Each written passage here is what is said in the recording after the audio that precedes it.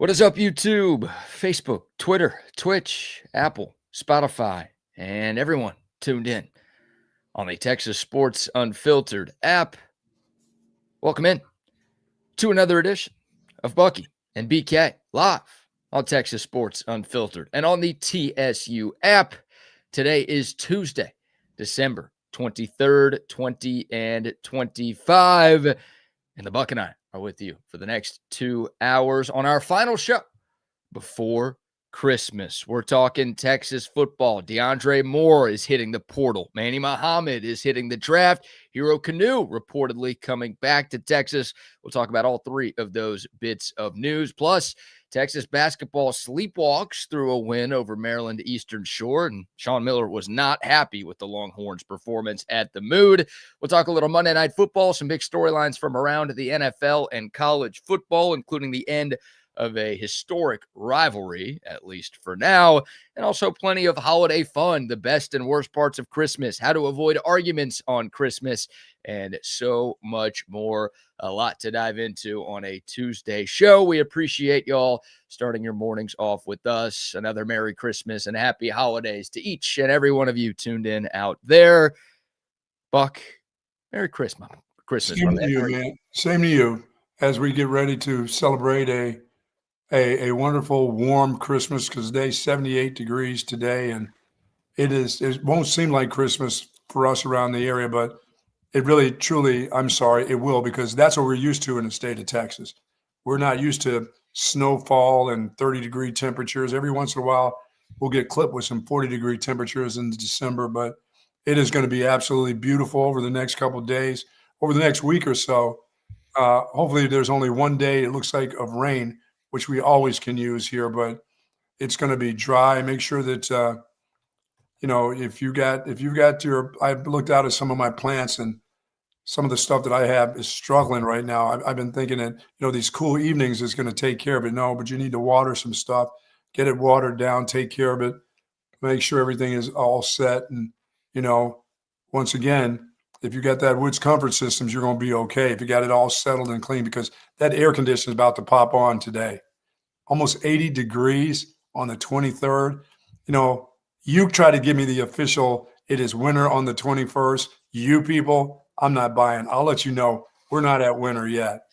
We're not at fall yet. We're still ending summer, it seems like. But I think February will be our month of some temperatures that we may not like. But as of now, BK, it is absolutely going to be gorgeous the next couple of days. Yeah, I'm seeing some temps in the 30s next week, but mornings are fine. I'm fine. 6 a.m., 3 in the morning, that'll work. But when they get back and roll into the 60s and 70s this time of year, it's awesome. Yeah, well, this week it's going to be nice and warm, and I know how much you love talking about the weather, so I did take the liberty to look up whether or not we had the chance of reaching the warmest Christmas in Austin history. We will not be close. The hottest Christmas day on record here in Austin, Texas, 1955. Buck, it was 90 degrees on Christmas that year. 90. That's 10 degrees hotter than any other Christmas we've ever had in this city. So we'll be flirting with the second hottest Christmas. There's been a few 80-degree Christmases here in Austin since then, but we will not come close to breaking the city record for December 25th. Year I was born, 55. About that. No, I said 19, not 18. No. Yeah, I know. Yeah, that's it, 1955. Okay, got it. The average on Christmas Day is 63 degrees. So like you said, I mean, we don't get white Christmases or Christmas Eye, whatever the plural of Christmas is. It doesn't happen around here. It's usually relatively warm compared to just about every other place in the world. But yeah, this year, a little unseasonably warm. But again, we will not be coming close to the record breaker. No doubt about it. Good morning to the soldiers at Fort Hood, Texas, the soldiers in the state of Texas, and all those that fight for us each and every day, to all you EMS workers, police officers, everyone that is out there for our safety. Thank you so very much as we go into the new year. We do appreciate what you all do for us, and to your families for sharing you with all of us. And as we head into this this holiday season, I hope folks understand that it ain't about you. It's about what you can do for others. If you have the ability to help others and lend a helping hand, try to find a way to do that. Please and thank you goes a long way. And just be a part of the Christmas spirit. Just not just the Christmas spirit, the holidays spirit, if you can. I got the remainder of my socks that will go out tomorrow, and I'm excited about getting them out there. And for those that have an opportunity to help others, he ain't heavy. He's my brother. So it's just a part of it. If you can do it, do it. Just show that Christmas and that holiday spirit if you can, because there's a lot of people with affliction and addiction that are struggling themselves. So lend that helping hand to those that truly can use it. Doesn't take much. Doesn't even really take money. It doesn't take socks. It's if you got 5 minutes to spend sitting. If I could ever just go sit on the bench with that homeless dude and just sit there and talk to him and listen to his story, that would be.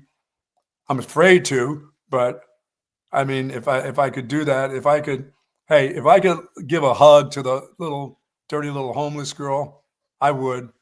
I would do that. Wow. I could spare the hug this year. How about that? You're in a great mood today. I know. I'm telling you, I could do that. That's it. But it's a one and done deal. This is not multiple hugs. I don't believe you. I would. If she said all I need is a hug, I would do that. You know where to find her. You can make this happen. Like, it's easy to just say that you would do it, but you can actually go out and do it. I don't know if she's there. She's still hanging out at that McDonald's. Yeah, if she's not there, there'll be another one there. This is a time when we, you and I, as we share with our families and friends. I mean, the people that are out there on the streets. It's as upset as we can get about how they are. Believe me, they don't want to be there. Who in their right mind wants to be there? Some of them do. No, I don't. It's just the way that now they have to, because they know when they wake up the next day where they'll be still, Right. You can hope. And I mean, with the grace of God, he puts his arms around them and protects them on a daily basis. But all of a sudden, they're not going to be out here and living in the kind of house I live in or the apartment you live in. It ain't happening the next day for them. As long as they can find a way to stay healthy and we can help them some way. I mean, that's kind of what it's all about, really. For sure. Yeah, whether it's homeless or a different organization this time Absolutely. of year. It is the giving season. I mean, kids that won't get stuff this year, this is a year for a lot of people that they will struggle. And once again, as I told you, I said everybody during the holiday season doesn't have that merry and joyful feeling. Some people get really down around this time of year. And I think we all know some of those people. We have a feeling who they are. And it's during the holidays that they get really depressed and get down, and just got to let them know that they're loved and cared for, and just let them know that you're there for them. Hey, you got 5 minutes? I got 10 minutes. I got an hour. Whatever you need to do. You want to talk about something? Let's go. It doesn't have to be about money. It can just be about your time. So yeah. And I've seen people in a funk this time of year, BK, where I'm like, seriously, this is how you feel. But I see that person, and every year at this time they're gone. I'm like, wow, this is weird. I would think you got things going on in your life that are good, but for some reason these holidays make them just so depressed. And I'm like, damn, it ain't like you got to get somebody something, but people are depressed about things like that. That's why I tell those kids in the car line, hey, dude, don't worry about getting your mom and your dad. If you can't get something for them, just thank them. Just thank them for a great year. It's been a great year, Mom, Dad. It's been great. I can't get you anything. I'd love to get you something. Oh my God, go do the dishes one time. Put the dishes away. That's plenty for Mom. There's a lot of stress that comes with the holiday season. And, some people love the holidays. Some people hate the holidays. It's the reality of it. Isn't that weird? It's weird. Some people love it and some people just flat out hate it. It's the same as anything else in this life, right? There's no universal opinion on anything that we have in this world. And the holidays are no exception. Yeah, if I could wish for anything, I would wish for world peace. Just world peace. Just find a way. Just give us peace. That's all God would like for all of us. They're not wealth. It's not this. It's not that. But world just peace. Just help each other, and said sometimes just leave each other alone. Yeah, good luck with that. If that's I know. maybe wish for something a little more realistic. Yeah, You can actually get it under the tree this year. Yeah, try to get that world peace under that tree. Yeah, it'd be nice. Believe me, I don't disagree with your sentiment, but I did get you people some money yesterday. If you followed the buck yesterday, you didn't fade the buck, but you went in the path of the buck. You made some coin last night. Yes, you did. The San Francisco 49ers taking care of business against Phillip Rivers and the Indianapolis Colts on Monday Night Football. I want to watch that dude play, man. My goodness. That was a great quarterback battle last night. I mean, Phillip Rivers looked really good. He did not look like a guy who's 44 years old who had just been retired for 5 years. That guy was flinging the rock all over the yard. Problem was the guy on the other side was even better. Yes, he was. Brock Purdy, 5 touchdowns, the first 49er quarterback since Joe Montana to throw for 5 touchdowns in a single game. The Niners did not punch the football last night. I mean, it was an offensive masterpiece. The 48 points kind of tells the whole story. But they got whatever they wanted against the Colts defense. And it didn't matter that Phillip Rivers played pretty well. His defense wasn't getting them any stops, and they weren't winning that football game. Yeah, he was on. I mean, he was throwing crossing routes. He was throwing timing routes. Threw the ball long enough. I mean, you could tell he doesn't. Well, obviously at 44, didn't have the arm when he was 24. But for some of these timing routes that he threw last night, these crossing routes were right where only his guy could make the catch. Yeah, I mean, Phillip Rivers and Alec Pierce in the first quarter were looking like Tom Brady and Randy Moss. How about that? In 2007. I mean, those guys were, a couple of touchdown passes. Those guys were in cahoots for that opening quarter. The Colts couldn't run the football at all. I mean, Jonathan Taylor's the best player on that team. He got held in check by San Francisco. And so the whole game was kind of on Phillip Rivers' shoulders. And for a while, again, he was going blow for blow with Brock Purdy, but the Colts just couldn't get off the field defensively. And, the Niners did everything they wanted to on offense. Kyle Shanahan was in his bag. You heard Brock Purdy in his post-game interview on the field with Lisa Salters say that Kyle was in his bag. And sure enough, I mean, everything he dialed up was turning into gold last night. And San Francisco, no one's talking about the 49ers. I know. They, even with all the injuries that they have, Christian McCaffrey looked fantastic. The offensive line looked great last night. This is a Niners team that was in the Super Bowl 2 years ago. Yes. And more often than not, they are really good under Kyle Shanahan. Last year, they dealt with a lot of injuries. They missed the playoffs, but they are 11-4 right now.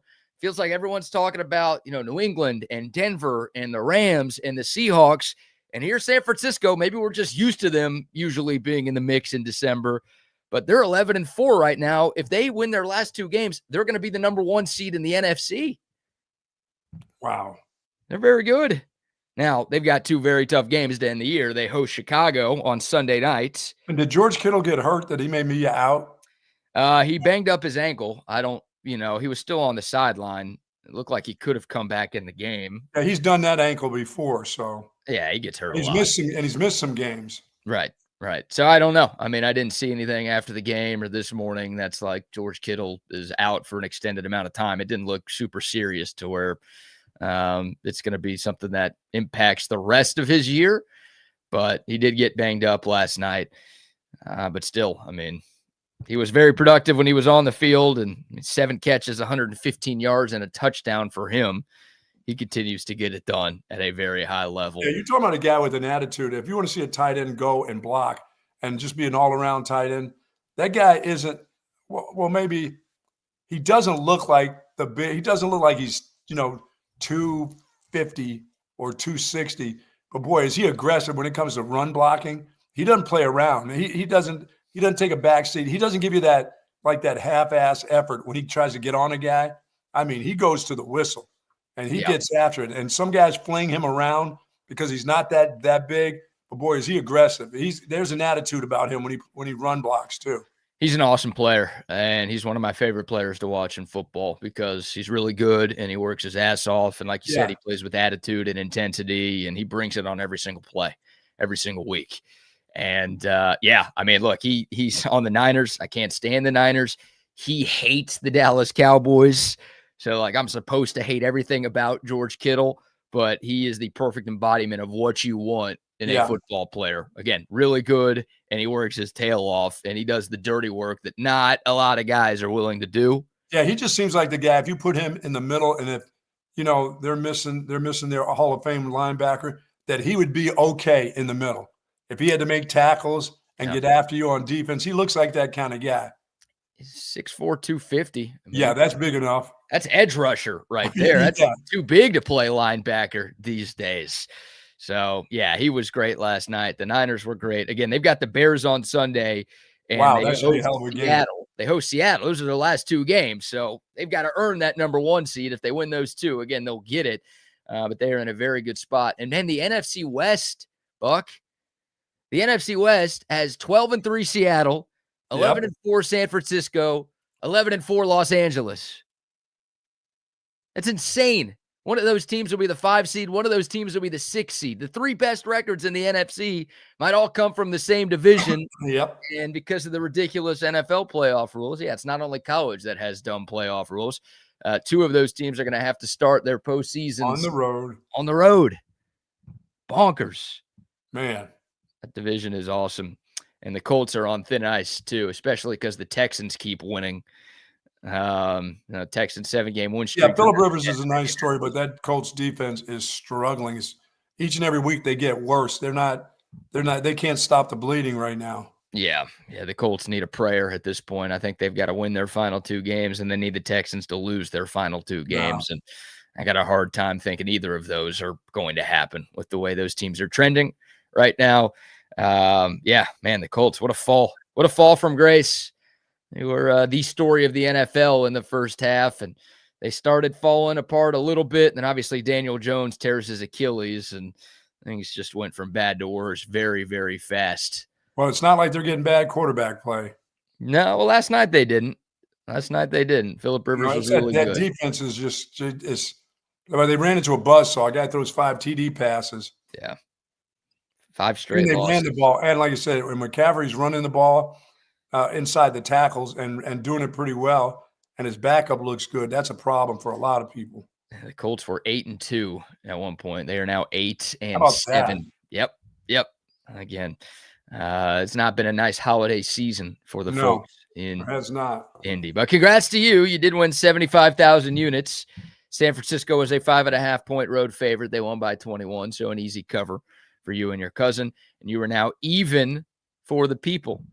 So congrats, everybody. You can buy 0 Christmas gifts this year because you have no money. Yeah, but hey, listen, you're going to the new year thanking me. The good news is you don't owe anybody any money, I guess. Yeah. There's your silver lining, but you have $0 to spend on your holiday gifts this year. What stupid bowl do we have today? You got 3 incredible bowls today. The Bush's Beans Boca Raton Bowl. You've got the New Orleans Bowl. And you've got the Scooters Coffee Frisco Bowl. Yeah, we'll deal with that later in the show. Forget it. You better remind me because I will. Like I know you can bypass the beans and Scooters pretty easy. Come on, Toledo versus Louisville. You don't want to see that? It's at 1:00 this afternoon. Yeah, I'll take Louisville for 50,000 units immediately. You don't even care what the line is. You're just Toledo. The MAC. MAC has nothing going for it this year. You hate the MAC. Well, they are playing on a Tuesday, and if anyone's familiar with playing on a Tuesday, it is the MAC. Tell the MAC it's 2 for 1 at our place, Tony C's Pizza today. Let them know. Let them know they can buy. Yeah, they can go 2 for 1 and get themselves some pizzas before the game. Those fat asses in the Midwest, they need 4 for 1. 4 for 1 pizzas. You also have UNLV versus Ohio tonight. There's another MAC team involved if you want to bet against them. And then Western Kentucky and Southern Miss, your 3rd bowl game of the day today. Yeah, I got 3 winners for you at the end of the show. All right, well, gave us 1 with Louisville. They are minus 8.5, by the way. Yes. Against the Rockets. You know better than betting on Louisville, but against that foe for sure. Yeah, absolutely. I'll get to the other 2 before the show. I'll go 3 50,000 unit plays. But I won't see it. What do we got on Christmas? Do we have games on Christmas Day? Of course we have games on Christmas Day. And we've got the NBA. I don't want to mess with the NBA. I don't want to start jinxing people's teams. That's too early. We've got NFL on Christmas. We got the Cowboys on Christmas Day taking on the Washington Commanders. Everyone will be locked in on that one. We've got your Vikings playing on Christmas Day, playing host to the Detroit Lions. And we've got the Broncos and Chiefs. Boy, 3 games that before the year, you my felt goodness, like we're going to have something. None of those games mean anything. I mean, the Broncos are the only playoff team out of all 6 that are playing, and they're playing Kansas City with nobody. They're on their 3rd-string quarterback right now. That's a Chiefs team that just lost to the Titans last week. Yeah, that's a team that needs to go find a quarterback to finish out the year. They probably should be trying to lose to get as high of a draft pick as possible. Well, that's probably what's going to happen now. They're probably just going to let that hang. Yeah, I don't know if they need to try. Like, Patrick Mahomes was clearly covering up a lot of issues on that football team the last year or two. And without him, they just lost to the team that had the number 1 pick in April. No, they have no shot. They're just barely an NFL team right now. Dude, they are 12.5-point home dogs. Kansas City, 12.5-point home dogs on Christmas to Denver. And yeah, you'll be able to bet on the Cowboys, Commanders, and Lions, Vikings. All 3 of those games are on streaming, Buck, so good luck finding them. Oh, it's like the college playoff games. You've got outside of the one, it's like, where are the rest of these games at? ESPN says, no, we don't want those games. At least those were on cable. Those were on TNT. Yeah. I know you have that channel. You know what? I don't think I have it on FUBU. I don't think I have TNT. Really? I don't think I have that, no. Okay. Well, you've got. I was looking all over for that. I was looking all over for that game. God, you got to get back to cable, dude. I know. It's making your life miserable with that. Yeah, Cowboys, Commanders, Lions, Vikings are on Netflix, and then Broncos, Chiefs is on Amazon Prime. So Netflix is in the game now too? Yeah, I think they had Christmas last year as well. So you got options, though. I should say your cousin has options. I mean, shoot, this is our final show of the week. If you want to bet on some weekend games, you are welcome to do that as well. Yeah, we'll get them at the end of the show. We'll get those, and we'll rally some coin for the people going into the new year, because they're going to need it, because these college football games, they're going to get a little bit tougher than what we saw last week, which was ridiculous. Yeah, it was absolutely ridiculous. My God. By the way, real quick college football nugget before we talk about some of the big Texas headlines from yesterday. Okay. Look, I wonder, you're a Notre Dame guy, big time Irish fan. Notre Dame and USC are putting a pause on their long-standing rivalry. The Irish will instead play a home-and-home against BYU the next 2 years. USC and Notre Dame have played in every non-war, non-pandemic year since 1926. And the teams have released a joint statement that they are putting the rivalry on pause for now, and they look forward to meeting again in the future. Yeah, that's a Notre Dame statement. That ain't a joint statement. That's Notre Dame and their head coach and their athletic director saying, no, we don't want to do that. Oh, hey, they may be playing BYU. They may be stepping themselves into something worse, maybe. Well, it depends on who you believe, right? I mean, I think maybe it is. Am I to believe the Catholics from Notre Dame? I don't think so. Well, look, Notre Dame does not deserve the benefit of the doubt, but let me take you back 3 months ago before Notre Dame missed out on the playoff and took their bowl and went home. Lincoln Riley was telling the press that he didn't want to play Notre Dame anymore. He's like, this game doesn't do anything for us. It hurts our chances to make the college football playoff. And he's kind of right.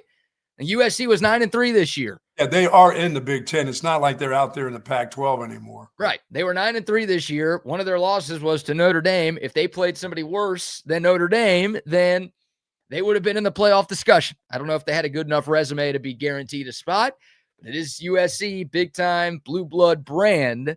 Like, if they're 10-2, they are very much in the conversation. Sure. And Lincoln Riley, again, a couple of months ago was like, I don't really know if it's the best thing for our program. Yeah, am I to believe that guy's scared to play tough teams? Yes. Exactly. Teams, yes. These are two teams that are just pussing out right now of everything when they get the opportunity. So Lincoln Riley has been consistently scared. That's why he left OU. He was worried about the Sooners' move to the SEC. So our athletic program would love to play you in every other sport except for football. Right. And then Notre Dame, I mean, we know what they're doing right now, and they schedule a bunch of easy games every year. So I don't know if anybody, again, deserves like a benefit of the doubt here, But I don't think it's as like, it's classic Notre Dame. Like, this is what they're doing now. I think SC has a big role. Yeah, if maybe Riley threw the shot across the bow, then, yeah, you might as well say forget about it because they can pick up.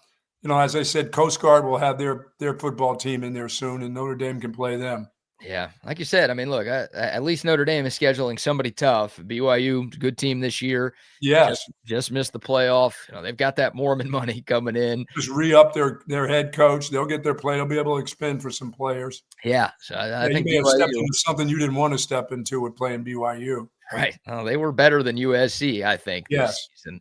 And Provo's not an easy place to play. Just ask any Texas fan. So, yeah, I'll at least give Notre Dame some credit for that. But, dude, this is one of the best rivalries in the sport. It should I love it. I've always liked it. It's not like, now USC is, like one team has always been in a conference. The other team hasn't. So it's not like, I thought it was a joke that Texas and Texas A&M stopped playing. But obviously you had conference tie-ins that made things a little murkier there. This is, one team is still in a conference like always. The other team is still independent like always. Nothing has changed to the point where this game needs to go away, yet it is.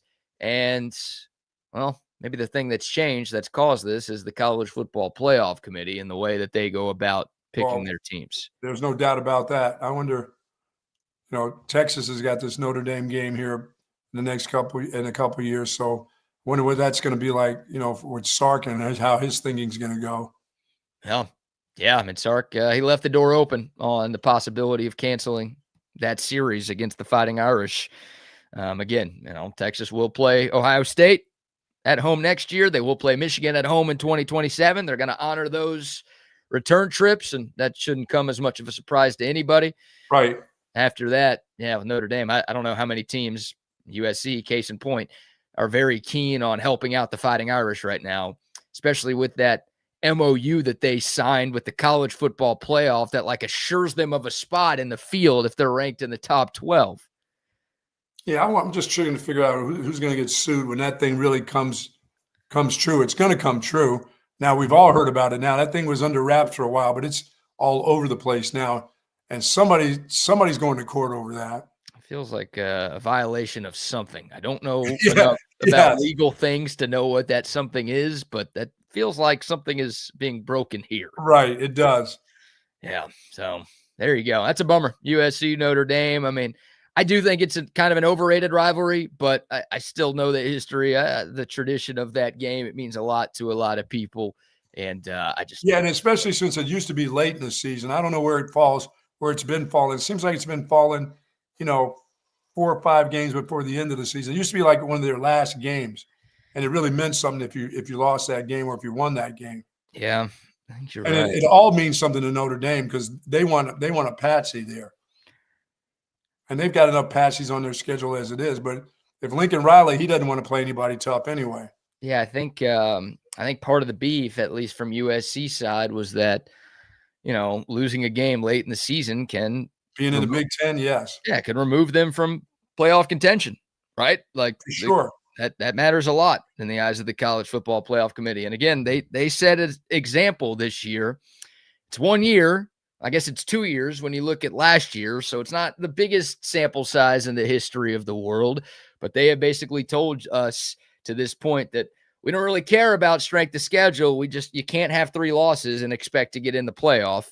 Well, they felt like they screwed Alabama last year, and now they feel pretty good about it because Alabama beats Oklahoma. Now they're probably feeling good that, hey, yeah, we got it wrong, but now we fixed up everything. Roll Tide is still in the playoffs. So we've done it right now. Look, the 2 most controversial decisions the committee made were putting Alabama in and putting Miami in. Both of those teams won.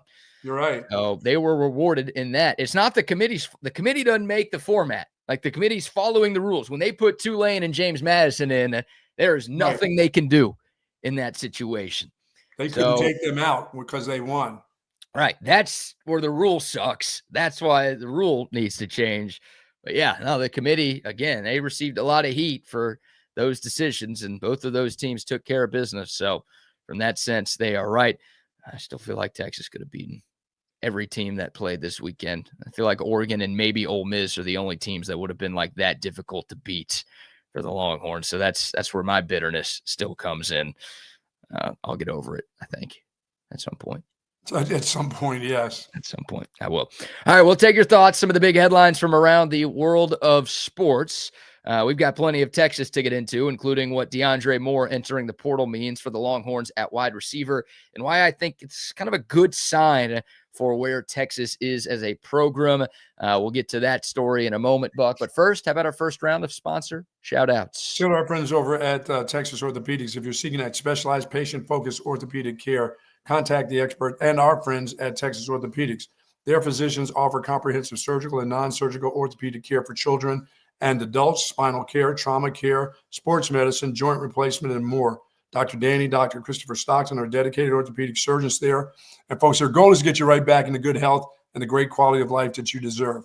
Texas Orthopedics is the largest independent orthopedic practice in the state of Texas. For more information, go to txortho.com. Yes, indeed. Shout out to Covert Bee Cave. I went by yesterday, chopped it up with Stacy and Jerome and Gina. I mean, great people out at Covert Absolutely. Bee Cave. They are the best. And dude, I've told you I'm kind of in the market for a new car. I'm trying to put it off as long as I can because I'm just. But you didn't have the time to walk around 42 acres, did you? No, but I didn't like just driving my car in off the highway, pulled into a parking spot right at the front of the dealership. I was just like looking right, looking left. Oh, yeah. Oh, God, their selection is ridiculous. They got some beautiful vehicles out there.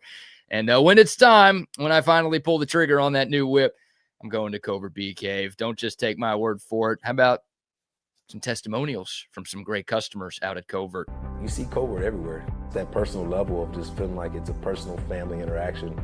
The customer service, it's impeccable. It's unlike anything I've ever experienced buying a car.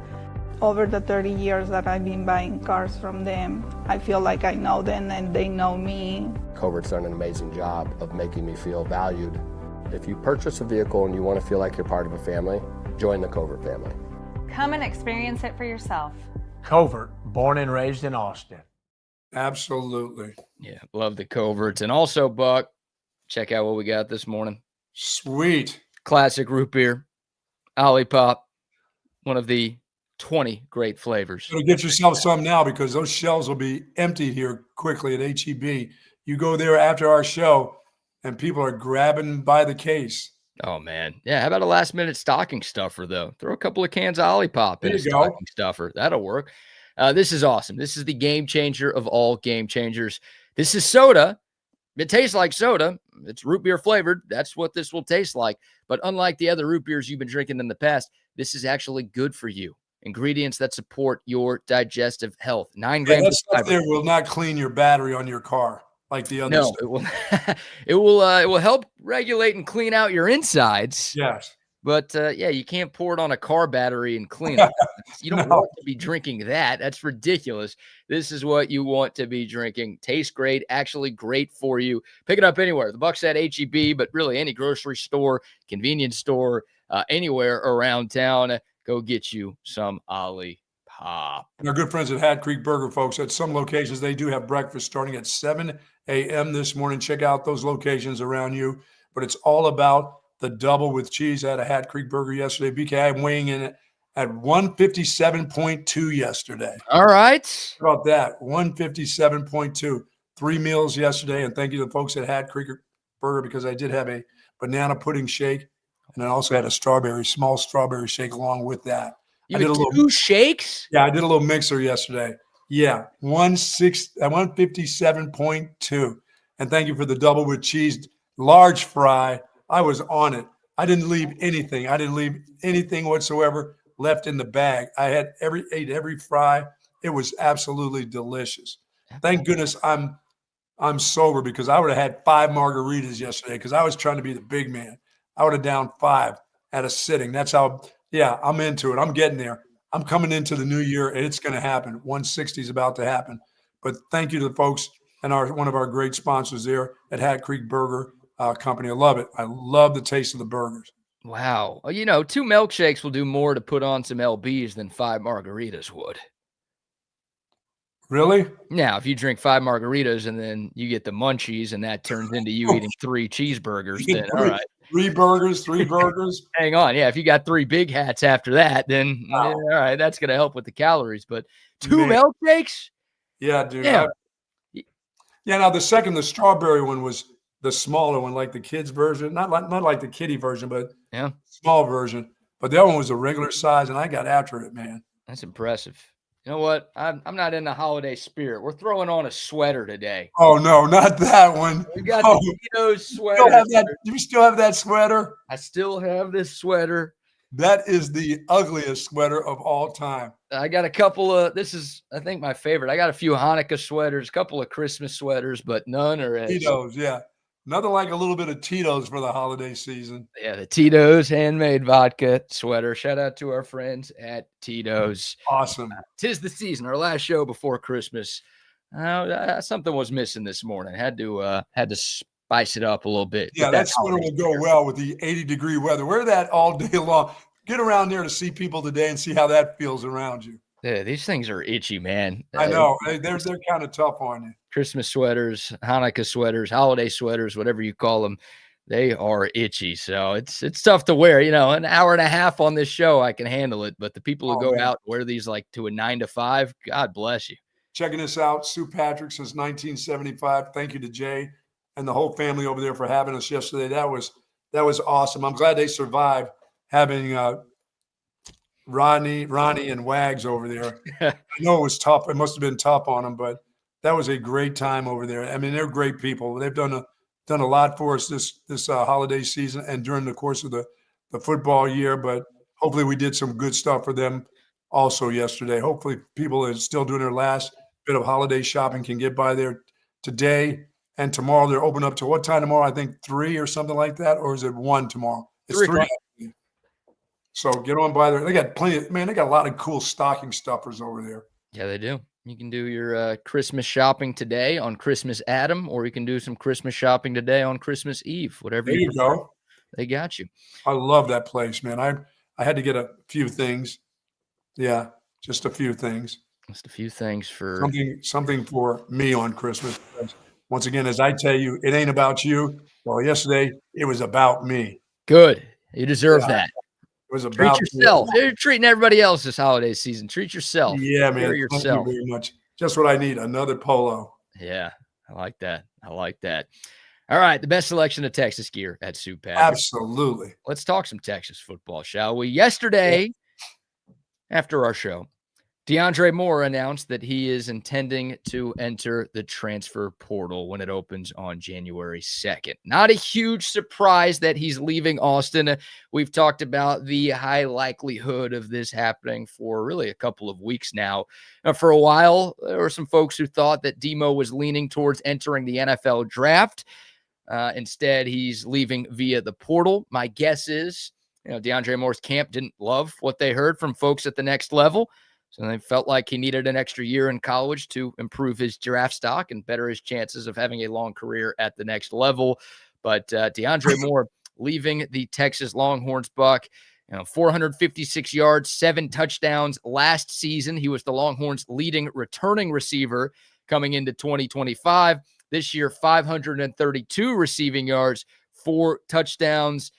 Very key piece and key part of this Texas offense the last 2 years. But he is off and leaving for another opportunity. I won't miss him. Tell the truth. I think it's a bad move on his part. He's got a quarterback that now is playing pretty well at the second part of the football season and going into another year he would be a key factor in an offense that has guys that don't catch the ball that well. He could catch a bunch of balls next year if he's that good. I don't see him as being that. I just see him as being an okay guy. I think you can find – with all these 5 stars that they've had, find me one of those guys that can get on the field and play. I don't think he's going to be it would be the main focus anyway. I don't think he's as consistent as he could be. He's often hurt. So I don't think that's a big miss for Texas right there. I think you can find somebody to replace that particular player. I mean, if it was Ryan Wingo leaving, I'd probably be saying, well, you can find a consistent hands guy, but he's a big play threat at all times when he does catch the ball. This guy's just okay. I just don't know what would make you, if you're going to the pros and you're telling me I'm going to go work on my game and work for the NFL, I could see it. But he already has a place that he's going. I mean, he's not just leaving because he's waiting for somebody to come and get him. He already he's made a decision just before the end of the season that, he's been in contact with somebody, the non-contact or don't mess around with guys. He already knows where he's going. You might be right. I think I'm not blaming him. I'm just saying I don't think that's a great move on his part when you have a quarterback that's here that you're used to catching passes from. Well, I think it's twofold, right? I mean, obviously it's a challenge for DeAndre Moore. He's going to have to go to a new team and learn a new system and play with a new quarterback that he has no chemistry with. So that is a little more difficult than running it back with an offense that you already know and a quarterback that you already are comfortable with. Yeah, but he's not a young guy. He's a veteran player. He should be able to walk into any place and do those kind of things. But it's the quarterback part of it I don't get. Well, I think what you said before that also carries a lot of weight, too. This is a loaded wide receiver room. I mean, Ryan Wingo is clearly the number one guy on this offense. Yes. Right? Like, based on the targets, based on the stats, based on the everything, Ryan Wingo is the number one guy for Texas. You've got Emmett Mosley, who you got out of the portal last offseason. He'll be going into his second year in Austin, and hopefully I think will be the primary target. You think he'll be more primary than Ryan Wingo?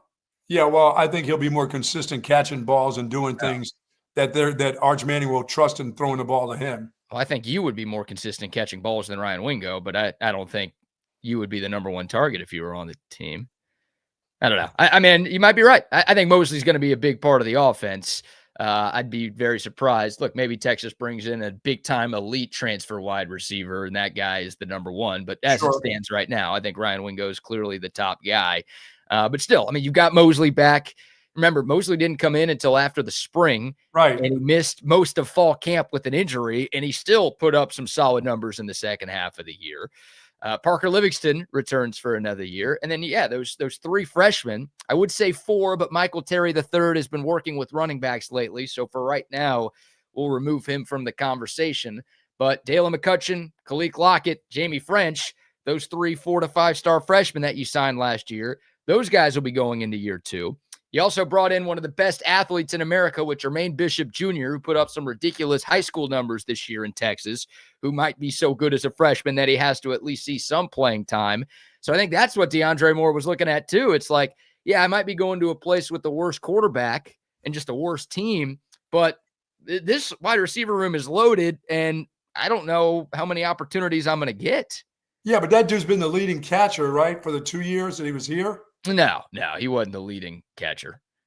He wasn't. I mean, the year before, not this year, but the year before. Last year he was 5th on the team in receiving yards. I mean, he was tied for 2nd with those 7 touchdowns, but 5th on the team in yards. And this year he was 2nd on the team in receiving yards, but behind Ryan Wingo. Dude, I like when there's some stability, and I know that I can catch a bunch of balls someplace. I know my quarterback, but like I said, somebody's already been in his ear. Somebody's been on the. They've been in the, here's how much money we can offer you, and here's where you're going. I mean, I don't see him going down to, I don't see him going to North Texas or someplace like that. No. I think he's already got a place that has a quarterback in mind. Yeah, he might. And he's going to have some options too from Power 4 schools. Like DeAndre Moore has been productive enough in college to where he doesn't have to take a step down and go play for a G5 team. Like this dude, SEC teams will be interested. Big Ten teams will be interested. I mean, a lot of teams around the country will look at what Demo has done these last 2 seasons. And Nebraska would generally take the scraps of Texas receiver. Yeah, Nebraska would be interested. And Demo, like, he's not your stereotypical diva wide receiver at all. No. This guy is as good of a teammate as you could possibly have. I mean, he embodies first guy in, last guy out. He learned from Jordan Whittington, and he basically became Jordan Whittington from that standpoint of that dude just worked his tail off every single day. So the team's going to like the production, but they're also going to really like the work ethic from DeAndre Moore. And I think a big part of why he's leaving is he's going to get a payday from somewhere else. And I think this is a sign of a changing of the guard for Texas, Buck. In years past, I'm talking about last year and 2 years ago too. I'm not just talking about like, the 2010s when Texas was bad. In years past, I think Texas doesn't let DeAndre Moore leave. I think they're doing whatever they need to do to keep a guy like that around because he's consistent. solid, yes, right, consistent player, solid player, well liked and respected, culture guy, feels like in the past, this staff would have bent over backwards to keep a dude like that around. This year, they're letting him go. Well, yeah, because they know it's all in 2026 because they need a player that's going to produce. They don't need a guy who's going to miss 4 games or have an ankle injury and you don't see him for 3 or 4. They want somebody they want a star. They have to have a star still at the wide receiver position because their star that they think is a star is not consistent enough with his hands. They can't have that. They got to have a guy who is going to be, like I said, I think they believe that they have 2 other guys that have really nice hands and will contribute, but they need a guy who can take the top off the defense a little bit. Yeah, and that's the difference, right? Like Leonga Lafau, I don't think Texas would have let Lafau walk in previous years. Even C.J. Baxter, I don't think Texas would have let him go in the past. Well, then they're foolish if they wouldn't have let that guy. That's ridiculous. I'm surprised. By the way, I'm still surprised they actually let that happen anyway. Yeah, because they were so in love with that guy. It was that I'm like, really, you're going to wait this whole thing out? You're going to wait for 2 years until his senior year to tell us that, you know what, he just never got over the injury. They would have waited the whole, I thought, like you said, in years before, they would have waited his entire career to see if he would have turned out. Yep. They would have kept guys like that in the past. Like last year, Texas lost 13 players to the portal. This year, the number's going to be higher. But last year, they lost 13 guys to the transfer portal, but only one of them was a starter, and that was Bert Auburn, the kicker, who basically lost his job. Texas didn't kick a field goal against Ohio State, but it was Will Stone who kicked the 2 extra points in the Longhorns' final game of last season. That was the only starter that they let go. They paid everybody. They did whatever they needed to do last year to keep everybody else. This year, they're letting these guys go. Well, I mean, when you get rid of your defensive coordinator, who was okay, he wasn't really the problem. You got to continue to try to get better. You can't stay the same. You can't sit around and wait for C.J. Baxter. If it's probably going to happen this year in his second year with that knee. You don't have time to wait when you have Arch Manning probably going into his last season. It's all in. So you got to try to get the best of the best you can to help him out and the team out. And whether it comes to coaches, whether it comes to meals on wheels, everything you can do to make your team better, the head coach has to try. Because this is an all-in year. They need to be working with better charities. Is that what you're saying? Everything that they do has to move up. It can't stay the same or go backwards. That's it. I agree. And that's what Texas is doing here. They are going to be more aggressive in the portal than they've ever been. I will eat my words if I'm wrong, but I'm so confident in that take. And they are telling you that, yeah, hey, DeAndre Moore, solid player, right? An SEC quality starter. Leonga Lafau, solid player, SEC quality starter. We think we can upgrade. You got to believe that they can upgrade because of what they did with the wide receivers and the 5 stars that they have. They're going to lean on their coaches and say, one of these guys over here that we went and got out that's a 5 or 4 star, you have got to make better. They have got to come through for us. We don't have another year to say, oh, we got this great receiving class that's going to show out as juniors and seniors. They don't have that. Those guys have to play. Well, that doesn't sound like to me, all in is more of you're going to go find a better receiver than DeAndre Well, Moore. you're definitely going to do that. You're going to go out in the transfer portal and look for better than you can get from that sophomore class that'll be playing for you that we're supposed to jump out, because we didn't see anything from them. There's nothing that I see that tells me that any of those guys are going to be all of a sudden 60 catches a year guy out of nowhere in their sophomore year. They would have been playing in their freshman year. We just didn't see him play at all. I mean, they keep a tight rotation at wide receiver, and they kept that. Well, they can do all their philosophical. We like our 3 or 4. When it's all in, you're trying everything. When you're getting rid of defensive coordinators and stuff like that, it's all in. Exactly. That's the point there. It's like, I don't think this is all that one of these younger receivers is going to be the guy to replace DeAndre Moore. No, I think they're letting DeAndre Moore walk because they think they are going to find an upgrade in the portal. Yes, and they should. You're right. Somebody more established, somebody better, somebody who's more of an all-conference caliber player. DeAndre Moore, very solid. I don't want to dunk on him too much, but he was never going to be an all-SEC kind of guy. No, he wasn't. Leonga Lafau, same thing. Started every game for 2 years in a row at Texas. That's not easy to do. Solid player, but not an all-conference kind of guy. Texas is looking for those difference makers, I think, on both sides of the ball Like you said, all in, not a Jerry Jones all in. Yeah, I think. Yeah, and really I thought about it. I thought about it yesterday because we had a long conversation at Sue Patrick's yesterday about the head coach and about him trying to get the heat off of him. I recant that. I mean, I take that back. You have to do everything you can to make your football program better. And if you feel like you're staying the same on defense, and this defense last year at the end of the season, it didn't stand up to the test of what you needed to do, then you have to make a change because you are, like I said, it is all in 2026. And if you feel like Will Muschamp gives you a better chance and you want to be more aggressive and you need a different type of attitude, you have to do that as the head coach. You know, like I said, you have to change a lot of things in your program. It just can't just stay the same because that was not good enough. And staying the same won't work here. Yeah, we played a lot of sound from Steve Sarkisian's Friday press conference on yesterday's show. And people can look at it in a lot of ways. It can be, I'm taking the heat off of me. I need a guy who's a head coach on the defense. I mean, whatever it is, coach, it has to work. Of course. Yeah. And Sark knows that. Like, he knows what the pressure is like at a place like the University of Texas. He knows this year was a disappointment, and he knows what people are saying about him. Well, he knows that they're on him about, hey, become the head coach, give the play calling to somebody else, and you can work with both offense and defense. And I don't want to make it. I don't want to make it. Like I said, when we were talking yesterday, we made it sound like he had to do so much work with the defense. I don't know if that's true or not. I didn't make it sound like that. That's what he said. Yeah, we made it sound like he said that at his press conference. Okay, well, he didn't do a great job at the end. If he was working with the secondary, he didn't do a great job either. Well, he doesn't get blamed for the secondary getting bad. If you just want to say, well, yeah, it's the head coach's fault whenever anything goes wrong, then all right, you can have that opinion. But I'm not blaming when there's two secondaries coaches and a defensive coordinator. I'm not blaming the offensive-minded head coach for the secondary taking a big step back down the stretch.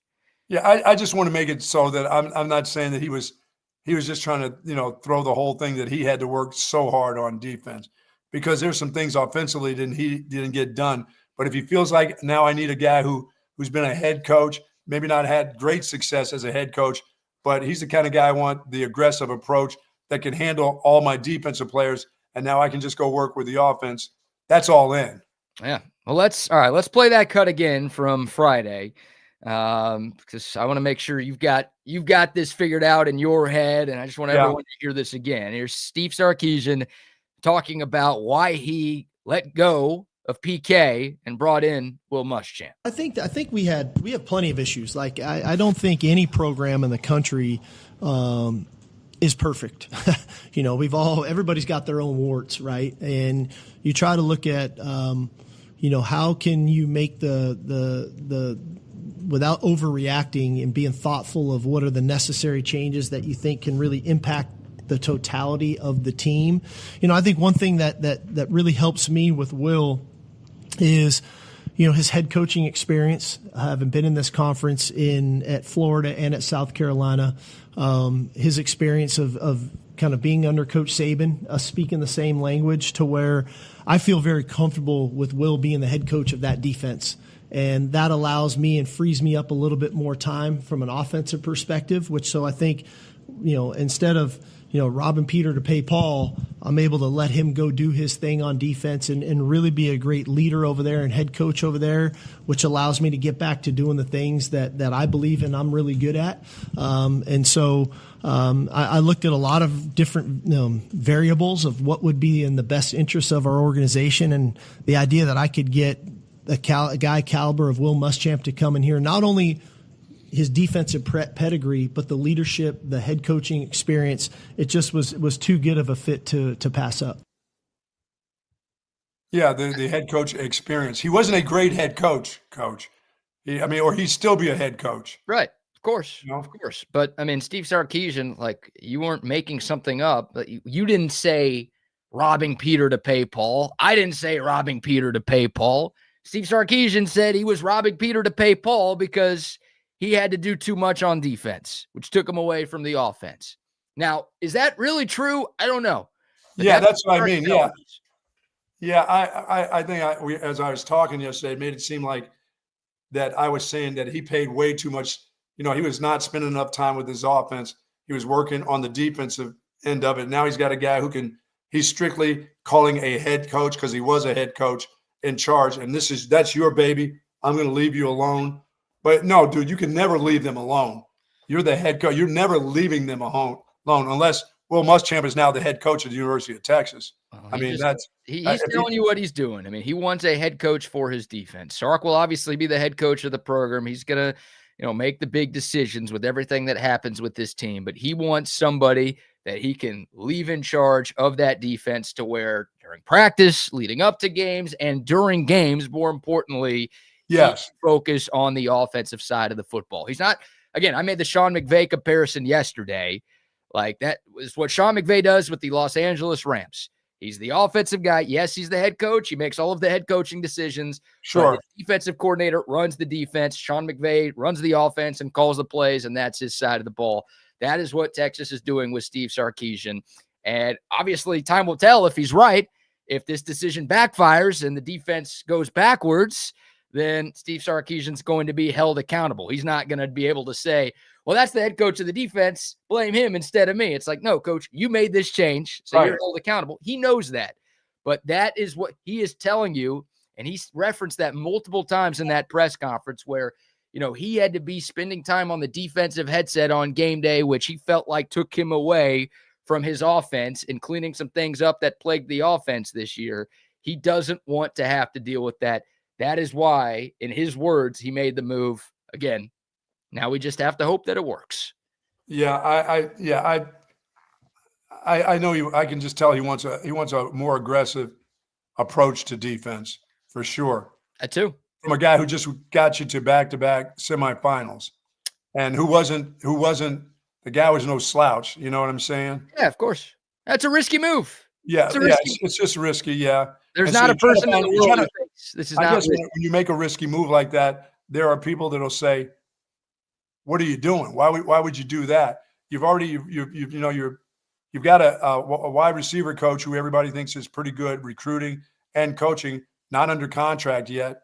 Why haven't you got that part done? You're changing out your defensive coordinator. You've gotten rid of a running back coach. Well, which you had to do. Somebody was going on that side of the ball. It wasn't going to be you and your play call, and you weren't going to get another play caller because you're going to hold on to that card as long as you're here. Because when that time comes where he's not the play caller, I don't think he'll be here. I think he'll walk. I just do. I just think that's in his nature that I'm not going to that. I think I'm just that good at doing that. That's how I was brought here. That's how I'm going to die on my sword that way. Yeah. And I even understand that part of it. But I shouldn't understand that part of it because everybody in the country is doing it. Why should all of a sudden you understand it about this particular guy when everybody does it, Right. Well, a lot of great coaches don't call their own plays on either side of the football. Right. Kirby Smart and Ryan Day, those are the two best coaches in America right now. Neither of those guys call plays on their side of the ball. It's probably taking Ryan Day. He kind of guarantee, he has his hand in all of it, and especially it's still Kirby Smart's defense. It's still Ryan Day's offense. At the end of the day, those guys just don't call the plays on game day. Like that's the difference. And Ryan Day was the offensive play caller at Ohio State for years. They told him he couldn't do it anymore. They hired Chip Kelly before last year. What did they do last year? Yeah. Again, I keep bringing it up. Maybe a different conversation, but there hasn't been a head coach in college football that has won the national championship who has called plays since Jimbo Fisher at Florida State before the playoff. Long time. In a long time, before the playoff even started. So Steve Sarkisian doing something that, again, he's not alone. There are plenty of coaches out there that do this, but the coaches who have won national championships are the guys who typically don't call plays. And yeah, this is, like I said, this is an all-in deal. Should be with the quarterback, and as I said, I truly believe that offensively, the head coach is going to have a lot of decisions when it comes to offensive linemen and what he's looking for. And as much as you love your offensive line coach and you've been with him a long time because he's still here, I don't think he's going anywhere. But the head coach is going to be, a lot of times you like your offensive line coach to make more so. It's like he's like another head coach when it comes to that position in particular. Those guys are hard to come by to really get good ones. And I think he believes that Kyle Flood is that guy. He's been with him a long time. I don't think he's going to make a change, but I think he's going to have a lot of say in who he chooses, when he goes in the portal or any place else when it comes to offensive linemen from this point on. Well, it's his offense now. It's always been his offense, but now more so than ever before, he's telling us, like, I am the offensive guy. Yes. So every decision that gets made on that side of the ball, again, Correct. he's still the head coach, so it's all encompassing, but really on the offense, that's him.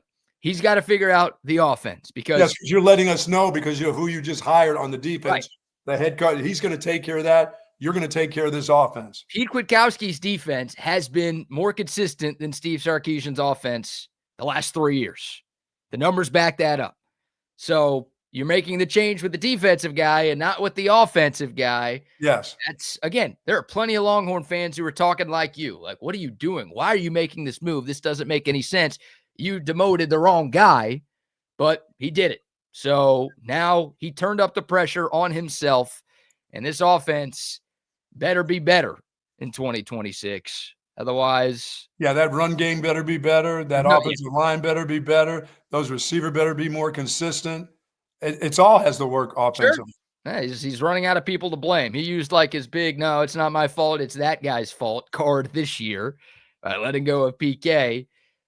He won't just be able to fire Will Muschamp next year and everything be okay. I mean, more of it falls on him now than ever before. It falls on him and the offensive line coach because we know where we can see the deficiencies. I mean, just your normal fan can see what's going on and the moves they had to make and what's happened with this offensive line. And we could talk about how much better they got at the end of the season. They need to be better from the get-go. Yeah. Oh my God, the offensive line sucked this year. It's horrible. Unacceptable. I would make I'm just trying to find ways to smooth around that how the quarterback and the offensive line got a little bit better as the end of the season went on. But the quarterback got significantly better, and the offensive line did get a little better, but it took them until, game 8? Yeah, that's what I'm saying. That's best starting 5, and it still wasn't that good. They had that starting 5 against Georgia, and they got pummeled by a Georgia defensive line that wasn't very good at rushing the passer this year, at least by Georgia standards. And it's a Jerry Jones all-in situation. No, don't say that. It should be. Don't say that. Jerry Jones all-in was trading Micah Parsons, Buck. Is Texas about to let Colin Simmons walk? No, they're not. Don't say that. Oh, gosh. It's real all-in, not Jerry Jones all-in this year. Yeah, they have to make it happen, or who do you look to then afterwards? Yeah, as I said, he'll have more to say about what he's looking for in an offensive lineman. He's not going to leave it up to that guy. That guy's still, I believe he's still going to be around. I don't think there's going to be any more changes. Well, I think Chris Jackson's gone, so I do think there's more changes coming.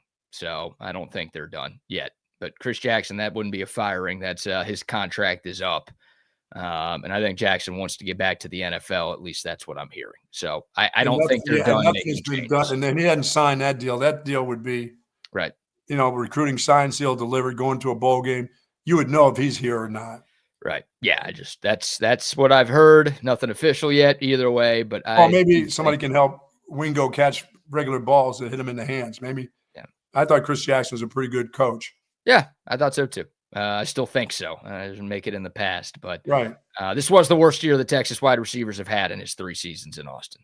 So, yeah, when you're getting rid of first round draft picks and first day guys, that's different for sure. Yeah, I mean, you didn't have Xavier Worthy, you didn't have A.D. Mitchell, you didn't have Matthew Golden on the team, but wow, Ryan Wingo's the guy that I think we all look to, and it's like, again, he does a lot of really good things. He was second team all conference in the best conference in the sport. Not easy to do, but the drops were the drops. So there's a lot to clean up in that wide receiver room, I think. And I don't think it'll be Chris Jackson doing it. All right, we'll take your thoughts. Obviously a lot to dive into. We spent some time talking about DeAndre Moore going pro. I think it's a good thing for Texas. I think it means they're going to be more aggressive than ever before in the portal. Would love to get y'all's thoughts as well. We still need to talk about Manny Muhammad's decision, also Hero Canu's decision. We've got some Christmas fun planned in hour number 2 as well. But before we shift gears, Buck, how about a few more sponsor shout outs? As I said, Tuesdays, 2 for 1 pizzas over at Tony C's Pizzas, Austin original coal-fired pizza, serving that New York style pizza. And of course, a great Italian food straight from the cookbook of the Ciola family. Love Mr. C. They've been in the Bee Caves area for over 15 years, folks, and 2 for Tuesdays on pizzas. You're going to love the pizza. Pizza of the month, that chicken pesto pizza. Great locations. Highway 79 up in Round Rock, right beside the Del Diamond, Anderson Lane, of course, and Bee Cave. And folks, grab a hold of that great Italian food. Sell some of that fine bread that they have there, meatball sub, everything that they offer at Tony C's. You've got to love it. But you do love 2 for 1s, don't you? 2 for the price of 1. Mm-hmm. I bet you wish you could have 2 for the price for 1 on OLIPOP and Altstadt Beer to go along with that pizza. How about that Altstadt Beer to go along with your Tony C's pizza?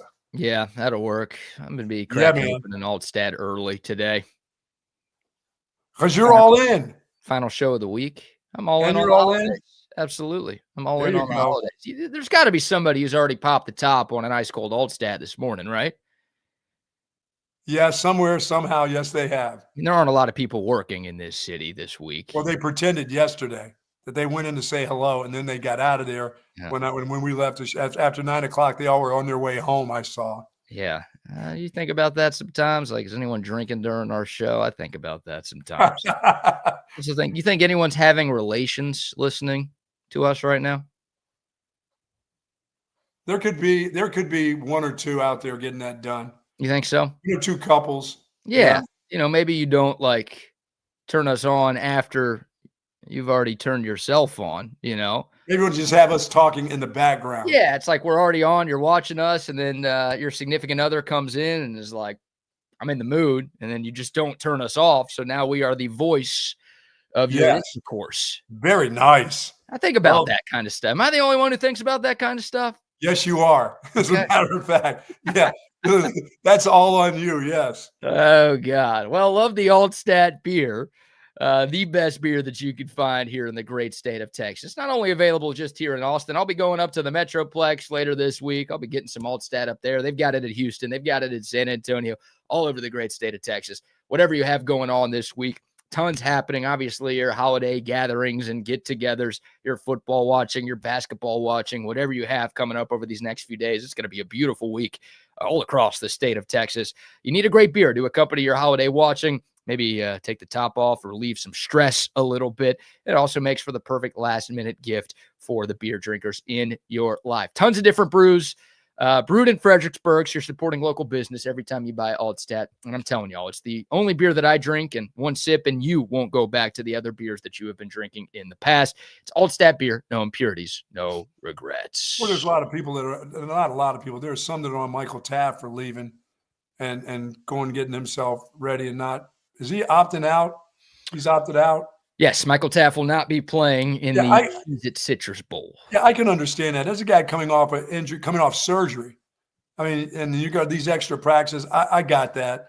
I'm not mad at that guy. That guy's done enough and given enough of his body to the university. I know people are a little upset that, hey, why would you do that last game? Bowl. I mean, dude, it's a freaking bowl game. And the guy, and I don't think he would do that if he wasn't coming off surgery and he was healthy. I think he'd be playing. And Michael Taft, in his 5 years at Texas, did more than enough to be allowed to skip a pretty meaningless bowl game. Yeah, I believe that's okay. The guy started as a preferred walk-on, didn't see the field at all in 2021, and worked his way into an All-American player. He's done more than enough for the University of Texas. That guy has invested his blood, sweat, and tears into this program for a half decade now. I am okay with him opting out of bowl game that really doesn't matter all that much to try to look out for himself. Guy's looked out for the university for 5 years. He's now looking out for himself and his football future. And I don't think he would do that, BK, if he wasn't coming off. If he was healthy, and you had surgery, you went and played anyway. Yep. I don't think to take this chance that's not smart. It's not a smart business move on his part. Right. I mean, for a lot of guys, Michael Taft's not alone. He's not the only Longhorn doing this. There's plenty of players on Michigan going to do this in this game, and look around the country. You're seeing opt-outs all over the place. And again, I mean, these guys have NFL futures. They've got to consider themselves and their families, because if you get hurt in any game, if you get hurt in any game, it could ruin your football future. Yes. And this is the first game that Texas has played in since the end of 2022, when they were in the Alamo Bowl against Washington, that really didn't matter who won or lost. Of course, you want to win. You'd like to win. 10 wins is great. But at the end of the day, a win, like this is the first game in 3 years that hasn't had any conference or national championship implications. Yes. So I got no problem with any of these guys opting out. Yeah, and if you're not hurt, if you're as healthy as you've been all year, you probably go ahead and continue to play in this. But if you're coming off of a surgery that you could screw up, then that's kind of nuts. Yeah, I'm with you on that. So no, there will be no Michael Taft slander from either host on this program, but everyone, of course, is entitled to their own opinion. That's all right. Speaking of opt-outs, Buck, Manny Muhammad has declared for the NFL draft, and he also will opt out of next week's game against Michigan. Could be a high draft choice. Don't take a chance against the cheaters from Michigan. Nah, just go ahead and go about your business. Prepare yourself. They cheat in a lot of ways, don't they? Yes, they do. On the field, off the field. They got it going on there. They are consistent with their cheating. I do respect that, at least. The state of Michigan there's something in the water there. That whole state, yeah, you're right. It's not just Michigan. Michigan State has had all sorts of issues, too, in recent years. But, boy, that Wolverines athletic department is it's a joke. What's happening? We're investigating all athletics there right now, okay? Yes. Yeah, let's see what they find. Nothing. We're doing an audit of ourselves. That always works. And if we find stuff, people are going to get in trouble. But we're gonna do a bunch of research. We're gonna make sure we find. We're not going to find anything, though. No stone is going to be left unturned in this investigation. Just trust us on that. Yeah. No, we won't find a thing. Yeah. Manny Muhammad, though, man, I think from the moment he stepped foot on campus, he was a 3-year player. Started as a true freshman. You know, the Texas secondary wasn't very good in 2023, even when they won the Big 12 and made the playoff. That was the clear weakness for that team. He was a bright spot for that struggling unit. Last year was really, really good. Remember, though, had a struggle in the playoff, right? Like, had a bad game against Clemson, had a bad game against Arizona State. There were some folks wondering about Manny Muhammad going into this year because he was going to be the number one guy, right? Jahdae Barron, Thorpe Award winner, was off to the NFL. Now it's Manny Muhammad, who struggled a bit in the playoff. Is he good enough to go up against number one receivers in the SEC? The answer to that was a resounding yes.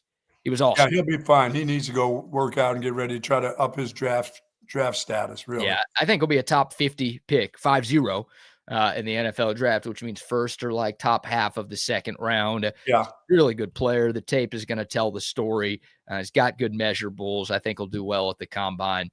South Oak Cliff Zone, Manny Muhammad.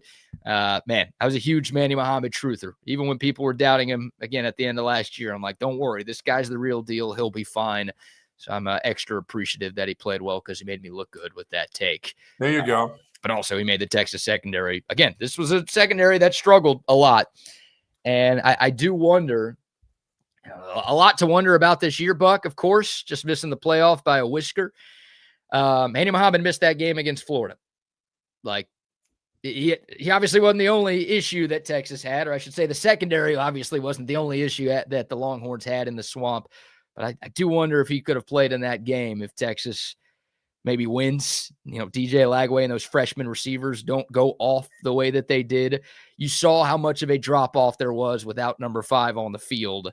And he made a big impact when he was on the field. So, but it's okay because they got rid of the problem. The defensive coordinator's gone. Everything will be fine. Right. That's the hope right there.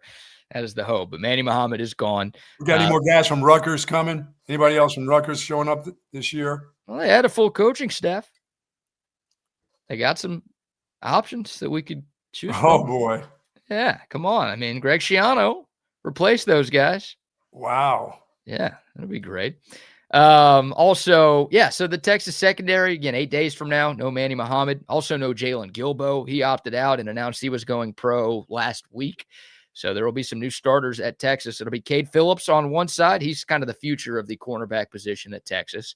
Cade Phillips sort of took over for Jalen Gilbo down the stretch anyways. And then I think your other corner, it'll be a rotation between Kobe Black and Warren Roberson. So I like the way Black showed up at the end. He had a great game against Texas A&M. Yeah, that's a guy that looks like he can go in there and start, and it'll be his job to lose. Yeah. Yeah, I think those guys are kind of competing right now in this de facto spring practice that's happening.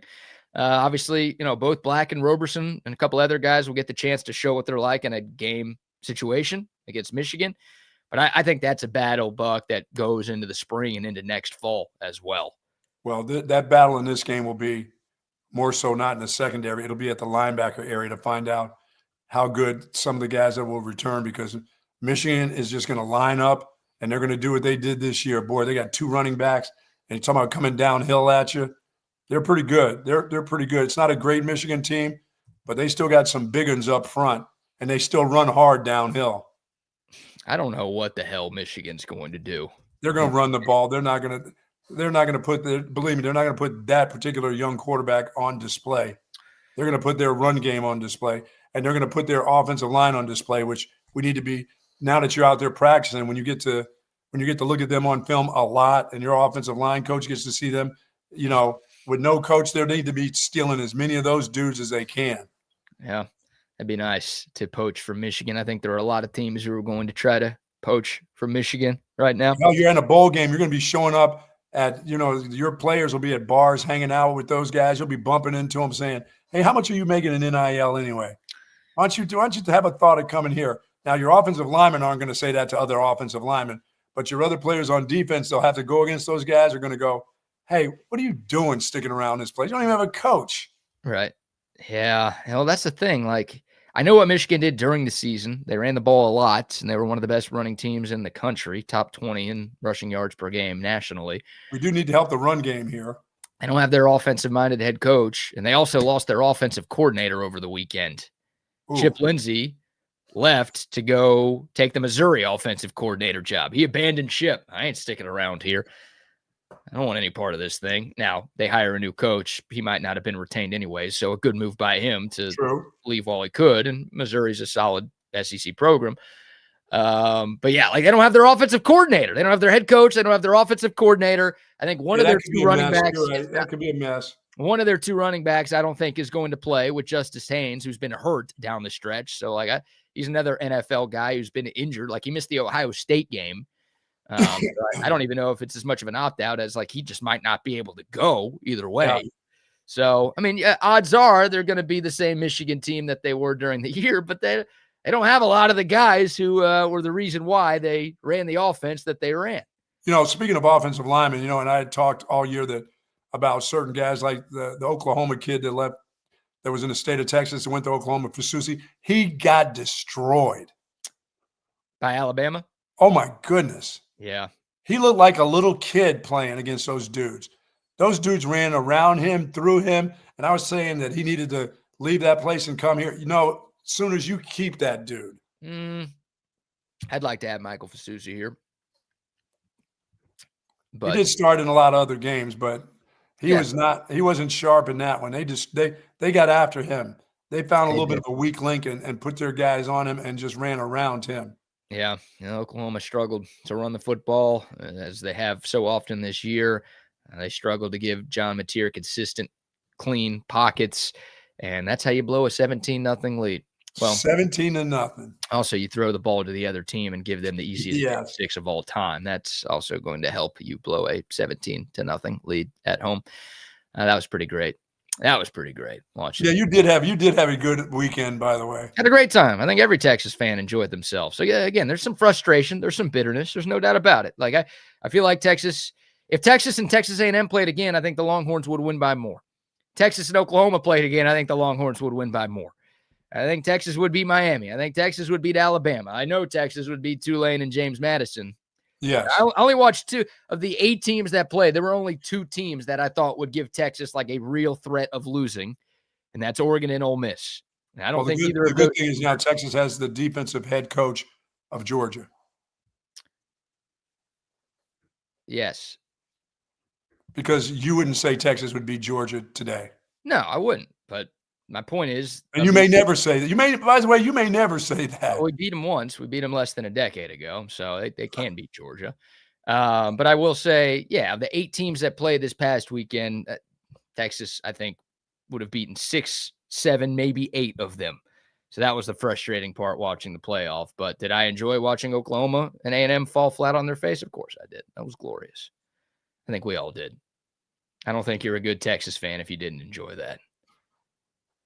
Bucky, 17-0 at you, because you. What are you looking at me for? I'm on the Aggies and the Sooners. You were. I want to be the only one to beat the Aggies at all times. You were. I don't want them to. Huh? You were betting on the Sooners and the Aggies. You were Yes, I pulling for was. both of them. Yes, I was rooting for both of them. That's terrible. Yeah, and they both sucked. They both sucked. They both suck. Always have and always will. Great Aggie offensive line and all those great defenders, how they get after the quarterback. Yeah, right. Yeah, not so much. No, not so much. Not so. Carson Beck, who's looked like crap all year, made that guy look, they made him a first-round draft pick. Way to go, Aggies. And your quarterback that was a Heisman candidate early in the season, well, you'll be looking for another one of those guys here. You think Carson Beck looked like a first-round pick in that football game? He was okay. He looked better. Yeah, he looked okay. He wasn't anything great. I mean, he dumped the ball off to an incredible running back who, instead of falling at the one, had to go into the end zone because he fumbled a punt about 8 minutes before that. He had to feel like, I got to score. I can't be a smart football player. During the regular season, that's what I expect of my freshman. Don't fall at the 1 yard line and make the last play of the game just an extra point. Go into the end zone. That's what football players are supposed to do, score touchdowns, right? Why do you want them to be smart like that and fall down? Yeah, I mean, if I was a Miami fan, I would. And I was rooting for Miami in that game, so I did. It's a dumb play. Dumb play. Score that touchdown, kid. So, okay, you started your argument saying he was dumb for scoring, and then within 30 seconds, you changed your mind and said it was make up your mind, politician. I want him to be a player. I want him to score touchdowns, score points. Yeah, Come over and give me a hug on the sideline. His head coach is an idiot. So whatever the wrong decision is in terms of his team having a chance to win, Mario Cristobal is going to make it. That guy is – Is he going to make a mistake this week? What is he going to do this week? I mean, it's not going to matter because I just think Ohio State's that much better than Miami to where I don't think it's going to come down to a Mario Cristobal decision. But if there's an opportunity for him, I mean, just the end of the first half, his clock management, his game management – he just has no idea what he's doing. And it's happened so many times, like dating back to his time at Oregon, and it continues to happen over and over again. And it's got to, if I was a Miami fan, I'd be losing my freaking mind that he hasn't hired somebody who basically a dumbass coach. Isn't that what they call him? Yeah, the dumbass coach. Hey, dumbass, what are you doing? Right. Like Mario Cristobal needs a dumbass coach because he has so many dumbass moments every day. And look, he recruits really well. He's got a lot of talent on his team, and he's going to be in the mix because of that. But I don't think his team's ever going to win the big one. They're in the ACC, which will always help them now. That'll always help too. Yeah, I don't think they're going 10-2 if they're playing in a different conference. Not with that coach. Not with that coach. Yeah, I don't. They beat A&M. Congrats, you beat the perennial chokers, Texas A&M. Proud of you. Good job there, Miami. We'll see what they do against Ohio State in round. Yeah, that's not. I don't think they're going to get out of that one. No, they're 9.5-point dogs. That's the biggest line in the quarterfinal round of the college football playoff. Of course, that game will be on right after the Texas-Michigan game on New Year's Eve, and then the other 3 playoff games will be on the 1st. Sweet. There you go. Hero Canoe, by the way, news that dropped 2 days ago. We didn't spend much time talking about it, but multiple reports saying that he will return to Austin for his senior season. Yeah, I think he has an opportunity to make himself some more money. I do too. Another guy who could have gone pro. I think if he did leave, maybe a late day 2 draft pick, probably an early day 3 pick. But I just think of, Tavondre Sweat. I think of Alfred Collins, Buck. I think of Vernon Broughton. Like 3 guys in the last couple of years who could have left a year early and decided to come back for one final season in Austin. And and those big guys are having great NFL careers too, out of Texas. The big men in Texas on the defensive line have had some, Morrow. I mean, those guys, those guys are having really good NFL careers.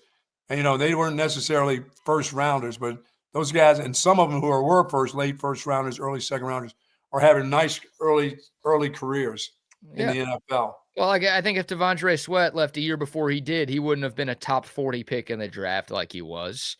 I think if Alfred Collins left, remember Alfred Collins put it together his last year. Yes, he did. It took a long time. Yeah, when is he going to figure it out? He's a 5-star. Why is it not? Comes back for one last season. Boom, it happens. ends up as a second-round pick. He had a great game last night. Had a sack, had a forced fumble on Phillip Rivers yesterday too. He's making some things happen his rookie year. And then Vernon Broughton too. Like, all three of those guys could have gone pro. They decided to come back on the defensive line. They got developed. They improved their draft status, and I think they're better off in the NFL because they stuck around and developed. So I think it's the right move for Hero Kanu. Look, he's getting paid too. Texas had to pony up to keep this guy. And again, it shows, Texas prioritizing Hero Kanu a little bit more than a guy like DeAndre Moore or Leon Galafau, because it didn't cost nothing to keep Kanu to stick around. I asked you earlier, there's still some young guys that they actually recruited that got some playing time, that will have to take a big step up. I think that's where a guy like Will Muschamp will help too. Yeah, I do too. They've got, three really talented D linemen that they signed last year with Justice Terry, the 5-star, who played a lot, played more off the edge towards the end of the year, but can play either spot, I think. And also Myron Charles and Josiah Sharma, the other two of that really talented freshman class that Texas signed on the defensive front in 2020. Yeah, I got to believe Will Muschamp will love those guys. Yeah, and you lose 2 of the 5 transfers you brought in, like Cole Brevard and Travis Shaw, are out of eligibility, so they're both gone. But Murad Watson's back, Levon Johnson's back, now Hero Kanu is back, plus those other guys. Look, I could see Texas going into the portal. I think that'll be a Will Muschamp decision. For an outside guy who can rush. Well, maybe that too, but more for defensive tackles. Like, I think that'll be Will Muschamp's discretion. If, hey, you think you need one more guy to help you out there, that could be outside. Maybe they might go after somebody there too, because Ethan Burke is gone. They're losing less at edge than they are at defensive tackle, but maybe they do. Maybe they do try to find somebody there. But I like what they've got with Lance Jackson and Brad Spence and Zeno Umeozulu, Colton Vasek if he comes back, and obviously Colin Simmons spearheading that group. Yeah, well, that takes a lot of pressure off of what you got to do inside when you lose a guy too. So, of course, you're gonna have to be. Obviously, it's the SEC. You're gonna have to be strong inside because everybody's gonna try to run it against you. They always do. Not having much success over the last 2 years, but they're still going to try.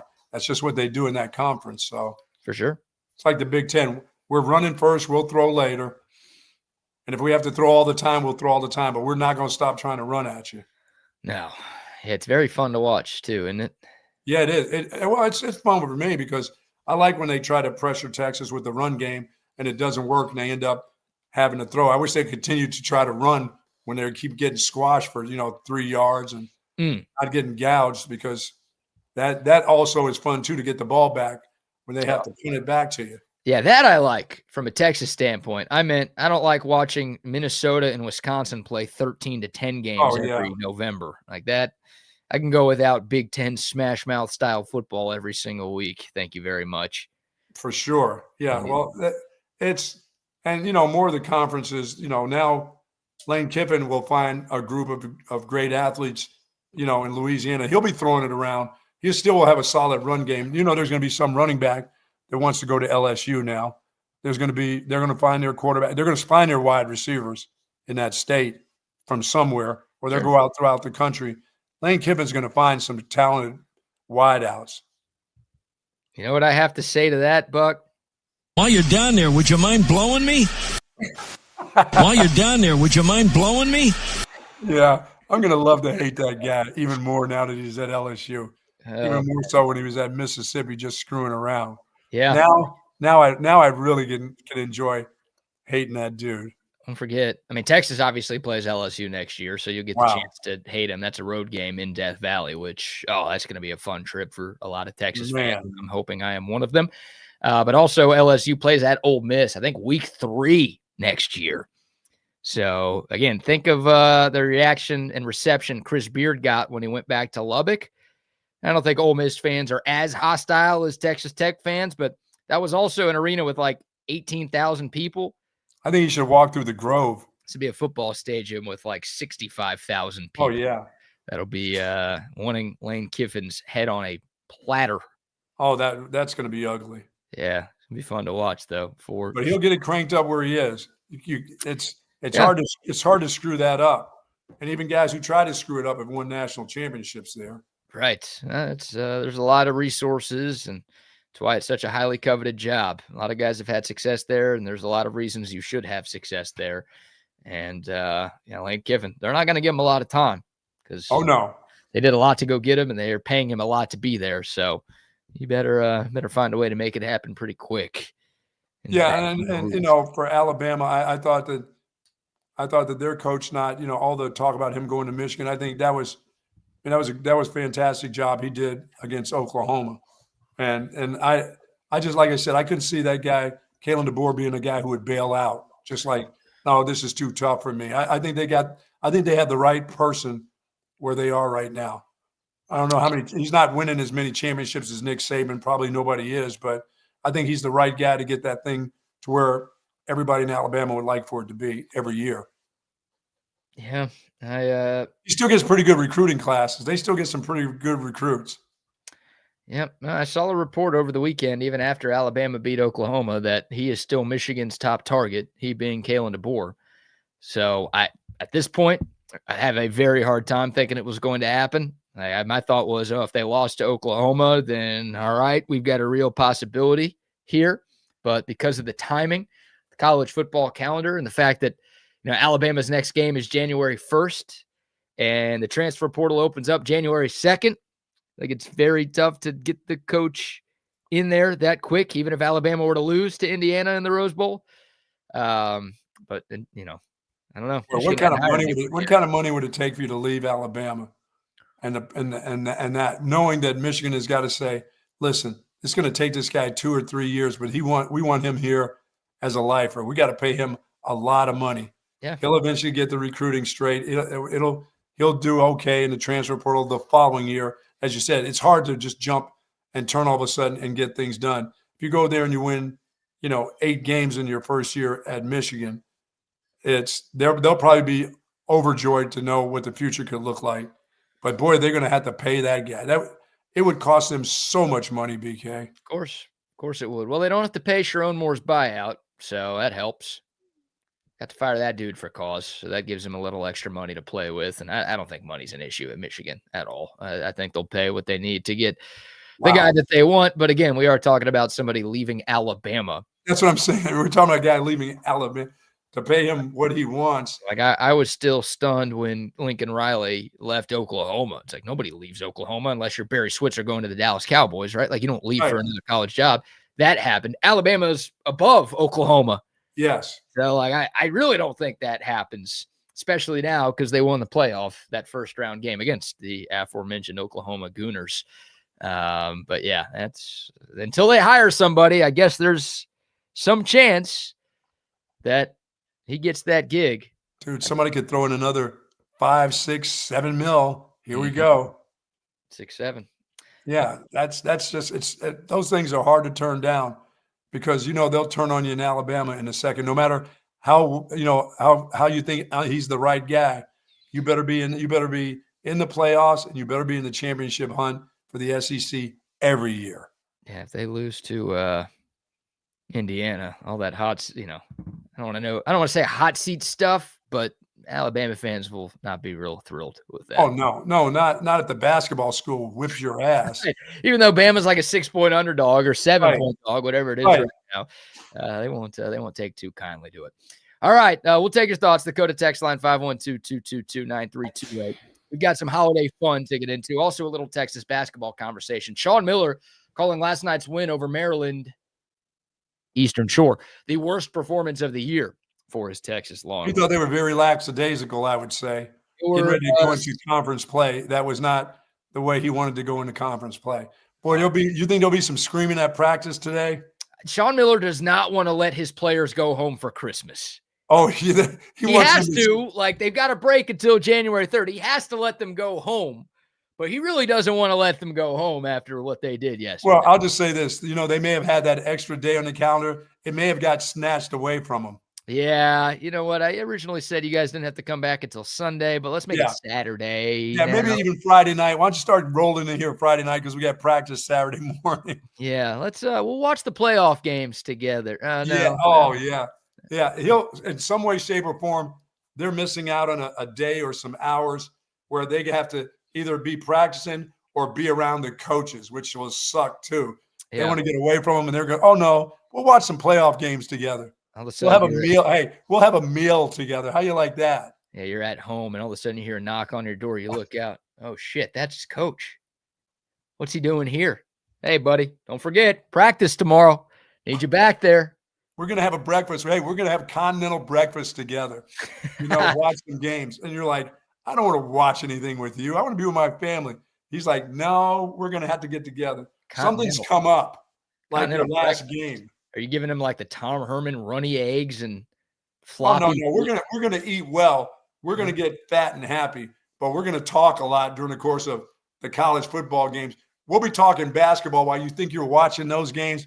I'll have the chalkboard. I'll have the Will Muschamp chalkboard right in front of you while you're trying to watch football. How about that? I wonder if at halftime yesterday, Sean Miller at least thought about banging a chalkboard, because that wasn't great. So we'll get to some sound from the coach in a moment, give a few more thoughts about that game. But before we do that, Buck, how about some sponsor shout-outs? I want to thank our wonderful sponsor at Relax the Back. They embrace the holistic approach for a healthier lifestyle based on 35 years of proven expertise.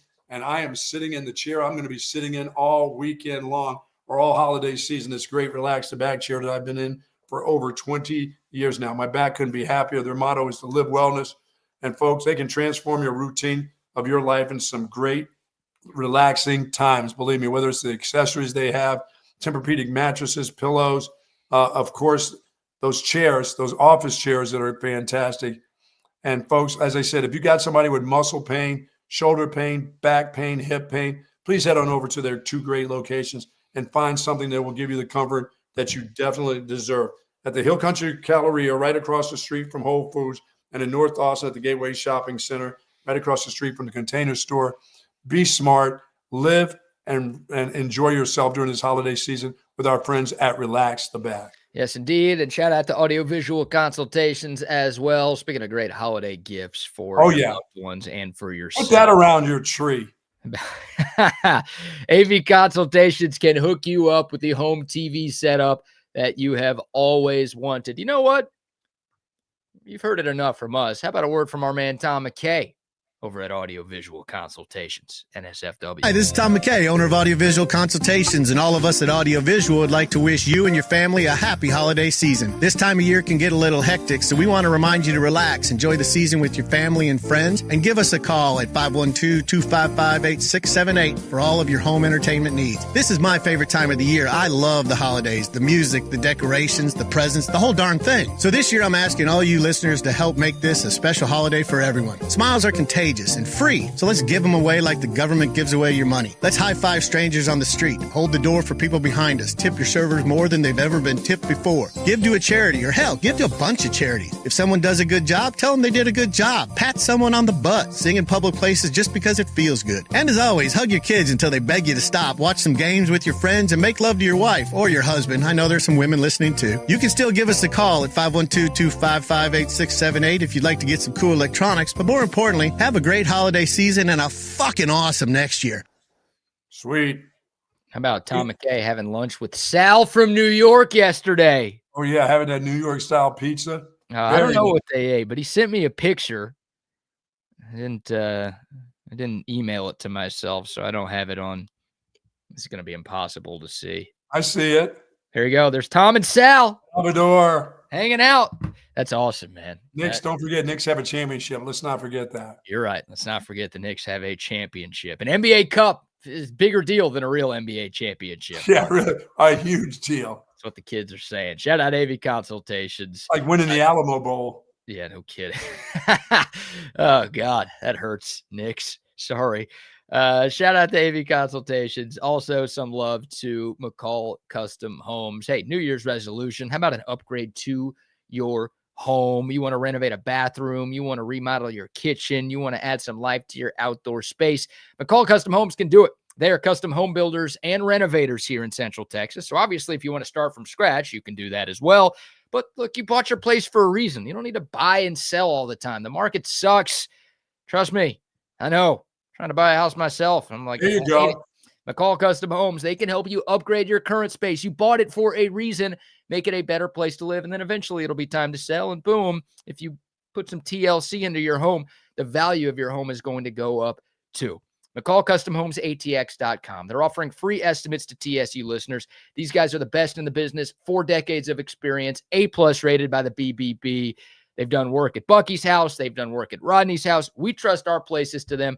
You should too. Again, McCall Custom Homes, ATX.com. Take advantage of that free estimate. Love McCall. Love the gang there for sure. Yes, indeed. All right. So real quick here, Buck, I just want to play this Sean Miller clip from yesterday.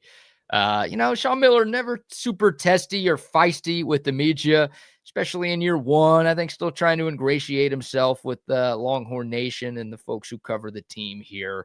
That Sean Miller was not happy with his performance, his team's performance last night.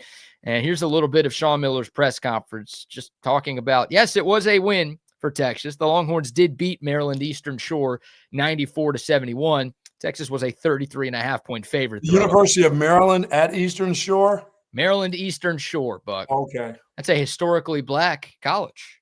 Yes. Congratulations on that. Maryland Eastern Shore is now 4-13 this season. Again, the Horns were like 34-point favorites, and they were only up by 6 points at halftime. They're never in any real danger of losing the game, but it took a lot longer than people wanted for them to put the game away. Here's Coach Miller in the postgame. But I just thought we didn't have, as a group, the will, the toughness, the intensity, the togetherness, the fight and desire that it's going to take to be at the very best that we can be in the SEC, at the University of Texas. Everybody uses the words, the standard. We have one. And when it's not met, it's not just okay. Like, didn't meet it tonight, guys. At some point, from an accountability, me as a coach, our staff, individual players, this deal's about getting better, learning, growing, improving. But as you learn, grow, and improve and get better as a team, the foundation of it is high effort. And I've just never seen a team that you say, man, they play with amazing effort and they're selfish. It sounds funny. So I think when you're an unselfish group, you're able to give more of yourself. You're able to be a better overall defensive team. You're able to play with more intensity. And you're able to take some of these things that I'm talking about out of the game. And for us to have a chance to be successful moving forward, this is an area we have to always be able to put a check in the box. Yeah, I mean, there are highs and lows in all sports as a coach. What you can get out of your players is 100% effort all the time. It doesn't mean it's going to be perfect. It doesn't mean you're going to win the game, but you can give effort is what he's looking for. He's looking for the effort that should be there. And if you're having a bad night shooting or you're bad from the free throw line, that shit just happens. That's sports, period. Yeah. But if you're giving, it sounds like a bunch of lollygagging going on there. If you're just lollygagging and going through the motions because you're better than the other team, you're going to win the game, but you're going through the motions and not giving that effort, that's what hurts a coach, because that comes back on him. That always seems to come. Coaches take that personal, like that's my fault. I didn't get that effort from these guys. There's something I did or something I didn't say that made them think that they could just lollygag and win a game by 6 or 8 or 20 when they should have won by 60. But as I said, you can have a bad night. It's just the effort that you put into it that makes coaches, and it does. It hurts them personally. That hurt that dude personally. You could tell. Right? He talked about the effort. He also used the word selfish, which makes me think that, there's some guys maybe in it for themselves right now and not the betterment of the team. And it can happen, like BK, and it can happen for one night, and it may not happen again, or it could happen 4 or 5 times during the course of a season. They play a lot of basketball games. And what he's trying to do, he's trying to make sure that doesn't show up anytime soon, because it'll happen again. They'll get into You get away with that against Maryland Eastern Shore. Right. You pull that stunt. I mean, forget like Kentucky or Alabama or Florida, like the most talented teams in the SEC. Or Arkansas, somebody like that with all talent. Yeah, you play like that in your SEC opener at home against Mississippi State, you will get run out of the gym. Yes. Mississippi State's not very good right now. But if you defend like the Longhorns defended last night, you are going to lose games to teams that you should not be losing to in this conference. So, look, I'm going to give Texas a little bit more of a pass than the head coach is because I'm not the head coach. I don't need to hold them as accountable as he does. Sure. Texas is not the first team, and they won't be the last team who has a final game before Christmas against a mid-major that kind of sleepwalks through it. Happens a lot in college basketball. Sean Miller's not going to give them a pass, though. I can tell you that. Oh, no. That hurt his feelings, and he's going to let his staff know, too. The players aren't just going to get it. Everybody's about to get it. 100%. I mean, this Maryland Eastern Shore team, Buck, they played at Georgia earlier this year, an SEC team. Georgia's ranked 25th, but I don't think they're that much better than Texas. Georgia won that game 94-29. There you go. Last night, Texas beat Maryland Eastern Shore 94-71. That's 20-some points more than they should get. Yeah, and again, this was 40-34 at halftime. I never thought Texas was going to lose, but they just didn't play up to their potential at all. And there were some moments where guys just were not hustling as hard as they needed to. Yeah, they looked like they were ready to go home for Christmas. And they knew they were playing a crappy team, and we don't need to bring it and whatever. Well, again, that can be okay with some fans. I don't think that's going to fly with your head coach. No, that's the culture that you're trying to build in your first year. That won't fly. And once again, the coach understands everything's not going to be perfect. And when you play that type of team or when you play a good team, you're going to have a bad night. But the lack of effort is got to always be there. Yeah. Yep. There was some good from Texas last night. Jordan Pope, 21 points, 5 of 9 from deep. Modest Vokatitis at 22 and 8. Shot a bunch of free throws. These smaller mid-major teams, they just can't defend that dude at all. No. They just foul him a bunch. He got to the line a ton. But, yeah, only 9 assists on 28 made field goals for Texas. I was a herky-jerky lefty. He's fine. Okay game. There's a lot of it was one of those games he could have scored 40 if he really exerts himself. Yeah. There's a lot of ISO ball, which is not what I want from Sean Miller, and I don't think it's what Sean Miller's about. And sure.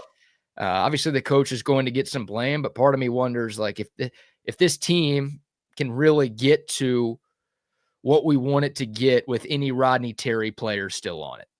And I know Jordan Pope and Tremont Mark, the jerk-off lefty, as you call him. Herky-jerky. He'll jerk you lefty is what you call it. I know those guys are good players. Kendall Weaver's a good player, but I don't know. I don't know if their real system fits for this team, and I wonder if it's going to take a little bit of time for Sean Miller's, his style and brand of basketball to really get here, because I've seen that guy coach for a number of years at Xavier, at Arizona, and what I'm seeing from this team is not what I'm seeing from a lot of those teams. So, yeah.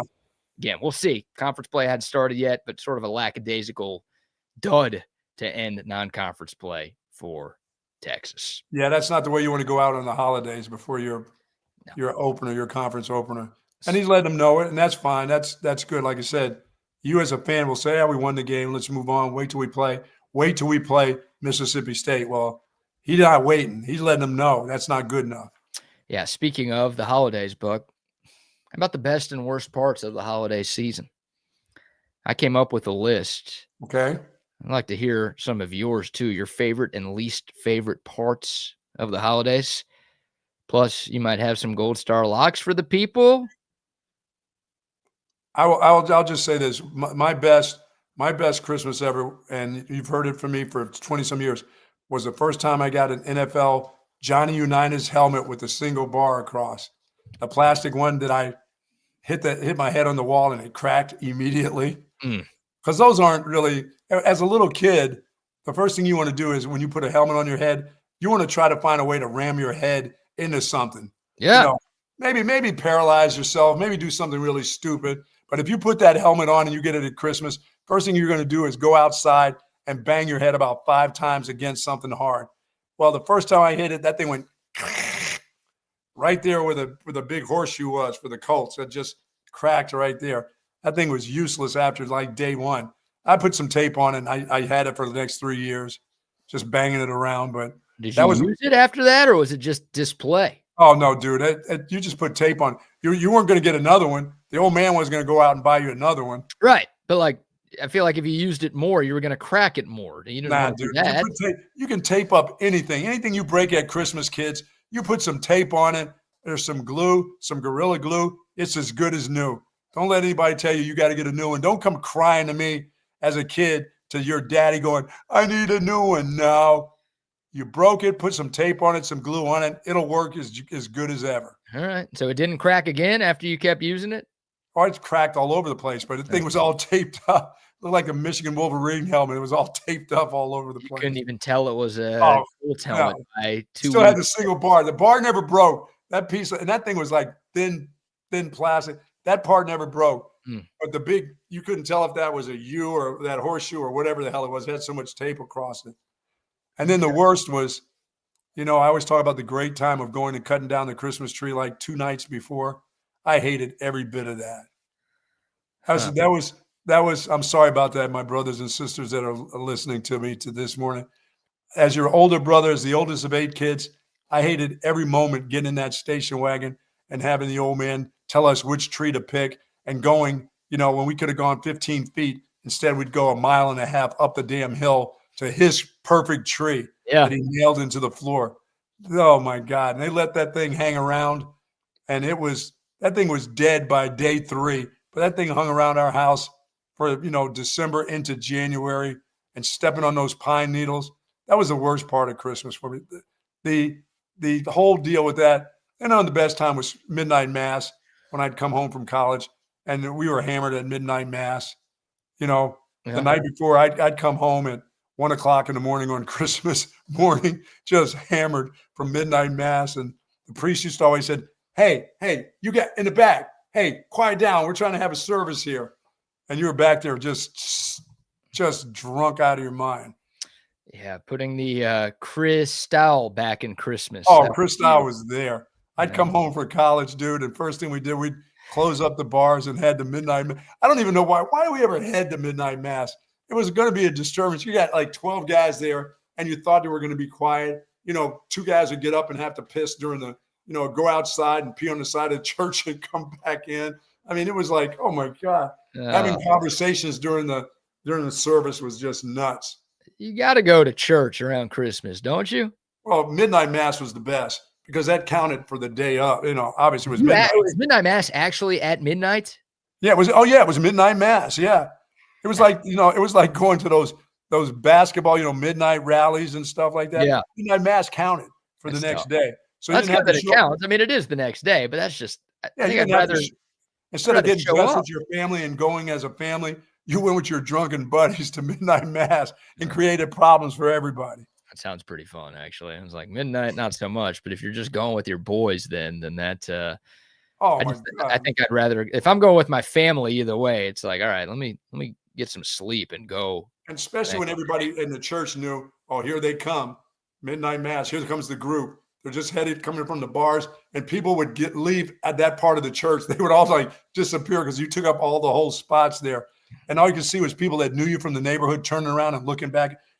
That's that Godbolt. That's that Godbolt. Look at him. That's that kid right there. Look at him. He's at college. Look at him now. Meanwhile, you're throwing up on the bench. Drunkard. Asking for forgiveness at church. Oh, my God. All right. Best. So you brought up the best gift you ever got. The best gift for Hanukkah that I ever got, because I don't celebrate Christmas. I respect and love Christmas. And Merry Christmas to everybody out there. Hope that goes without saying. PlayStation 2. Nice. PlayStation 2. And I got NCAA football 2003. That was the first game I got for it. But I think of all the gifts that I got, that was the one that I definitely used the most. Not only that year, but for like the next 10 years. I still have PlayStation 2 that I got for Hanukkah like 20 years ago. Probably more than 20 years ago at this point. Really? Still got it around? Still got it. Yep.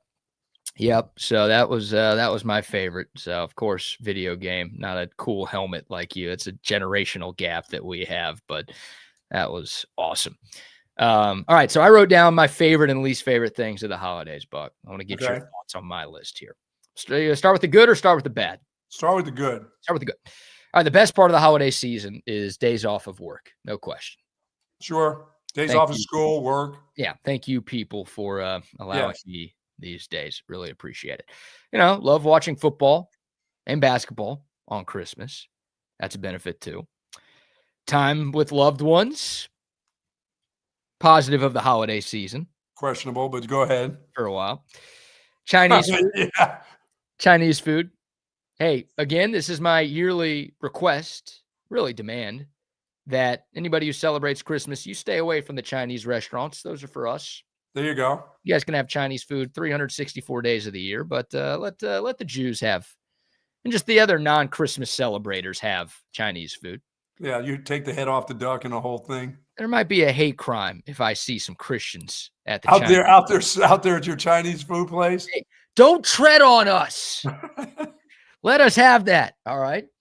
I do like Christmas lights too. It's fun to see, and also the gift giving. It's good. There you go. The giving mood, whether you're giving to friends, family, charity, whatever. Those are all the good things. But, as a guy who does claim to like the holiday season, and I do like the holiday season, I had a much easier time coming up with bad parts of the holidays than good. The worst, there's a lot of bad parts here. Travel this time of year is an absolute nightmare. Everything is closed. Obviously, on Christmas, not a lot you can do that day. No, on a Thursday. Also, how abruptly the holidays end. There's such a buildup for Christmas, and then it's just like by the time you get to, I guess, New Year's, it's just done. So, all right, that's it. All that buildup, all that fun, and it's now over just like that. You're back to reality, and now you got to do a bunch of resolutions that you're not going to actually do. The cost, dude, the holidays are so expensive. Yes. Gift giving is obviously great, but you got a big family. You got two families. You got friends. Got kids. All that, that costs money right there. Yeah, you got a girlfriend or girlfriends. Right, exactly. You got a harem of women. You got to take care of all of them. It's tough. So that doesn't help. Politics at the table. It's a Thanksgiving bit too. But I don't do that bit. I don't do that. Somebody always does. You got an aunt or an uncle who's always going to bring that up during a holiday gathering. Yeah, that's when I let one of these out. Oh, that'll stop all that political talk. You give one of those at the table, that stuff ends immediately. Can you time it up like that? If I have to hold on to it and it starts, I can rally one just in time that the kids around the table start screaming and laughing. And there goes the seriousness of politics. You know what I mean? It only takes one of those to ruin a political talk. Oh, that is great. Yeah, hold on to one of those. So if somebody gets ready for one, just let one of those blast. But make sure it's not at your girlfriend's house. That will change the subject immediately. Oh, for sure. No one will care about any politics. And if there's any kids around the area, they will then get involved, and then it's all over with then, That is awesome. All right. I'm stealing that bit right there. Yeah, let that bit fly. That is fantastic, literally. Also, you don't need to get me anything. People. Oh, no, that never flies. You better get them something. Oh, my God. Stop saying that. Just tell me what you want, please. Or let me just get you something, but don't tell me don't get me anything. If I get you something, if you tell me you don't need to get me anything and I get you something, you better not complain about it. Or give me, you didn't have to get me anything. That's the one I hate. Once you give it to them, you didn't have to get me anything. Yeah. I know, but what would have happened? What would have happened if I didn't get you anything? You would know about it, believe me. God, I can't stand that you don't have to give me anything, crowd. Also, fruit cakes. I wrote that down. That feels like a holiday thing. I don't mess with those. Get your fruit out of my cake. No, I don't deal with those. I dealt with those as a kid. I don't do those. The fruity cake I don't mess with anymore. Yeah, so those are a lot of the worst parts of the holiday season that I wrote down for me. And easier to come up with that list than the best part of the holiday season. Yeah, I just think I think more important is just the gathering of friends and family is a big deal. Yeah, that's like the best and the worst part, I think. Yeah. And it's exciting to see people you don't get to see that often. And then how long does it take before you're like, okay, this is why I choose not to see these people very often, Yeah, that's why it's the holidays are, it's a one-time shot because you don't have to mess with them. Hey, you don't have to mess with them during, April during tax time. You don't, that's not a holiday season. You don't have to deal with them when you're pissed off about what you got to pay, No, you're right. You're right. Yeah, I like it. I like it once a year. And, every once in a while they'll give a phone call. Hey, how you doing? Good. Yeah, I really didn't care anyway. Bye. That's it. That's the length of your phone call. That's all you say right there. Yeah. Yeah. But I love it. I love it. I wish like I said, the most I missed really, I really miss having my mother around. My mother enjoyed Christmas. She was just such a Christmassy. She's just such a unbelievable spirit. It's been a long time, now that she's passed away, but that spirit of Christmas with her was like no other. And when you miss your mom and she's not around any longer, you're going to know what I'm talking about, because they are special. Those people, Dad is a cool dude at that time, and he's generally okay during the course of the year. But Mom is special during the holidays. She does some special things. She knows all the right things to say. And when she's gone, you'll miss that. And you won't miss it for, a couple of years. BK, you'll miss it for the rest of the time that you're on this earth. Yeah. When Mom is no longer around, you'll miss it. I miss my mother dearly at this time of the year. She was incredible. I think, talk about depression, right? People being sad at this time of year. I think part of it is just a little loneliness, right? Like you miss people who are no longer with you. If you're single this time of the year, I know that's really depressing for a lot of folks out there, just not being able to spend the holiday season with a significant other. Correct. I do think, that, it makes you think. You see all these people hanging out with their loved ones, and you know that you don't have all the loved ones that you once did or that you wish you did. And I think that definitely contributes to. And distance and time does a lot of things. But, eventually, we're very fortunate to where we live. We can pick up the phone and make a phone call, and we can do it more often than we really do. That's the thing. We got the ability to do it daily if we really want to, but to be in person with people, that's the part about the holidays, when you get to be in front of people that you really, really miss. And, I'm very fortunate to, my sisters, and, I come from a big family. I'm the oldest of 8, and I've been blessed. I've only got one person that's missing from my family. My brother died at 54. So, he's no longer, and the good one is gone. I always say, I'm still around, but the good one is gone. And only the good die young, huh? That's exactly what my mom told me when she came to see me in the hospital when I had a stroke. She goes, "You'll be around a long time." She goes, "Only the good die young." I'm like, "Hey, thanks, Mom. I appreciate that." But to all of you guys, and all our listeners out there, and our sponsors and everybody, do enjoy this holiday season with your friends and with your family, and please be safe. Continue to have your head on a swivel. Because when we think about all the greatness and the goodness that's out there right now, there's still some evil in the world that's out there. And if you turn your head to it, don't, have your head on a swivel, because it's still wandering around the face of this earth everywhere. So do be careful out there. Enjoy your families. BK, to your mom and dad and your family, I wish you the best, and Wags and everybody out there, our TSU family, I wish you guys the very, very best.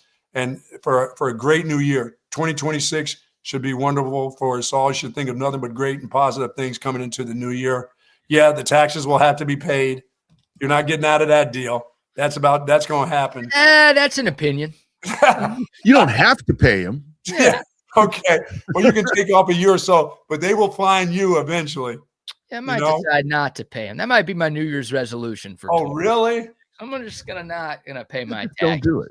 Yeah, but as I said, for the afflicted and addicted, please have a wonderful holiday and many blessings on. I mean, I truly can say it, but I don't have the ability and the authority, except for it can come out of my mouth. I wish you guys all the best and many blessings and positive blessings to everybody out there. Yeah. Merry Christmas to you, Buck. Thank you so much. Yep. All right, I'm out the door, guys. Check it out, Bucky. I still have mine. You know what I have? Oh my God, your Dallas Cow. I had a single bar with Johnny U. Yeah. How easy would that thing crack if you dropped it from some distance? Oh, and my dumbass went and ran into the house. Let's see. It was manufactured in 1979. Wow. 1979. Nice. Still fits too. No, I'm just kidding. That thing can take. It can't take but 1 or 2 hits from it. 1 or 2 shots, man. I did mine on the telephone pole right outside the house. I went and went bam just to see if it would work. It had to work, right? I mean, that's what the guys wore on TV back in those days. That thing went cracked right on the side. I think it came. We didn't have Walmart. We had Woolworths at the time when I grew up. I think it came from the Woolworths store. So that thing, it was barely more plastic than a baggie. Yeah. Yeah, it's had that webbing. It's got like padding in there. There it is. Hey, yeah. Ronnie was kind enough to bring Bucky his holiday gift. Bucky, were you kind enough to bring Ronnie his holiday It's still gift? in the garage, and it was not taken by That's okay. by Hector yesterday. It's No, still there. It's still available. One of Ronnie's cousins, one of his hermanos. Or Yeah. primos. He heard about it and said, "That is a stove." I said, "Yes, but it's not for you. You already took the waffle maker and everything else." So He said, "Pinche Ronnie don't need that. No need that." He got one from Jay yesterday. That's sitting on my counter. That's going to go in the back here. That's going back here up on the wall so you can see it on a daily basis here. So, You just point to it now. Be like, well, what I'll be doing is, my wife doesn't know it, but I'm going to put little tacks in her wall to put this up. oh shit. So, but it won't be as bad as my. Hey, but it won't be as bad as my old man. Hey, the old man, Ronnie, who brought the Christmas tree in and never could find the Christmas stand. You know, every year that stand's supposed to go upstairs in the same spot. Yeah. Every year the dude could never find it. So he took wire and took nails and banged it into the wood floor to hold up the Christmas tree. Guide wires. Oh, Dude, my God. Oh my God. And then covered it up with that white stuff on it and put the presents around. And then my mom would come at the end and look and see the wires nailed into the wood floor. She would freak every year. Dude, every year this dude would do the same thing. Dad, do me a favor. The stand goes in this corner upstairs. You'd go up there, and the 2 days before we'd put that thing up, where's the stand? Somebody moved it. Roberto got it. Yeah, Christmas stand. Who the hell wanted that? But it disappeared every year. Oh my God. Guys, all right, you guys be safe, man. One request Merry from all Christmas, of you for before we depart for the holidays. While you're down there, would you mind blowing me? The all-time, that has to come from Philly. That's the best. That's the Hot best. Mike. Merry All right, Christmas, boys. guys. Y'all have a great show. Merry Christmas. See everybody Take care, on guys. Merry Christmas. y'all. What's up, amigo? Feliz buddy. Navidad, dude. You holiday ready? Did you do any rapping last Yeah, night? so I heard the guys talking about some things, and the holidays are a little bit tough. Yeah. We're about to put our dog down. So Yeah. No, you. it's brutal, man. And you guys know how I feel about it, right? Like, if you adopt, like, I adopted a dog, so I feel like my ideology and thought process is I'm here to provide life. I'm here to provide, whatever I can do to make her happy and give her a quality of life. Problem is that her quality of life is really poor right now, right? She can't walk around. She literally can't walk. She pees and she has the will to live. She pees and poops outside still, but I have to physically carry her out there for her to get it done. We found her under the bed this morning because she fell out of her bed and couldn't even get up to get out from underneath the bed. Yeah. It's time, right? It sucks. But ultimately, like, I've been struggling because it's like, when do I make that? Like, if I am in control and decide her life for her, like, when do I want to give her as much opportunity as possible. Like, she shattered her shoulder, so I'm just thinking, like, that's it. Maybe if she can, recover and heal her shattered shoulder somehow. She don't let the vet touch her. She won't let anybody touch her, right? Because she's in so much pain. But she's also 12. Clearly it's just me, dude. Like, I'm struggling with the decision to call it quits. But man, it's tough. It's absolutely tough. It's extremely hard, man. We've got, I've mentioned it before, I think we've got 5 little boxes here and each one, it's had to have been, one of those situations. We've got 2. Yeah, well, we got them younger dogs now, but that's the funny thing about it. With these 2, I start thinking about them as they're ruining my show. No, it's their world too, bro. It's their world too. And they're allowed to talk and get into the conversation. One of them's gotten to 10 years old, and I'm like, damn. It's rough, man. It really is. It really is. Like I told you yesterday, man, this time of year makes it even harder. It is. It's brutal because, I mean, like, you just want the whole family there, that's just all it is. And the thing is, like, she's confusing me with her will to live. Like, she wants to continue to go, or she's telling me, it feels like she's telling me that she wants to go on by eating. She still has an appetite. Yeah. She still wants to go outside and pee and poop. She just can't physically walk because of the shoulder. So that's why I'm giving her just a week or so to make sure, that everything's okay. If everything's fine and she can get up and walk around, we're going to continue to go on, man. She'll have a better quality of life. But the past 2 weeks, it's been brutal, and she hasn't gotten any better. Yeah. Well, I will tell you this. This is a great point right here. Thanks, I appreciate it, guys. Thank you. And yeah, like the past 2 days, like it's just been me and her poolside just hanging out, and she's been on gabapentin, trazodone, and CBD and treats. That's all she's been getting, dude.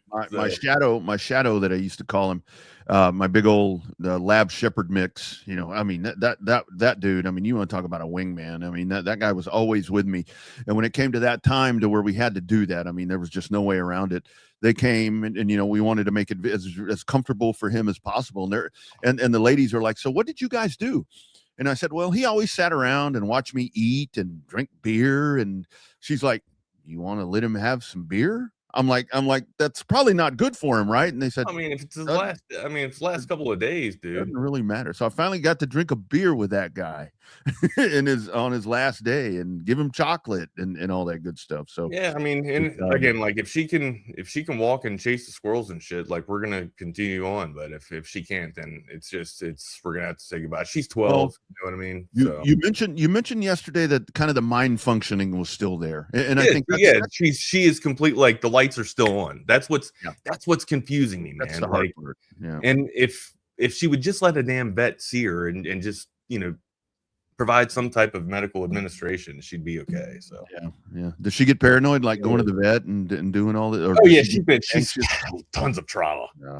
Tons of trauma in this dog's life, dude. Tail between the legs, and Queen Bee, man, we rescued her. But anyways, Merry Christmas to everybody. If you guys are dealing with anything, I had one dog. What he would do, I mean, the dude hated going to the vet. I mean, he absolutely hated going to the vet. And so what he would do each time that we would take him in there over here to Great Oaks, we would take him to the Great Oaks, and he would go walking up in there, and you know, you're kind of having to tug on him to get him in there. Sure, yeah. Get him in the door, and that dude would lay a massive shit right there as he'd walk inside the door. It's like, come on, man, it's not that big. No, he didn't. She doesn't shit, or you know, she doesn't shit like for nerves or anything like that. She usually holds that shit in. She usually just barks. She does not like people touching her. That's just it. Like it's either me or my son are the only ones that can touch her. And that's kind of cool, isn't it? And it's like you're their person. It's cool. It's cool, but it's also just like, man, it sucks that she's that kept up or that wound up to where she can't trust anybody. Yeah, right? Like that's what sucks. That's anyways, man, you know, she's gonna be okay, and we're gonna be fine. Everybody's gonna be good. Let's talk. And that's the thing, Wags. When we get these people, because to me they're people. I'm sorry. Last thought on. They are. When we get them, there's no telling the trauma that they've been through. So when we're like giving them that, especially if you rescue them, right? If you're rescuing a dog, you know. Yeah, you kind of get a little bit of backstory on them when you get them, you know, from wherever. Like we got, but it ain't the real story. You ain't getting a real story. I know. Well, they're telling you whatever they can say to sell you the dog or get the dog out. My little girl that I got here, they said she's fully. They gave us the wrong age. She was supposed to be older than she was. She wasn't. She's fully trained. No, she wasn't. None of that. So yeah, it's anyway. So yeah, it's nothing. But you know what? It's the best job. It's one of the best jobs in the world to have. You know, it is for providing life and providing care. So, That's right. What do you want to get into first, man? We got a lot to wrap up with the NFL. Had a good Sunday night or Monday night football rather. Hey, guess who limped in and kind of found their way into the fantasy championship with Jacoby Brissett? Nice. There you go. The brisket. Weird prevailed. Type of year. We'll put a bow on this bad boy, man. A few things to break down. We didn't get into a lot of NFL yesterday, man. We were kind of doing a little bit of the QB. A little distracted. Jay, by the way, Jay, my wife absolutely loves the gifts that you gave, except for the foot cream. I'm sure she'll like the foot cream in due time when it starts to pay dividends for her husband. But still, she loves the Arroyo float. Fantastic, Jay. Thank you so much. They're so great there. And as usual, when I had a list of things that I thought that I'm like, maybe at Sue Patrick, I'm going to get something for so and so and so and so and so and so. I walked out with 3 things that I actually purchased, all for me. Okay. This being one of them. So it's and thank you, Jay, for the got a good deal on this cap. So yeah, go check them out. I have one item left to get, and it's for my son. And I don't. So and I'm whispering because it's in the next room, right? What constitutes when you can get another set of clubs or your first set of clubs, right? He's played 20 rounds of golf. Okay. Yeah. He's played 20 and he's been very serious about this season. Not the season, but like this year, he's played before, but this year he's played with his buddies pretty frequently, right? I mean, at least 20 rounds this season. Do you think $400, $500 on a set of clubs is reasonable? Or I mean, what should get him a set of top flights from? Well, that's what I was going to say. The set that I'm playing with right now, I've got some top flights that I got from. I mean, they don't advertise here, but Dick's Sporting Goods. Sure. And I got them at the right time, and it was right around $300. And it was a set of 13. They said 13 pieces. They kind of tricked me because 3 of them were head covers, so those constituted pieces. So I got the irons, I got a driver, I got a hybrid, and then I added a couple of hybrids. Sure, you get some piece clubs to put in there. I would think the whole thing is if there's how old are his current clubs? Because that was my thing. He's using mine. Oh yeah, my clubs were so old, and it was like, and that's what constituted it for me. Is that if I'm going to continue to play golf and I have to do it for work, a lot of times it's like I need to be swinging shit that was made in the 2000s. So here's the thing. Like I don't want to take him to play it against sports and like get him somebody else's clubs. I want to get him his own set of clubs. Right. Get them from Top Flights. Seriously, they're not bad. I mean, I saw pings. I saw pings on sale too. Like ping irons are on sale as well. So there's some refurbished sites too, where you can get. There's some TaylorMade's out. TaylorMade's a good club. Yeah, TaylorMade's. They got the irons on sale right now for I think for $400. So. Because for me with golf, it's like that's a little pricey for your first set of clubs, but I mean, yeah, it's kind of like a gradual progression to where I got the better clubs, and again, they're not great clubs, but and I clean them up. I've got the little thing to clean them, but actually now I use good balls. Yeah, now I use like super soft balls. I've got a small subscription to get new balls because I'm able to play around without losing a ball now. It's not that I'm shooting well, but I just don't lose the ball. So, but yeah, if he's into it.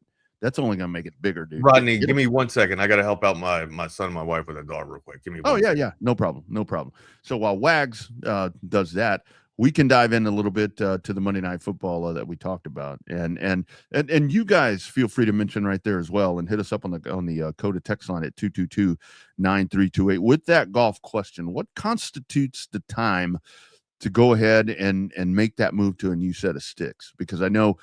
As I started playing a little bit more, I go out with a couple of guys, and they're like, "Those man, how old are those clubs? You need something." And again, I'm playing with dudes that are playing with badass clubs, and they're like, "Don't go out and buy something like this. Go out and find something." And that's where I kind of did my searching, and it really is a good buy at Dick's Sporting Goods.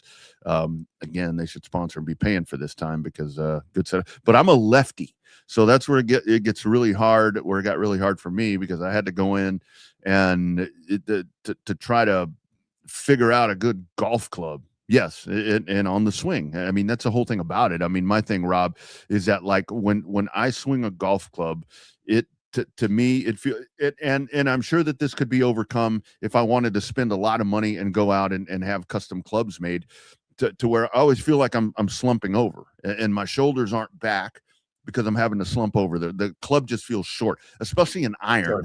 When I go with my 7-iron, it's like I get over the ball and I got to remember to get on the balls of my feet, and I just kind of feel like I'm like squunched over. So anyway, so yeah, and my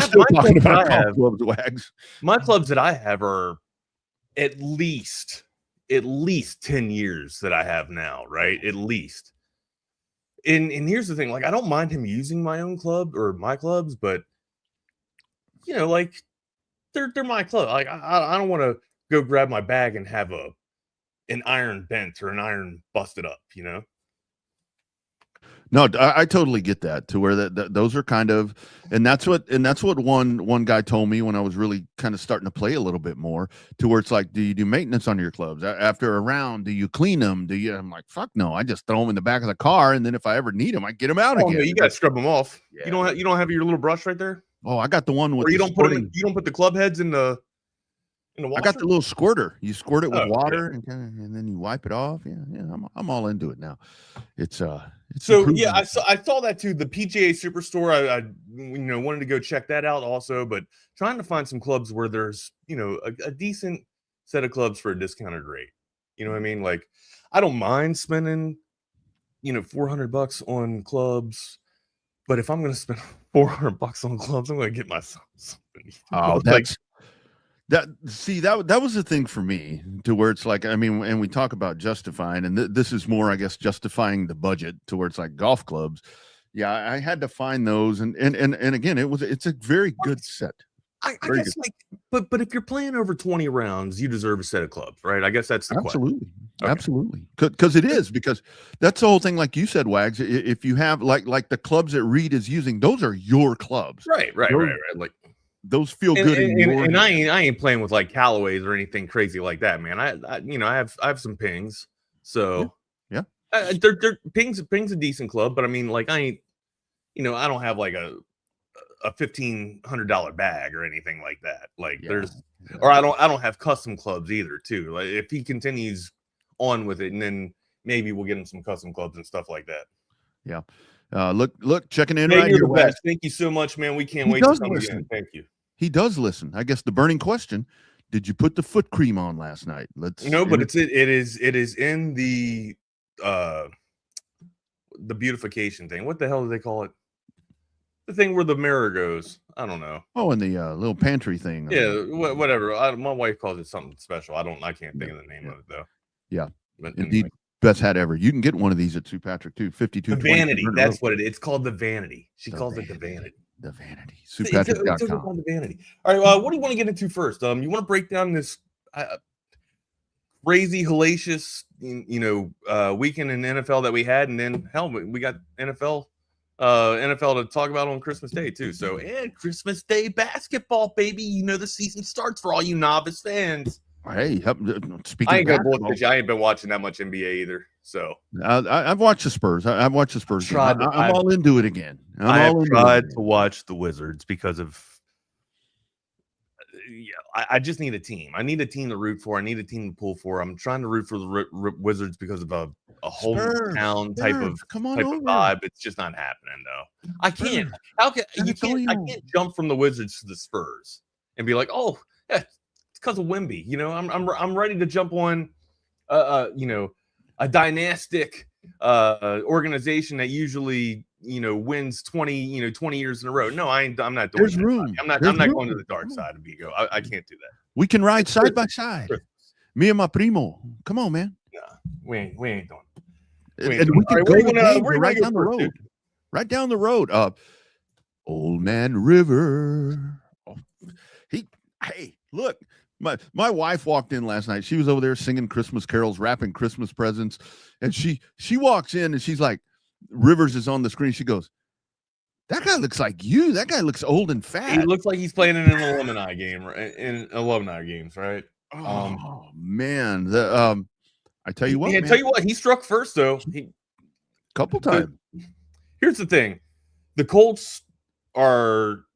And you were kind of right about this too, right? Like with the 49ers, the Colts, we kind of knew the Colts would kind of fade away and kind of tail off a little bit. And I'm not saying that it was all leaning on the shoulders and productivity of Daniel Jones, but you have to question the scarcity and the play of the quarterback in that locker room if you're going out and getting Phillip Rivers after 5-year hiatus, right? Like, and then ultimately you can't be putting your chips chairing a prayer just on that. Right. And then, have Rivers come to the table and thinking that everything's going to be okay. Like, it's just not going to work like that. Right. You were trending on a downcline.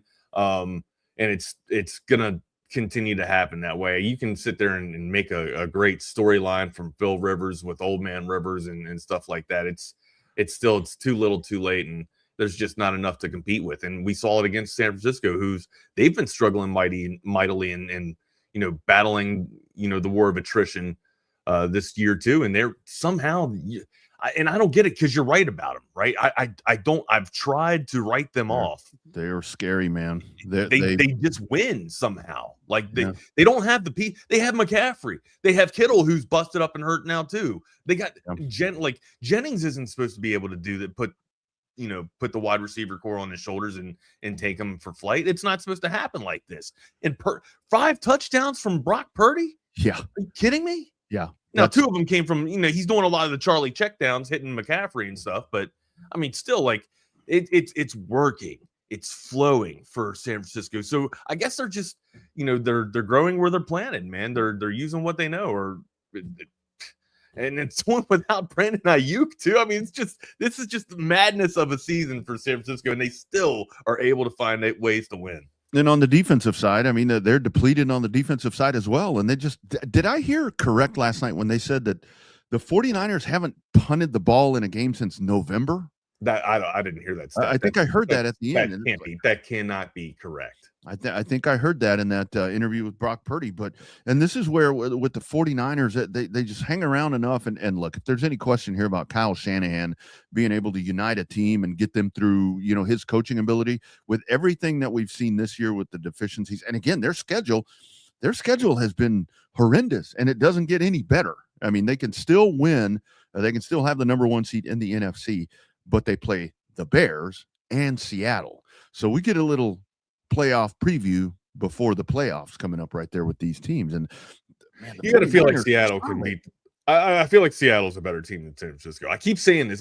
Listen to me now. I'm writing San Francisco without them even getting to the fight. Right. So yeah. But you look at this team without Fred Warner. I mean, they have. But my point is, they have a fighter's chance. That's just it. They show up every damn time that they go out there and knock the piss out of people, man. It's weird. When you think that they're going to be on the receiving end of it, they're the one that's actually delivering it. So it's like you just keep seeing players go down, and it's been this way for like 2.5 years. It seems like. I mean, it's not just now, and they're still hanging around right there. And Brock Purdy last night, I mean, that truly was. I mean, a great effort from him. But you got to say with Phillip Rivers, with the Colts, I mean, the Colts, and I keep seeing they fell off the ledge. They were 7-1. Look, man, reality set in. What happened. Well, it's not so much reality. It's the fact that you lost your sizzling quarterback that he just happened to reemerge, and it was kind of a diamond in the rough because the quarterback situation was Richardson, I believe, going into the year. Going to be right? the man. Yeah. So I mean, and like Riley Leonard was drafted as the third round to kind of help everything kind of come together, and Daniel Jones was there on a discount, and sure enough, you were able to turn shit into gold, man. So it was rough for Daniel Jones, and now it's rough for the Colts without him. So again, great. Shout out to Phil Rivers. It's fun to see you come back and try and make things work. It's just crazy to think that, they weren't able to beat San Francisco, because really, like, you ask yourself again, like, who in the hell does San Francisco have outside of George Kittle and outside of Christian McCaffrey? Really not much on offense, but Brock Purdy somehow making it happen. He is, man. Jennings, Robinson, who else got into the mix last night? No, I think that was it. Well, and that's kind of where we go to the Colts. How the Colts have kind of fallen off. Kittle. I left Kittle out too. Yeah. Kittle. I mean, pivotal grabs. We'll see the status on Kittle too. Kittle took a knock in the game last night, messed up his ankle. We'll see what his status is coming off of the morning. That's okay. If he's hurt, they'll be fine. They'll be fine. But I guess that's been the trend, right? Whatever injury bug that comes up against them, they usually find a way to kind of make things happen. And so with that NFL conversation with the Colts kind of falling off right there, that kind of brings up to what the AFC South. Man, I'm finding it really hard to not buy into Jacksonville. I'm like, Jacksonville's going to get bounced in the first round of the playoffs.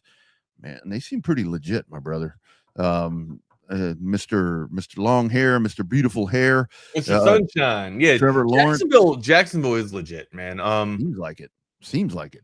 Well, how many years or how many weeks in a row now have they put up over 30 points? Do you have that pulled up by any chance? I don't have it pulled up. I can find it. I can find it. But it's and that was the thing for me, because just when I was starting to think how they were not as productive, to kind of in the same thing with the Panthers, to where it's like they're winning games, but I didn't know if it was real or not. If it was legit, right? I thought maybe they were just kind of getting lucky and winning, close ball games or one score ball games. But you have a good point about this. I think they're actually like the margin of.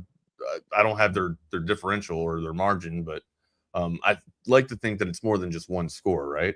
Yeah. Oh, yeah. Yeah. I mean, I think the last 3 games for a while. Broncos are not a bad defense. Okay.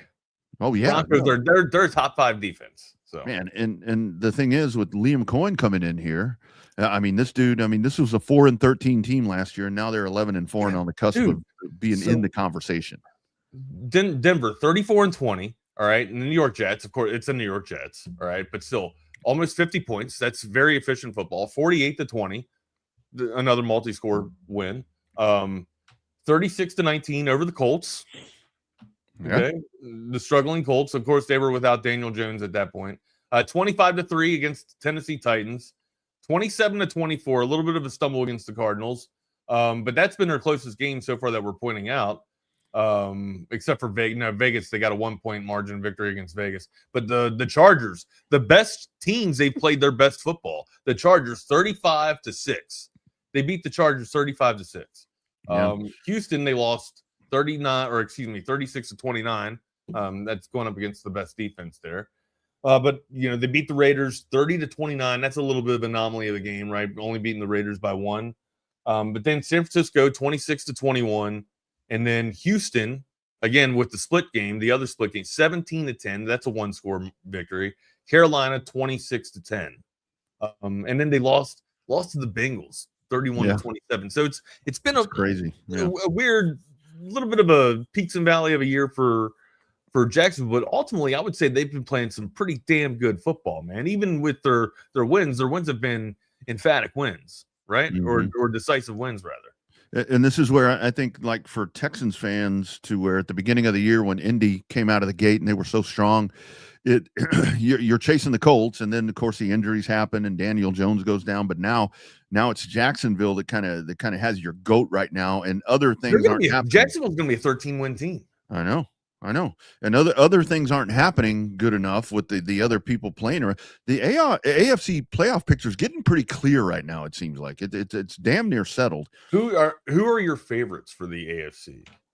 It's gonna the Jaguars. I'm buying into them a little more, and I think that it's so wide open because I think the Patriots are in a place with Mike Vrabel, and again that's another 4-13 team. They're 12-3 right now. I mean, we're sitting here on Christmas Eve talking about the Jaguars and the Patriots being the best teams in the AFC, possibly. I think, Wags, that I'm feeling Denver. I think I'm not. Denver kind of feels better to me. Denver's too inconsistent on offense for me. I think the number one team for me my favorite in the AFC is the Patriots. I think they got the most solidified team. They got it all put together. Defensively, I think they're tough as nails. And then on offense, they got a quarterback that's playing at an MVP level, man. Yeah, he is. And you could say that his toys are limited, but or maybe just one guy that can blow the doors off the secondary with Diggs there. But ultimately, they play clean football, right? They're going back to playing the Belichick way. Everybody just kind of doing their job, and it's kind of worked out well for them, man. I would say that they're my favorites to win I don't know if they're going to win the Super Bowl, but they will represent the AFC, and win it's the Hunt Trophy. They will win the Lamar Hunt Trophy. So I will say that's my prediction so far. I will say that a little part of me is thinking because in the NFC, I'm going to stand on my ground and say I think that the 49ers are kind of the team that could sneak up on people once we get to the playoffs because they just find ways to win. And I think some of these teams are susceptible. How do you feel about the Bucks? And it's just too inconsistent, man. It's like but Mike Evans is back though, right? They got a lot of help back on offense, though, right? Yeah, but it just seems like they should have beat the Panthers. Like, how are you struggling with the Panthers here? Tampa Bay. I'd love to see Tampa Bay and Buffalo play in the Super Bowl because it's like, okay, which one of these could preserve long enough in a 60-minute football game to win? But if we got a Super Bowl to me, Wags, that was the 49ers and the Chargers, the Chargers to me are a little sneaky, a little scary. And I watched them a little closer this past week because they whooped my team. Here's the thing about the Chargers. The Chargers don't show up in big games. Or it feels like it feels like they're going back to the old Charger way and they can't get out of their own path, right? And they step on their own dick. Yeah. That's what it feels like. And I've talked to some people that it's like, well, hell, we just talked to the Jaguars wrecked them in the regular season. Exactly. And there are people that have told me, to me, the Bills are lurking, the Bills are waiting, the Bills are whatever. That's true. That's true. And here's the thing too, right? You're going to play in inclement weather and bad weather, right? And usually that favors the Bills because of obviously we know that Buffalo is just a hellacious snow palace and shit. But still, also we talked about the Bills not having that deep threat wideout when the weather starts to get bad and porous like this. Usually you start going from inside out, right? You don't start doing the deep bombs. Okay. Yeah. Usually you start implementing a lot of the tight ends, and that's been done all season long for the Buffalo Bills. They work a 13 personnel group almost every time. So come out with one back and 3 tight ends. So a lot of people want to write the Bills off. I think, pump the brakes on that. We're getting into playoff play. That's where, Josh Allen starts playing his best football. Yeah. So the AFC. Actually, I say that Josh Allen's best football isn't exactly in the playoffs, is it? Well, but it's always been the Mahomes thing. It's always been he shows up. Yeah. It's not his poor performance. He just can't get past. Just can't get there. The Kansas City Chiefs. And that's not going to be his problem anymore, or at least this year, because they are not a part of this. By the way, did you see the Chiefs are getting an indoor stadium in Kansas? So they'll go from Kansas City, Missouri to Kansas City, Kansas coming up in a few years. So no more Arrowhead. Why no? Is Arrowhead is the stadium kind of just falling apart? Like what's been around for a while. I will say, I mean, but usually don't you want to keep stadiums like that and traditional places like that, kind of renovate them and keep them upright as much as possible? I would think so, man. I mean, you kind of, that's when you talk about intimacy and home field advantage, that's like Seattle. I mean, it's very few right now that, where that is your spot. That is so much a part of your organization and what you've accomplished. I don't know. I think that's kind of weird, but anyway, AFC Broncos, Patriots, Jaguars, Steelers. That's your division leaders. Chargers, Bills, and out of those, who's your favorite? Like, you still feel like the Jaguars is.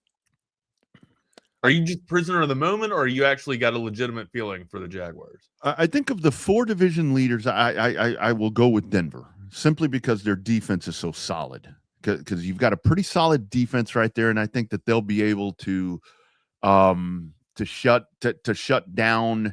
Because where I worry about as we get later into the AFC playoffs, the divisional round, that's when I start thinking Bills, Chargers. If Houston gets in, that defense is going to be really hard to handle. How do you handle that? I feel like the weather is going to be a bitch for the Chargers, and the Chargers just won't be able to get past that, right? Yeah. Or Herbert will throw the game away. Usually that's kind of how I feel. Texans, I don't feel like the Texans have the firepower on offense to kind of keep up. They're championship caliber defense, 100%. I just don't feel like they got the Joes to get anything done on the offense. I don't know. Maybe there can be a big game between Nico, right? Nico and Stroud. Maybe that exactly has to happen, right? They're not going to be able to ground and pound any team. So they're going to have to rely on the defense and then be able to do the quick strike scoring with Stroud and Nico Collins here. I can't put any stock in the Steelers. I was just about to ask you what you thought about them. Can you legitimately see them making a run here? And I just can't. I just can't. I'll give the benefit of the doubt that Rodgers knows how to play in inclement weather, and the Steel City is used to having porous weather as well. But there's just so many stars that need to align just for that team to actually be contenders in the playoffs here, which is why we're sitting here thinking nobody can win the North. Somebody absolutely has to win the North, and here's the Steelers staring at a 10-win season. So yeah, we're wondering when Tomlin's going to get the hook. Tomlin, with a 10-win season, Tomlin's staying there. So yeah. That's just that. And I've been shitty on Arthur Smith for a while. I think a lot of us have. Arthur Smith called a pretty damn good game on Sunday, in my opinion. Good. He had some pretty good flow there, working with the Steel City. And so the thing is with the Steelers too, Wags. I mean, this whole thing. Patriots and Bills for me, dude. Like even as well as Jacksonville playing the way that they are. I think I'm just going to go with what I know, and that's Josh Allen. Okay, like Josh Allen in playoffs. I think that he's going to be too much of a mess for Jacksonville, but ultimately, man, I think the most complete team right now are the New England Patriots for the AFC. I have to tell you though, with Pittsburgh, to where I'm not, I just can't really. I wouldn't advise your clients anything with the Steelers, but no, that game on Sunday to go to Detroit, which look, Detroit, that's a really good football team. Is Detroit even going to make the playoffs? I don't, not right now. I mean, I don't think so. And that's what tells you with the NFC. I mean, look at the teams that aren't going to get in. But God, I hate to say this, Aaron Rodgers, man, that dude's getting some respect from me. Because you see him talking shit to that dude when he ran out of bounds, and he's like, Rodgers goes to help him up, and the dude didn't want Rodgers to help him up, and he said, "What? You don't want my help because you got outrun by a 42-year-old?" I'm like, no, I didn't see that. But I mean, Aaron Rodgers has never been shy with the mouth, right? Never been shy to let you know what's going on. He and Phil Rivers, probably the best shit talkers in the world. Although Aaron Rodgers doesn't talk shit to the fans. Aaron Rodgers don't need to talk shit to the fans. DK Metcalf's going to do that for him. Yeah, he's out 2 games too. He's out 2 games. What a dipshit! Come on, man. He had that Steelers person by the hair, didn't he? God. All right, man. Where do you want to go next? I'll tell you where we have to go. We got to go to our guy, Ryan Hurricane Hecht. You got to wear that burnt. Ask him about that burnt orange suit, everybody. Give him a call and tell him to bring that burnt orange suit into the courtroom when he comes in there. But he's not just a lawyer. He is a personal injury attorney through and through. He's a proud Longhorn through and through. Brings that same fire, pride, and passion into the courtroom with that spiffy burnt orange suit. Ask him about it. He knows what you're going through, and he's going to fight like hell to make it right. All right. If you're injured in a car accident and you got any type of injury at all, just give our guy Ryan a call. 512-938-8929. Again, 512-938-8929. Austin-based, Texas proud, supporting local sports, local businesses, and local families. Friend of the show, fighter for the people. Don't let insurance companies push you around. Let Hurricane Hecht blow the case wide open. Call today, 512-938-8929. Again, 512-938-8929. Email Ryan at hechtlawfirm.com. That's Ryan at HECHT lawfirm.com. Tell him the crew from TSU sent you. That's right. And you want to be that guy or that lady that puts that bow on a brand new or pre-owned car, truck, or SUV? Hey, man, I'm going to send you to Covert Bee Cave. They have great bows there, too. On top I want to be in the commercial. Can I be in the commercial? Can I do the the bow? The bow. Look at your car, honey. Look at your car. It's over. Drive in the snow. Yeah, be driving out in the snow. They do full video. There's always a puppy. There's always a new puppy involved. Always got to be a puppy. Always got to be or a kid, a little kid. Your whole daddy. Look, it's a new car. You're holding your baby. Mommy a new car. Get a brand new car. Now you have Santa brought daddy a car payment. That's right. That's right. But it's the least affordable at Covert Bee Cave. That's right. Covert Bee Cave. They're going to take care of you just like they have taken care of these folks. I don't have to worry about shopping for mechanics to make sure it's done and done right. I come up here, I'm in, I'm out. They give me a loaner sometimes, and it's hassle-free. If you have any questions, they'll go ahead and help you out and educate you. They're not just here just to sell you a vehicle. They're here to build a relationship. They treat you like family, and then they make the experience what you want it to be, not what they want it to be. Covert, born and raised in Austin, where you are always treated like family. Aiden, thank you, Mr. Dan. Nobody beats a Covert deal. Not now, not ever. Be sure and check them out online at covertbeecave.com. Looking for that, that AV consultation system. And this is a beautiful time to do it as well. You can get your Christmas movies up, all of that. Holiday bliss with the New Year's holiday coming up as well. You can watch the Cheez-Its Bowl, college football playoff that night. And then once all that's done, you can turn on Dick Clark or whoever does all that stuff now and watch all of that. The beautiful fireworks happening in New York City and Los Angeles and Dallas, all of these places. Hey, man, you got to do that with your Tom McKay AV consultation system. It's not just the looks, friends. It's the sound.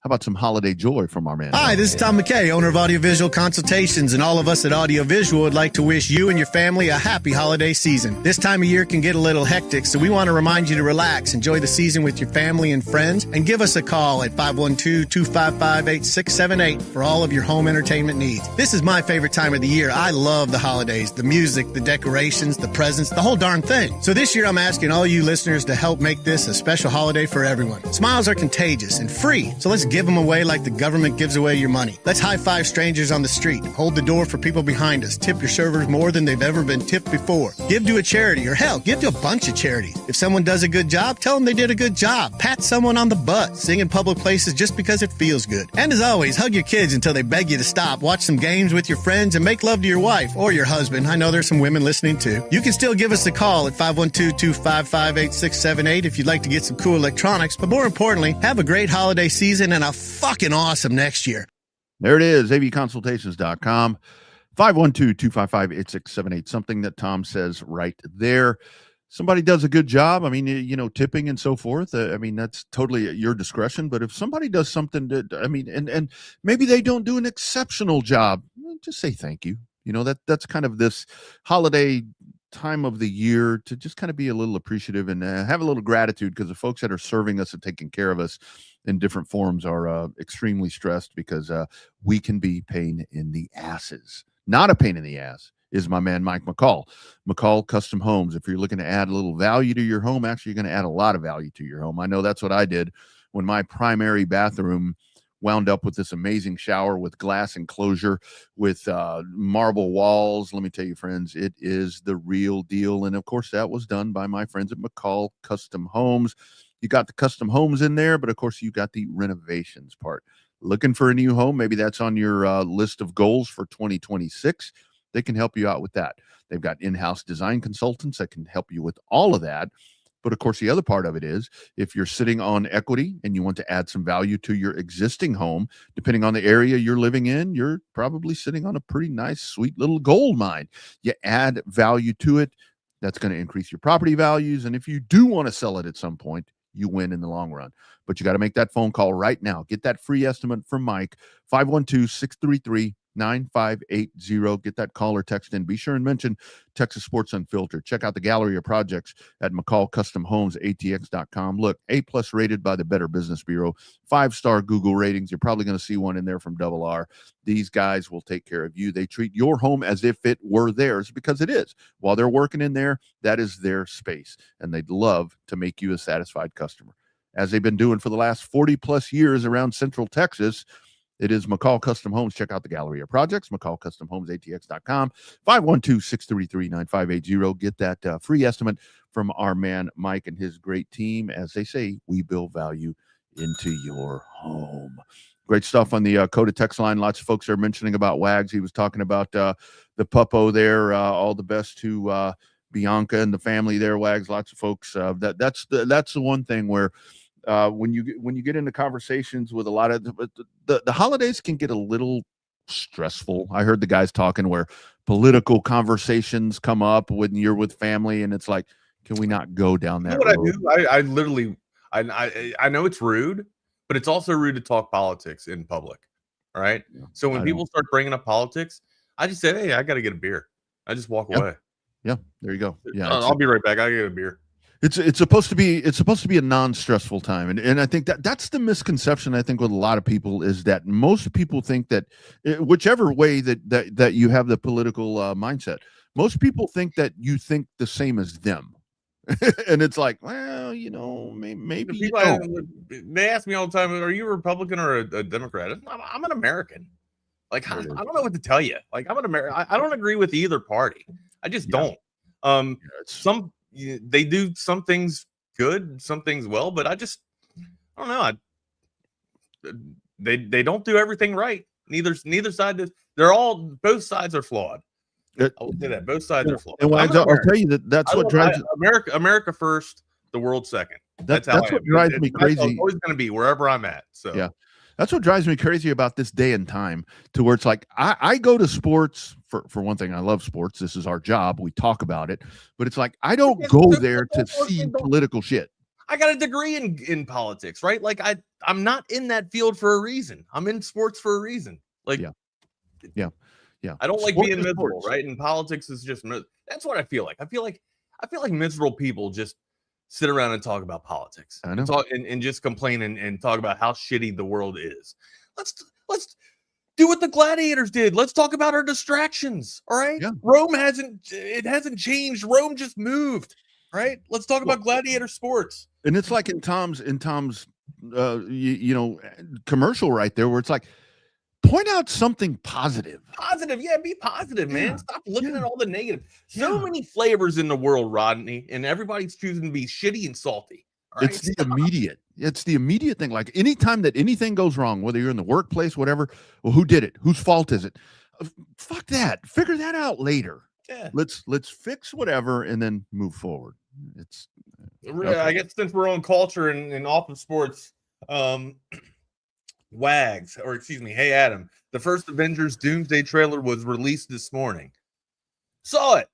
It just says that Steve Rogers is going to return to the with the Marvel to the MCU. Like, yeah, we kind of figured that, right? So here's the thing, real quick, and allow me to get nerdy, please. I'm gonna catch you guys up that haven't exactly been paying attention to Phase 5. All right, the multiverse sucked. It was a bust. It was supposed to be fantastic with Doctor Strange and Spider-Man.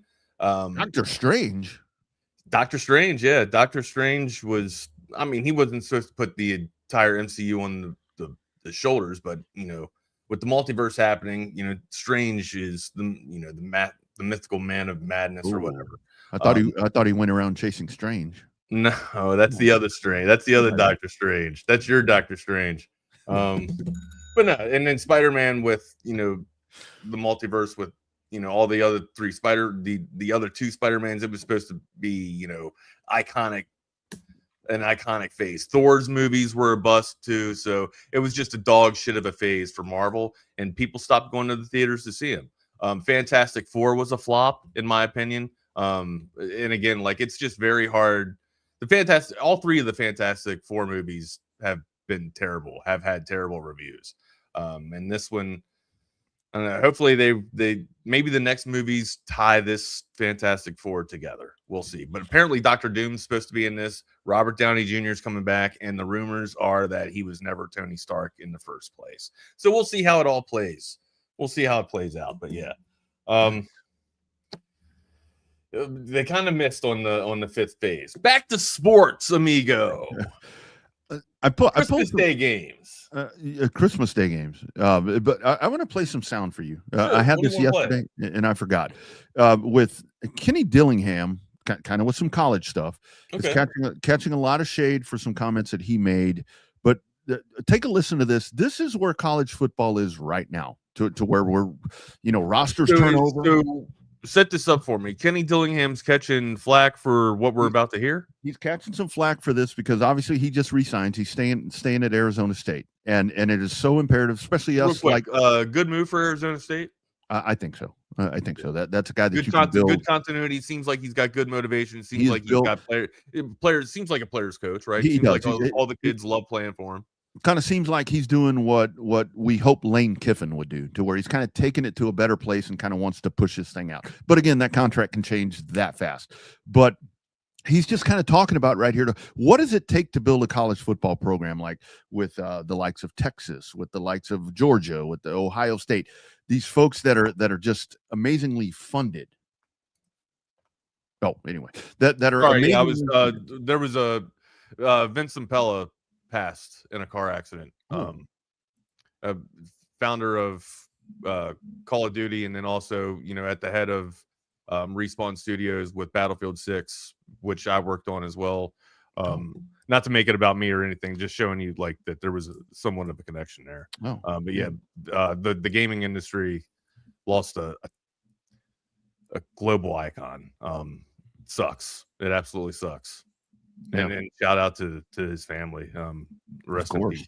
Yeah. So Kenny Dillingham on what it takes to make a rising program in Phoenix, Arizona, go to the next level. And people are like, well, that's not very. I don't like what he's saying. I think I like what he's saying. We need to find one of these really rich people in this city to step up and stroke a check, and I'll do everything I can to make you the most famous person in the city, right? That's really what we need. We need one person. We live in Phoenix, Arizona. You're telling me there's not one person who could stroke a $20 million check right now? There is somebody out here who can. There's somebody who can. There's somebody. And like other people are going to sacrifice to be here. Somebody step up and be that dude to say, holy cow, what completely changed it? This person. There's somebody out there that's going to listen to this, that's going to get it forwarded it. If you know somebody who can do it, forward this message to somebody. Somebody can step up and completely take this place from the direction it's going to holy cow. And it's right here in the city. There it is. Shoot your shot, coach. There it is. Shoot it. I mean, that's I'm Shoot sorry. That's part of that job now. Asking the entire city to pay for your roster. Go ahead and shoot your shot. You are a salesman. You are a salesman, and you just watched Texas Tech do that and put themselves in the college football playoff. Don't be beating that dude up for saying that. That's the college football environment that we're in right now, and that's where. Okay, so all right, not on Kenny Dillingham. Let's go to the state of college football. Is the state of college football better or worse than where it was 5 years ago? Worse in the sense. No shit. This is some weak ass shit. And this is where, like, that's if that's the world that we're in, go with it, man. If people we're in a GoFundMe society right now. Okay, yep. Go ahead and get your bag. If that's the way that you got to get your shit, Texas has the resources. Texas just don't need to reach out on the phone and go get the resources, right? We've already had the war chest built up. If that's how you got to get your war chest, and he makes a good. I'll say this about him though. He makes a good point. It is Phoenix. There's some money up in Phoenix. Right. And if you really care about your program, go ahead and get some big ass donors up in Phoenix or out in that desert there to kind of bring some talent. Like you said, Texas Tech did. To be out there and grandstanding and asking for dough like that. That's I guess, I mean, it's the GoFundMe age, right? It is. I mean, I'm sorry. And with these rosters turning over every year, I mean, look at the Texas roster. We can go through the transfer portal, who's leaving, who's opting out, who's doing all these. That's sad to me that this happens. And this is where I go back to, with the G5 thing, with the G5 in the playoff, give them their own thing. Let them be that they can't compete with this shit. Because let's say that somebody does come in and drops a boatload of millions of dollars on Arizona State and Kenny Dillingham. And I think that this is so calculated and smart because he signs the extension. I'm going to be around. Oh, by the way, come give me a lot of money so I can go buy the best fucking football team we can find. Right. And that's sad, but that's the way it works right now. That's the way it works right now. That is, and they're in the Big 12, Wags. I think that there's a chance right there. They're in the Big 12. Is that a ploy? Is that a cause anymore? No, that's just it's the sad state of college football, right? It's we're in a GoFundMe state, so it really is. It really is. But I mean, I love the remarks, and I love the candidness, and I love that's begging. I mean, shit. I mean, I'll take it. That's a good coach. If that's where you feel like you have to be at, then I mean, you're doing whatever you're giving yourself a fighter's chance. You know what he's doing? He's looking around. He's seeing the optics, right? He knows he ain't got the biggest bag out there, right? But the programs with the biggest bag are like Texas. Like, how in the hell is Texas Tech doing this? Because they went out and they spent $50 million, or I think it was $50 million just on their defensive line. Am I wrong? Are those numbers wrong? Right around 20, I think, right? 50 million, I think. I thought it was 50 million just on their D line. Well, but hell, I could be off. They need to spend some money on it seemed to work. They seem to have fixed their problems or shore up their problems. Now, do they have depth? We'll see. If teams can stick around after they make a splash in the cash, so to speak. Where do you want to go next? Good little. Yeah, let's hit them Christmas games. I didn't hear that before. Yeah, yeah. Let's hit those Christmas games you were talking about. NFL full slate. NBA's like, man, why y'all gonna jump in on our holiday? Santa's bringing some gifts, giving us a doozy of a game. Commanders and Cowboys. See, you look at that's where I wish they could flex this stuff, but I know they can't. But you look at this, and this is where you're thinking at the beginning of the year, oh man, these are all playoff battles right here because the Commanders, after what they did, the Cowboys are going to be so good. Yeesh. Dak's last game of the year, like Nick Harris said yesterday, go out there, show out, get all the yards you can, then sit your ass down for the finale. Just because we're kind of on the topic of it, and I know the Cowboys are absolutely out of the playoff picture, and usually MVP's reserved for teams that are competitive. Dak got a fighting chance at all for this? I don't. And before you answer, here's my one counter. Here's my one, I guess, piggyback to it. Right? You take Dak Prescott off the Dallas Cowboys. The Dallas Cowboys might win 2 games.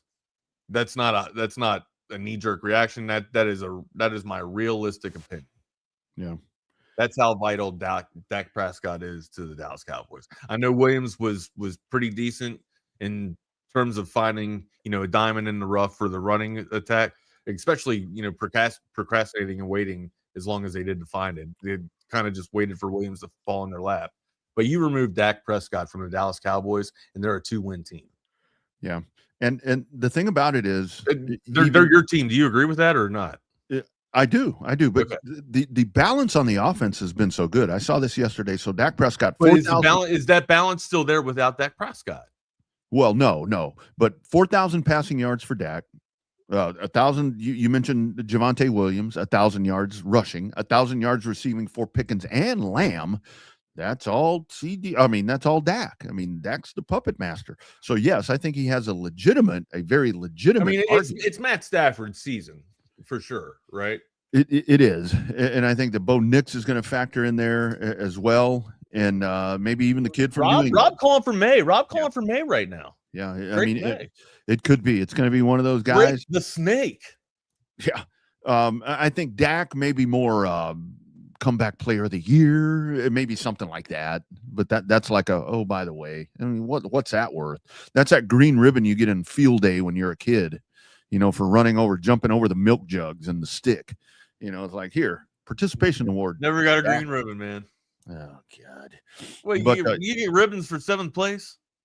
You get a ribbon for last. It's like, I remember there was one year, like in 2nd grade, all my buddies are getting blue ribbons and red ribbons for 2nd, and I finished last and everything, and I got 1 green ribbon, and these dudes all had all these ribbons. Participation trophy. Lions and Vikings. Oh my.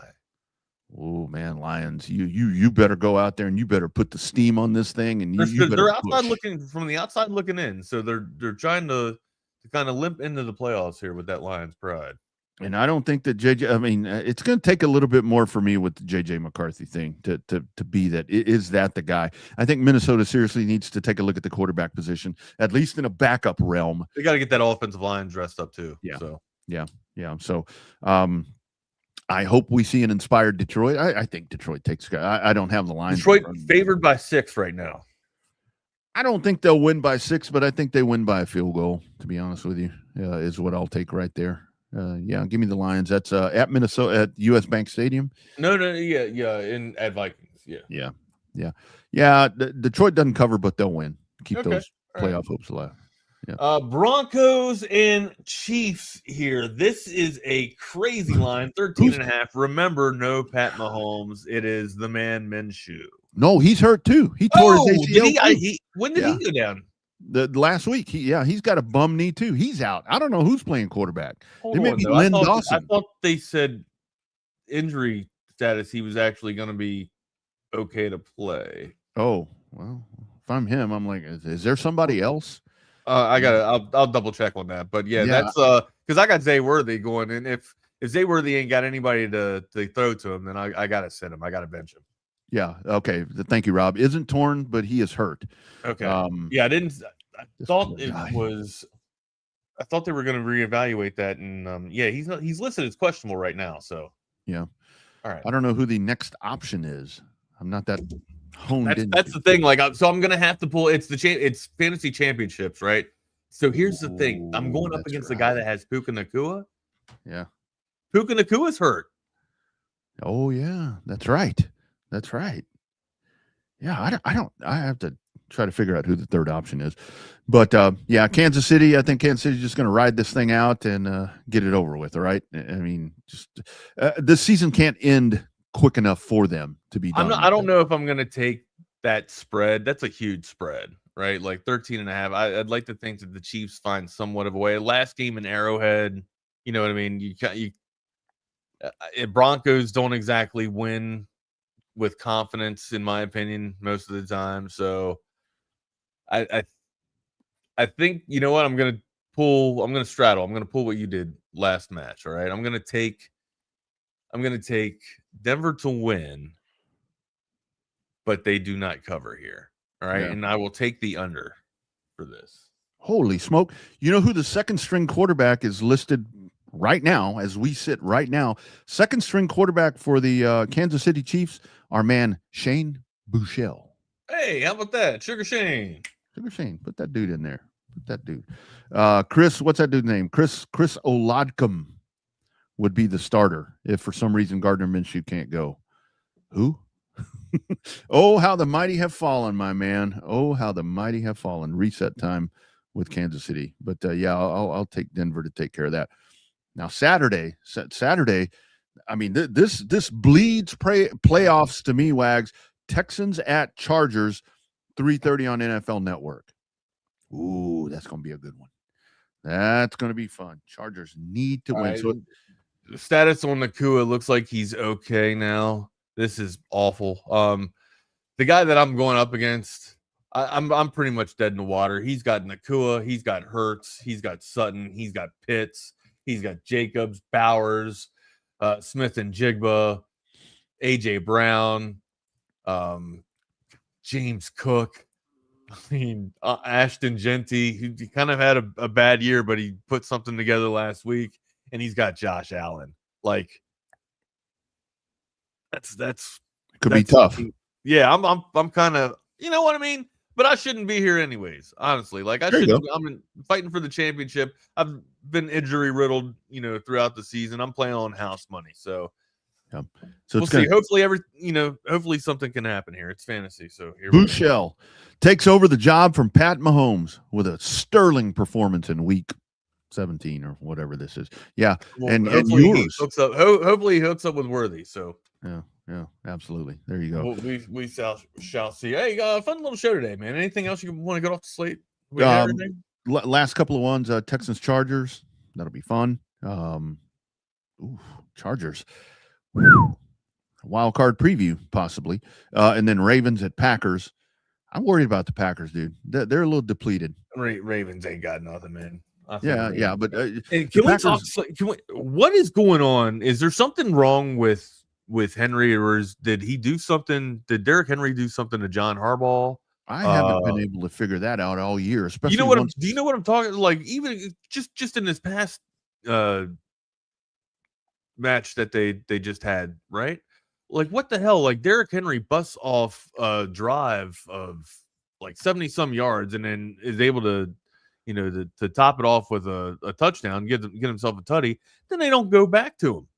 Yeah, they put Ali in for the rest of the game. So yeah, I'm still trying to find a story on that. And then I heard the presser from Harbaugh mention nothing. I've mentioned something that he's going to put his best players in there that's going to give him the best opportunities to win. It kind of felt like a backhanded slap to Henry, meaning he's not reliable and that he turns the ball over. You're telling me that your best running back, who's got over 120 some, no, I'm sorry, had like 117 or some shit like that. I don't have the stats pulled off right now. But anyways, like, he ran over the century mark, and he is just a imposing of your will, especially in later portions of the game, right? When your hands are on your knees or your hands are on your hips and you're just kind of worn down by fatigue. That's when Derrick Henry just absolutely demolishes teams. He'll gouge a defense. Yeah. And John Harbaugh refused to even utilize it. Yeah, I don't understand what's going on with that, because I've noticed that a couple of different times to where you're not going to Derrick Henry, especially when you don't have Lamar Jackson at full tilt, when you're still in playoff contention. I truly think that maybe when this season is done, There may be a little bit with John Harbaugh. It's like, okay, is it time to go a different direction? I'm not saying I'm with you too. I'm with you too. I think maybe the time. I think John's tenure might be coming to an end here, right? Like not so. Yeah. I think Tomlin, John Harbaugh's gone before Tomlin. I think. Mhm. Yeah. But yeah, like I'm not saying that they had the Patriots on the ropes, but it felt like things were working, right? And then they just kind of gave the Patriots the win, in my opinion, by not even giving him a tote. He didn't touch the rock one time after that drive, which is just weird. Yeah, that's got to be something internal there. That's got to be something that we don't know about. But I do think I've thought for about the last month or so that the questions are going to pop up and arise about John Harbaugh. I mean, is it time for something? Because they in Buffalo, and Buffalo still has that chance to maybe try to push this thing through and hit that ceiling. But both of those franchises, it's like, God damn, what else do you have to do right here? Kansas City has fallen on their face, and you're both still sitting here. And Kansas City's not going to be a factor, and you may not win a championship when you've been the heir apparent to Kansas City for so long, both of those franchises. So I don't know. We'll real quick before we get out of here, did Wags say that he worked on Battlefield 6? I got the game for Christmas, won't open till a couple of days. Yeah, actually, you go to the credits, you'll see me in the credits there. Nice. Worked on Battlefield 6, worked on Apex seasons 17 through 21. And then worked on college football 2025, not 26. That's awesome. That's awesome. Wags, fun. Before Jordan comes on, man, to all of our TSU family that is a part of this show from 9 to 10 every morning, Merry Christmas. And I think that both of us, we've got folks that we communicate outside of the show with. We hit the Coda text line, but man, this is family, and this is truly a joy and a blessing to get to do this, man, because we got a really cool job right here, man. Absolutely. Again, like the show wouldn't be what it is without you guys. Like the way that we interact with each other too. Like Double R and I just had the conversation. You guys make the show. So yeah. Merry Christmas to everybody. Happy Hanukkah. We love all y'all, man. It's been a great year, a fun year. And there's you guys, if you need to reach out and give us a call for anything, if you find yourselves on, a little bit of a Debbie Downer of a day. Hey man, I ain't doing shit. Go ahead and give me a call. I'll talk to you. I'm just watching football, man. Yep. Reach out. We're probably going through the same shit ourselves. So yeah, always a good thing. Feliz Navidad as well. Hey, when Jordan comes on, can you allow me like 5 minutes to go check on the girl real quick? Check on my dog real quick. If that's okay. I know you got a meeting, but I just got to check on her real quick. That meeting starts when I get there, Wags. Hey, that's what I'm talking about. I'll be right back, guys. Yeah. Stay guns. I'll be right back. Yeah, there he is. Jordan Scruggs. My man. What up? How's he? So I didn't get to talk to you about championship weekend over there at AT&T Stadium. Truly just kind of mentioned it in passing yesterday, but big thoughts out of that, my man. Boring as hell. Yeah, that's kind of what I thought from everything that I saw. I was like, there's no pizzazz right here, man. I'm not really feeling any of it. Man, I'm pretty sure 8 of the 10 11-man games were decided by double digits. Let me see. Yeah, 8 of the 10 games, 11-man games, were decided by double digits, including 4 by 22 or more points. Yeah. Well, and that's where I have to tell you, to where it's probably been this way for the better part of 10 years for me, to where it's like when the high school football season begins and there's the build up and all of that, it's like, yeah, it's exciting. We're going to play all these games, but I got a pretty good idea what's going to happen here at the end of this.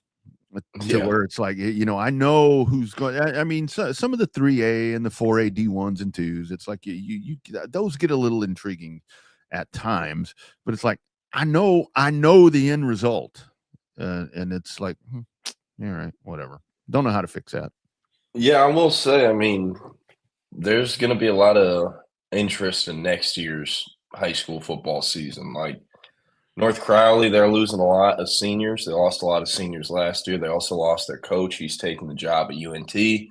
I do think, I said it before, if I'm North Crowley, I'm hiring no one but Eli Reinhardt, who is in the mix for the job. Same with DeSoto's Claude Mathis.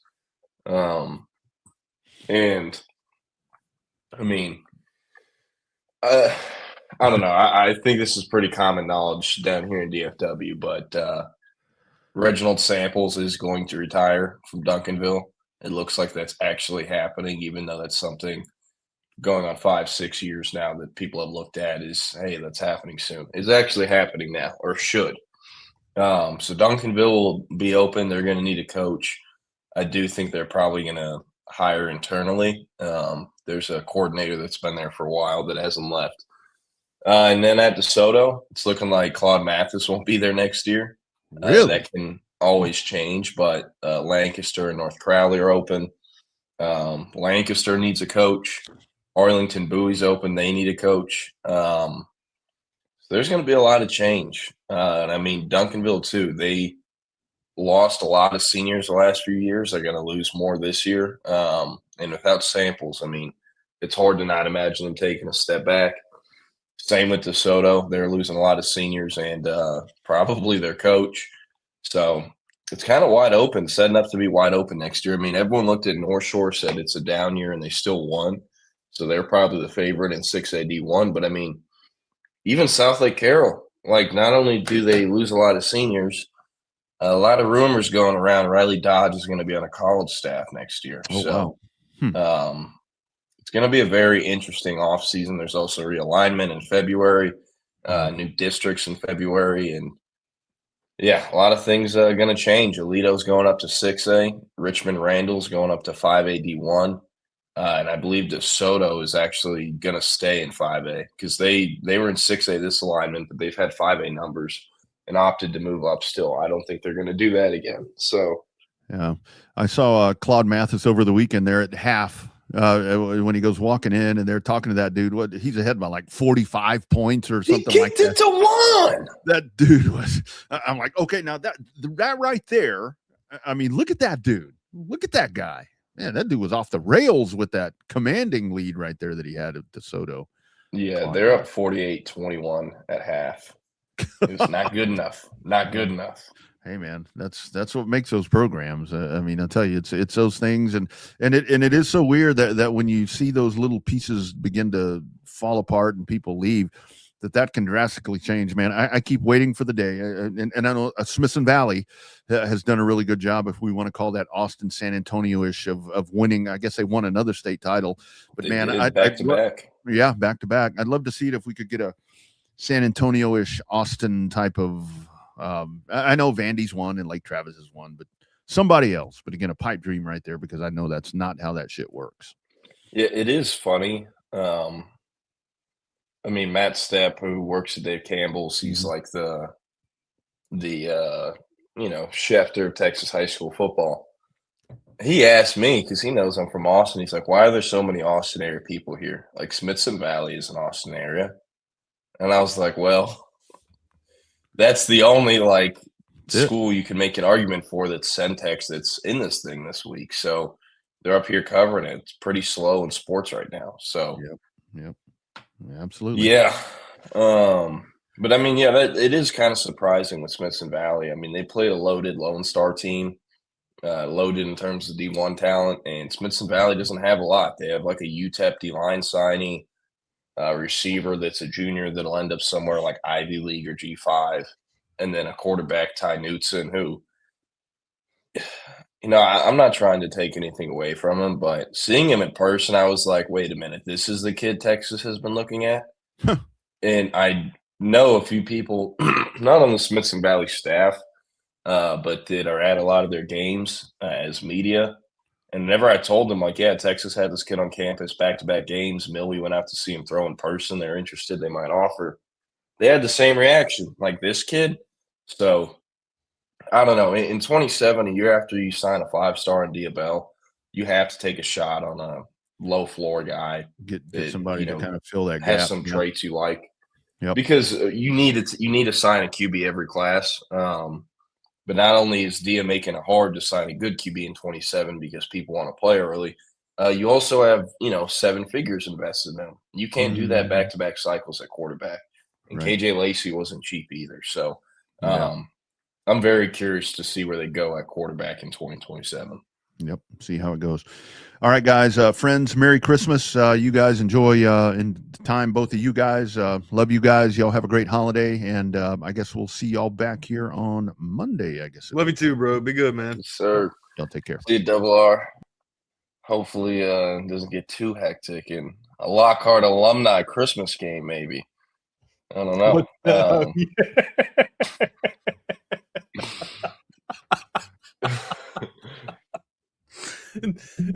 I think they got their own Christmas Day jerseys and shit too. Yeah. Hey, I don't know how much you were watching the Texas basketball game, because I know Monday Night Football is on. But how about your Maryland Eastern Shore? Yeah. I mean, they were down like 7 at halftime, and I was like, oh God. I had the same thoughts. It's Maryland Eastern Shore, right? We're not talking about the Terps here. It's I don't even know what the Eastern Shore Hawks. See, I can't even remember what their damn mascot is. But yeah, a little bit of a panic, a little bit of a cardiac arrest there, but they were able to find a way and get it done. Ultimately, I think it was a 30-point blowout at the differential. Yeah, they ended up winning by 20 plus, I'm pretty sure. Yeah, their mascot is Harry the Hawk, and they're just the Hawks. The Seahawk, Warhawk. I can't remember what the damn thing is though. Looking at their alumni list, I don't know any of these people. There was once a man from Nantucket. I don't know any of these people. They have like a bunch of NFL players, like 7 or 8 of them, but they're all from like the 60s and 50s. So yeah, it's not even so. Like Salisbury is the college that is known for, or I guess what the Eastern Shore is known for. It's not Maryland Eastern Shore or anything like that. So Salisbury is like the best college there, or the college with the most sports prestige, but it's all in lacrosse. So, and that's a Division III school, and I guess that's the most notable college on Maryland's Eastern Shore. So it's weird. We can get across Maryland, from corner to corner in like a span of 4 hours, where you can't even really put a dent in Texas for 4 hours. So you guys, we keep saying Eastern Shore like it's some island or something crazy to a trek to get to. The mascot is named Mike Hawk. There you go. Well, we'll call it Castle Rock Hawk, huh? I don't know about that. His name's Mike, right? And we're saying, I'm thinking that's the kind of correlation he's making it. But you don't know his porn name, Jordan. Jordan, his porn name is Lee Castle Rock. That's why we're going to call it Castle Rock Hawk. So, got it. What's your middle name? Cooper. Cooper. What's the street you grew up on? What's the street you grew up on?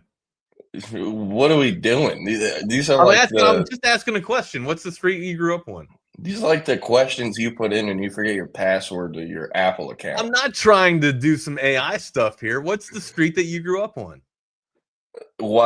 Texas Wildlife Trail. Say that. Texas Wildlife Trail. So Cooper Wildlife. We're gonna go with Wildlife. Cooper Wildlife. That's your porn name right there.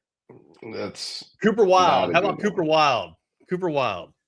Yeah, I don't know about all that, but hey, welcome into the Lone Star Playbook. I'm Jordan Scruggs. It's Wags. Yeah, all that before was on Chaos Theory. You can't. So all the good stuff is going on the Lone Star Playbook. Oh yeah, there you go. What's up, Zay? How you doing? CB, how we doing? All right, so wanted to start it off a little off topic for what we usually talk. Favorite Christmas movies? Damn. What do you got? Off the top of my, it's National Lampoon's Christmas. That's number one. I think that's traditionally that's what we watch. We bookend it right as soon as Thanksgiving's done. We usually start with National Lampoons and then we end with National Lampoons. We watch National Lampoons more than twice, probably like 3 or 4 times a season. It's just so good. Love Actually. I'll say Love Actually is a Christmas movie. I know that's a rom-com and it's not exactly known for It's funniness and shit. It's just a good story of love, man, and it's around Christmas. Four Christmases is a fun one too. That's a great one. It's good. I love that. I don't know if I can put it in my top 5, but it's one that we just watched the other night. So it's a reminder. Every time you see it, you're just reminded how funny it is. And it's kind of modern day Christmas, right? Like you're kind of like what you get these days. Hey, did you ever watch those movies I suggested? Not yet. They're written down. They're on my movie list right here. I swear I can't. So I've been so tied up with the dog and my wife. I have to find a way where I have some me time, right? Because I don't think my wife's gonna watch those movies. Yeah, man, these kids that live in my area got like these. I'm pretty sure they're electric, but you got like these dirt bike things, and they keep popping wheelies outside. And it's like, yo, I got a camera right there, so if y'all hit the car, you're paying for it. But yeah, they've been doing some dumb shit the last day. They're off from school. I'm pretty sure they're high school kids or middle school. But yeah, I mean, I like National Lampoons. I've seen it so many times though. And the way I'm with movies, once I've seen it enough times, I'm like, turn this shit off. Right. And that's why I hate Adam Sandler. Because you get a little Jordan Scruggs lore right here. So I have a twin. Most of y'all forget this. I have a twin. We're fraternal. Yeah, I never know if I'm actually talking to you or not. So yeah. You would know. He's like a bodybuilder and his ginger, right? We don't look that much related, but growing up, we always got into it. Who's in charge of the TV remote, right? So eventually, my dad came up. Are you older by? I am 30 minutes younger. I went to C-section, so yeah. Fun fact there. C-section baby. There we go. My dad had this wonderful idea. Like, hey, y'all need to stop arguing over this. One of y'all gets even days and one of y'all gets odd days, right? My genius ass at like 7 years old was like, there's more odd days in a month most of the time because there will be a 29th and the 31st. So I took odd days, of course. And that's how we did it. On even days, he was in charge of the remote. On odd days, I was in charge. I always wanted to play Wii or hop on Xbox or watch ESPN or Channel 121, Nickelodeon, something like that. I swear on everything I love. There were two things he'd play. The Movies channel and the 500, which was like Adam Sandler, Happy Gilmore, Billy Madison was on there 24/7. Like I've had to see bad movies to have to watch constantly though, right? Dude, what are we talking about? Like Billy Madison? No. Happy Gilmore. I might have seen, I'm not joking, the full Happy Gilmore movie at least like 25, 30 times in one calendar year. That's like a lot. That shit gets old. Right? So, yeah, it that is my beef with Adam Sandler, but I always liked National Lampoons, of course. Home Alone's a classic. I pulled up some of these Christmas movies. Elf, of course. Elf, yeah, for sure. Where are you at with the Christmas Story with like Ralphie? Do you watch that one still? Have you seen that one? Do you know what I'm talking about? Where you'll shoot your eye out, kid. Where you want a Red Ryder BB gun? You'll shoot your eye out. The lamp with the lamp where they have the leg lamp. Netting. Oh, fragile, must be Italian. You know what I mean? So, yeah, man, I've seen that like twice. It's enough for me. That's enough for me. David Keith Williams mentions Trading Places. Oh, that one's pretty good. That's a Christmas movie. Absolutely. With Dan Aykroyd and Eddie Murphy? Yeah. I should say Eddie Murphy and Dan Aykroyd. Batman Returns is on here. I don't really remember that being Christmas. Batman Returns is a Christmas movie. Well, I mean, it takes place during Christmas. It does. Die Hard is a Christmas movie. Rambo: First Blood. There's a Christmas tree in Rambo: First Blood in the police station. Roof Man is really on this list. Roof Man? I haven't seen Roof Man. That's the one that you it's one of the put two. Down on here. But I mean, like it's not that related to Christmas. Christmas is going on during the movie, but it's not based around it. I don't know. What other stuff do we got here? Surprised none of you bozos have said Frozen yet. That's something I don't thought even you'd think mention. I know the song from Frozen, but I haven't seen the movie Frozen. I am very proud to say I've never seen the movie Frozen. What about either. Gremlins? Do you consider Gremlins a Christmas movie? I mean, haven't it seen is. that one. It's Gizmo is a Christmas gift. Have you I seen have not Gremlins, seen it. Jordan? No, I have not. No. Okay. Yeah, I don't really know most of these movies. Only the classics. Yeah, y'all got some good ones. Okay, so it's funny, David. Scrooge is a good one. It's funny, David Keith Williams mentions this. Is your brother named Jackson? He actually is. It's not spelled that way. And we were born before Jackson or Jordan Shipley were like known names outside of high school football. My parents always said they named us after their favorite Michaels. Michael Jordan, Michael Jackson. I think I got the better one. I'm just a gambling degenerate who had a secret suspension from the NBA because my dad got killed over gambling debts. Whereas my brother's named after a noted pedophile. So I think I'm winning Did out Michael here. get cleared for that? He's dead. So probably he won't ever. But I believe his estate is probably doing everything they can to silence that. Great artist. Don't get that twisted. Phenomenal artist, make great music. Sure, yeah. But horrible human being. I mean, horrible. I don't know if you've seen if those allegations are indeed correct, 100% terrible human being. Yeah, the way I look at it, innocent till proven guilty. But eventually, when you get enough of them, it's like, okay, one of these has to be true. That's like Deshaun Watson early on. It's like, oh, they're lying on his name. And then after like allegation number 7, it's like, whoa, okay. Yeah, I mean, I don't know. A lot of people can come together for some dough, bro. A lot of people can stick to their guns as long as they, in order to get paid. There's a lot of desperate people out there. I am not advocating that people are lying. I'm just saying there's a possibility that shit like that can happen.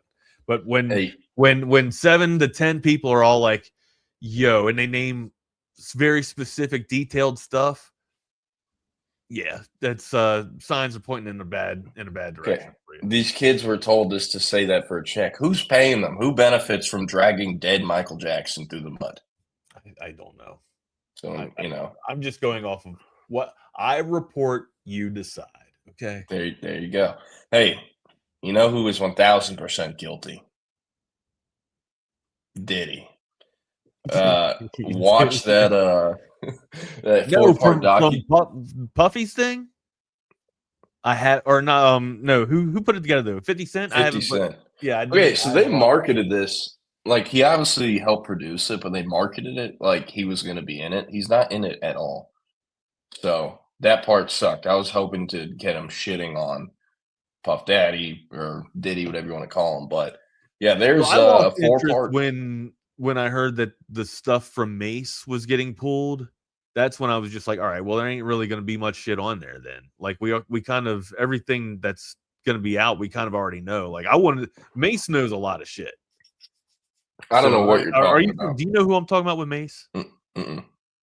All right. Well, Mace was a rapper back in the early aughts, or maybe even the late 90s, and he was always running with Puffy, and he was supposed to be in this documentary, and it got pulled. Like the stuff, his little part got pulled in it. So I thought that was a really good tell-all. It kind of sucks to not see that, but after I heard that Mace isn't going to be in it, I lost interest. Look, Mace, I'm going to send you some Mace shit. All right. Yeah, I mean, I don't know. I thought it was good. Most of the stuff in that documentary about Diddy is public info already, but they go in depth. Let's see what other stuff we have here. Talk about USC and Notre Dame ending the rivalry. I don't know who this is actually on, but I mean, I can't stand Notre Dame. I don't care for them. And hey, if you're USC and you're any of the better teams on the schedule, I would seriously consider backing out to try to see if they can get out of that MOU they signed with the CFP. Like, what level of bullshit it'd be if they took out Miami to put Notre Dame in there this year? Because if that went into effect this year, that is what would have happened. Right. So I don't know. I'm so fucking tired of Notre Dame. I couldn't stand them before this under Brian Kelly. Marcus Freeman's a good dude, good coach, but I hate their fans. I don't like the program, the shiny chrome domes or gold domes. I don't like them. And they somehow each year come up with a new way, more ammunition not to like them. The playoff thing, crying, opting out of the bowl game. Like Michigan is going to play Texas in a bowl game, and both teams seriously might combine to have less than 110 scholarship players. Because they got stones, they got nuts. No, it's taking an optimistic look at it too, right? And trying getting the fruition of your program, a lot more reps, or I guess have them prepared for 2026. Whereas you just opt out and take your ball and go home. That's just again, what's these years are all about optics. It's shitty optics, man. It's very shitty optics. And if you're a recruit, why would you want to go play for somebody like that? You're already taking snaps and reps away from me. I'm trying to get to the league, dog. Like I'm trying to get as much film on me as possible, especially in competitive play, right? Like I don't know. Can we call bowl games competitive outside of the playoffs these days? They're basically spring games now. Yeah, I mean they are. They're glorified practices. They're spring. You're getting a look at the future. Exactly what Sarkisian said. You're getting a look at what you're going to see in 2026. Yeah. Hey, I don't care though. I'll still bet on it. What's that? I said I don't care. I'm still gonna bet on it. I'll still watch a lot of games. Okay. Want to pull up. We're gonna take a look at some bowl games because we're gonna be off air for a while. Are we on air Friday? No, we're off. Okay, I think we come back on. Christmas. Wait a second. What's today? 23rd. But what day is it? Tuesday? Yeah. I'm pretty sure we're off Friday. I'll double check. All right. Any thoughts on Chiefs moving from Kansas City, Missouri to Kansas City, Kansas? And I don't like that they're playing in an indoor stadium or moving to an indoor stadium, right? What's known, I guess what the Chiefs has always been known for is just the venue and how it's usually just going to be a hellacious battle just getting there, right? Not even playing the Chiefs, just dealing with the weather, the inclement weather at Arrowhead in the later portions of the season. That's kind of always given like the Chiefs their kind of like their unsung advantage, right? Or I guess their masked advantage, in my opinion. But yeah, I guess it kind of removes that. And also, like I'm a fan of tradition, right?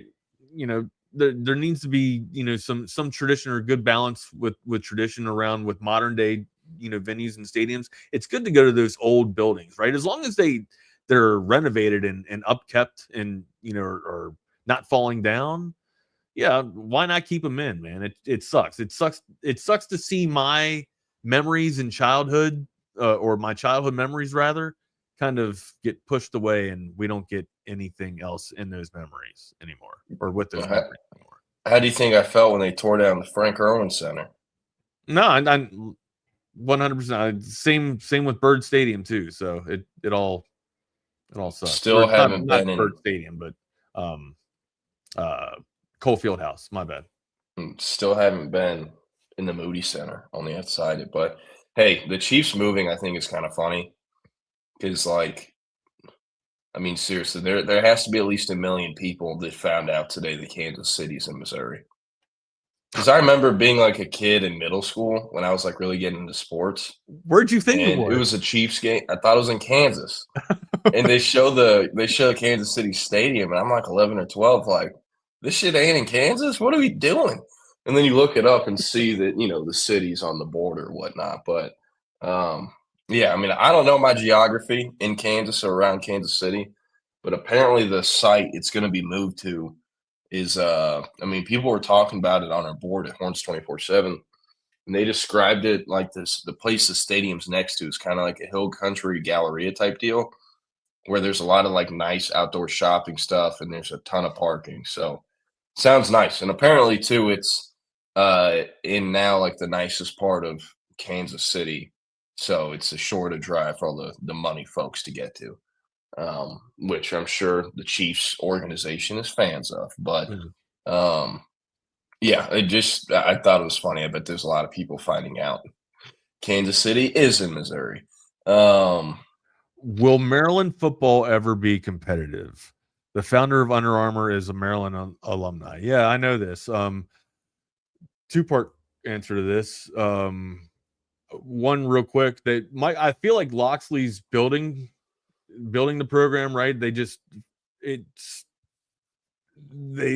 take one step forward and two steps back at times, right? So I don't know if they'll ever be competitive. I feel like they're in a better state that they were 3 years ago or 4 years ago. Hell, even when they were beating Texas, randomly, those 2 years in a row. So I still feel like the program's in a lot better condition than it was 3 or 4 years ago.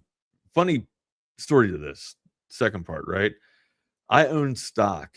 I did own stock at one time in Under Armour when Under Armour was $3 a share, right? Because it was a Maryland product. I knew about it. I was like, all right, this could take off like Nike, right? No one thought that it would, but they had some crazy marketing schemes with, color combinations and shit, which I thought was kind of cool and played on the eye of the youth, right?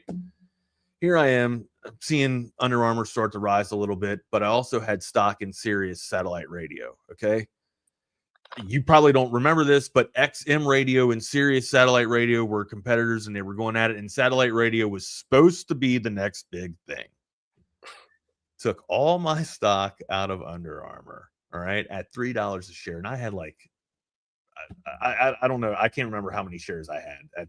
It was a long time ago, almost 20 years ago. But I removed all my shares and put them over into Sirius satellite radio because they bought out XM in the stock split. So when the stock splits, you usually double down and put more in because you can get it at a better rate. Okay. Took a big risk. Didn't turn out the way I wanted to, and Under Armour stock soared to $35 a share. Jay Guns, it's sort of the worst financial decision I ever made in my life. But still, it wasn't. It was just on bonus money. It was on my money making money, right? It wasn't money that I threw away, but it's just money that I potentially could have won. I threw it away. So, yes, the case in point, fucking Under Armour, man. God, and yeah, long story short, probably not. They won't be competitive ever. They just don't have the resources. Sorry. Hey, you know what they do have though?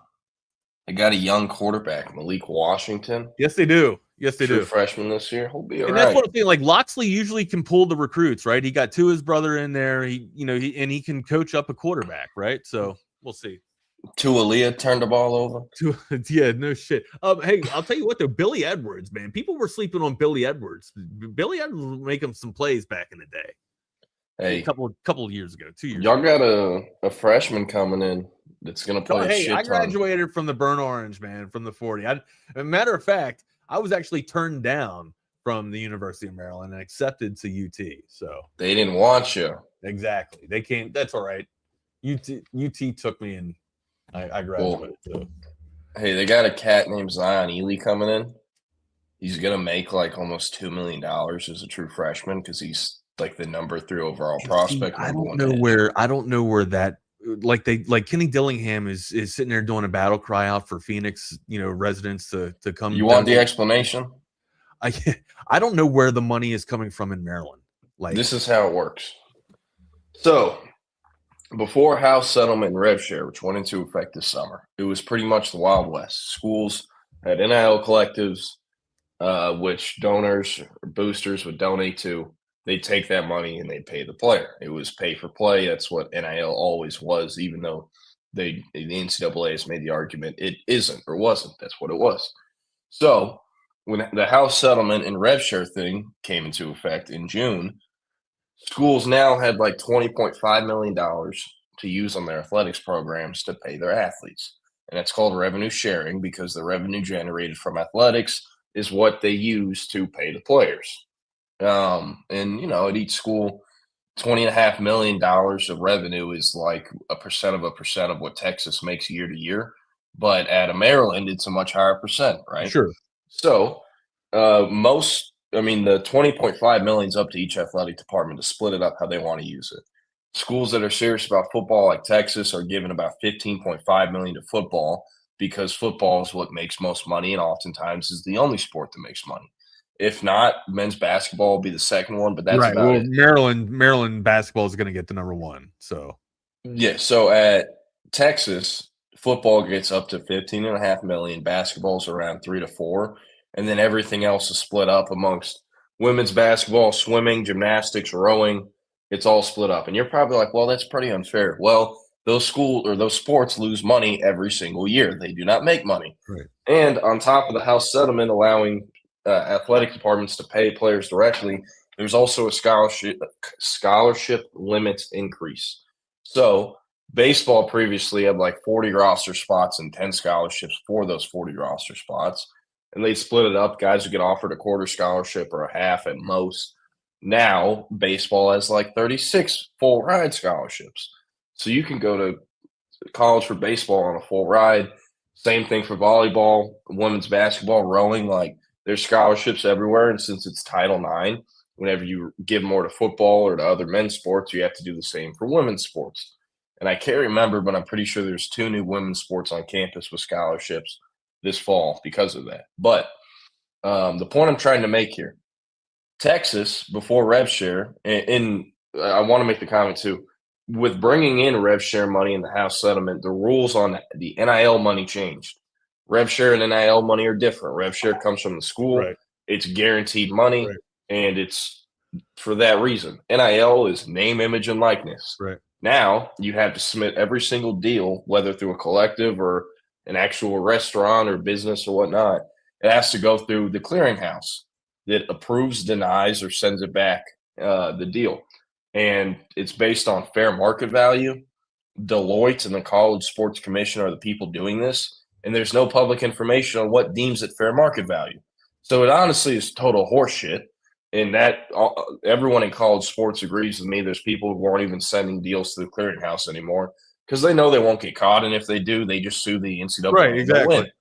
So what I'm trying to get to here, previously when there was the Wild West and no rules regulation, a school like Texas, I fully believe Texas's roster this fall costed between 30 and 40 million. Fully believe that.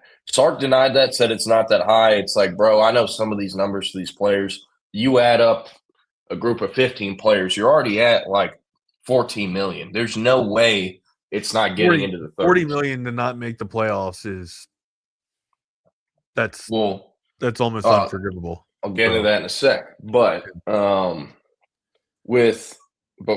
before the rev share and all that, Texas's roster is between 30 and 40. With the House settlement and rev share, you get 15.5 there, but you don't know how much money you could actually get to the clearinghouse. So the Texases, the Georgias, the Ohio States are currently operating with less money than they were used to. Do you know how hard that is? You have to tell guys, hey, you have to take a pay cut because we literally have less money to use. On the flip side, a school like Maryland, a school like Baylor, a school like Oklahoma State, they never had a roster worth $15.5 million. So now with rev share, it's even the talent pool even more because Wags, you're a 4-star linebacker, and Texas likes you, but they don't see you being worth more than $300K a year because they think that's market value or whatnot, and you can't play till year 2 or year 3. We're going to give you $300K a year. A school like Houston, they never had $15.5 million to play with, and so they don't have to overpay players on the roster to get to $15.5. They're going to be smart.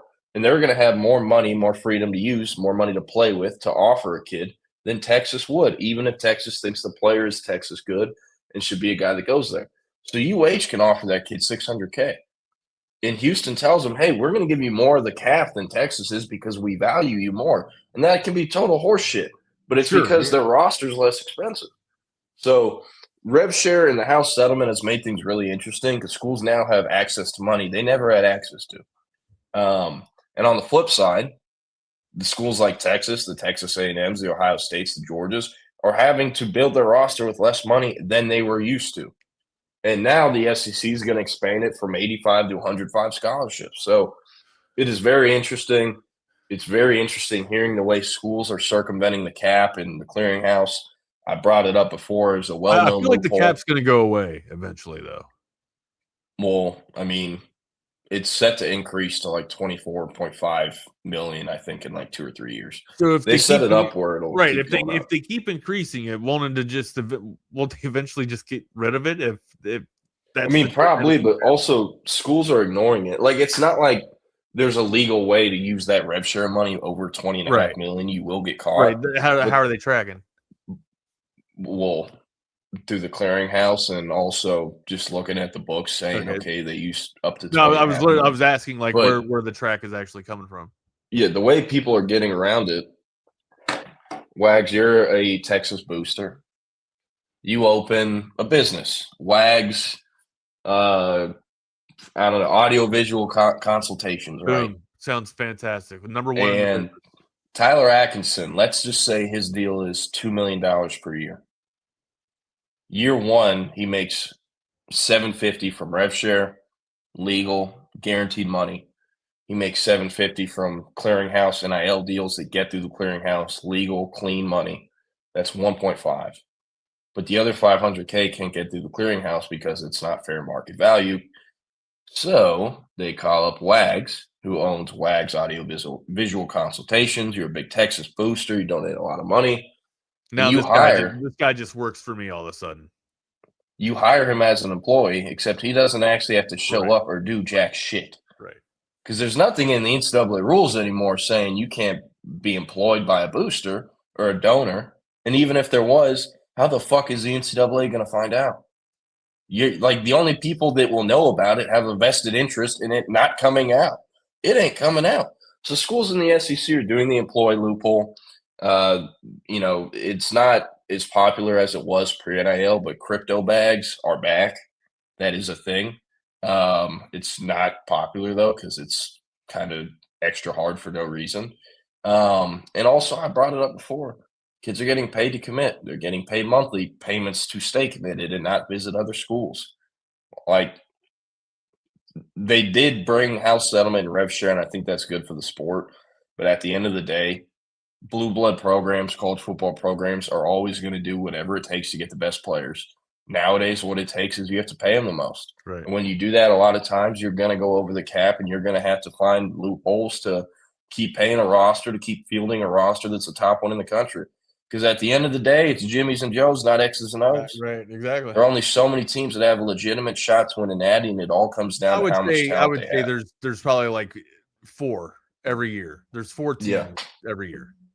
But yeah, that's kind of some background on why Maryland is able to pay a Zion Ely $2 million a year.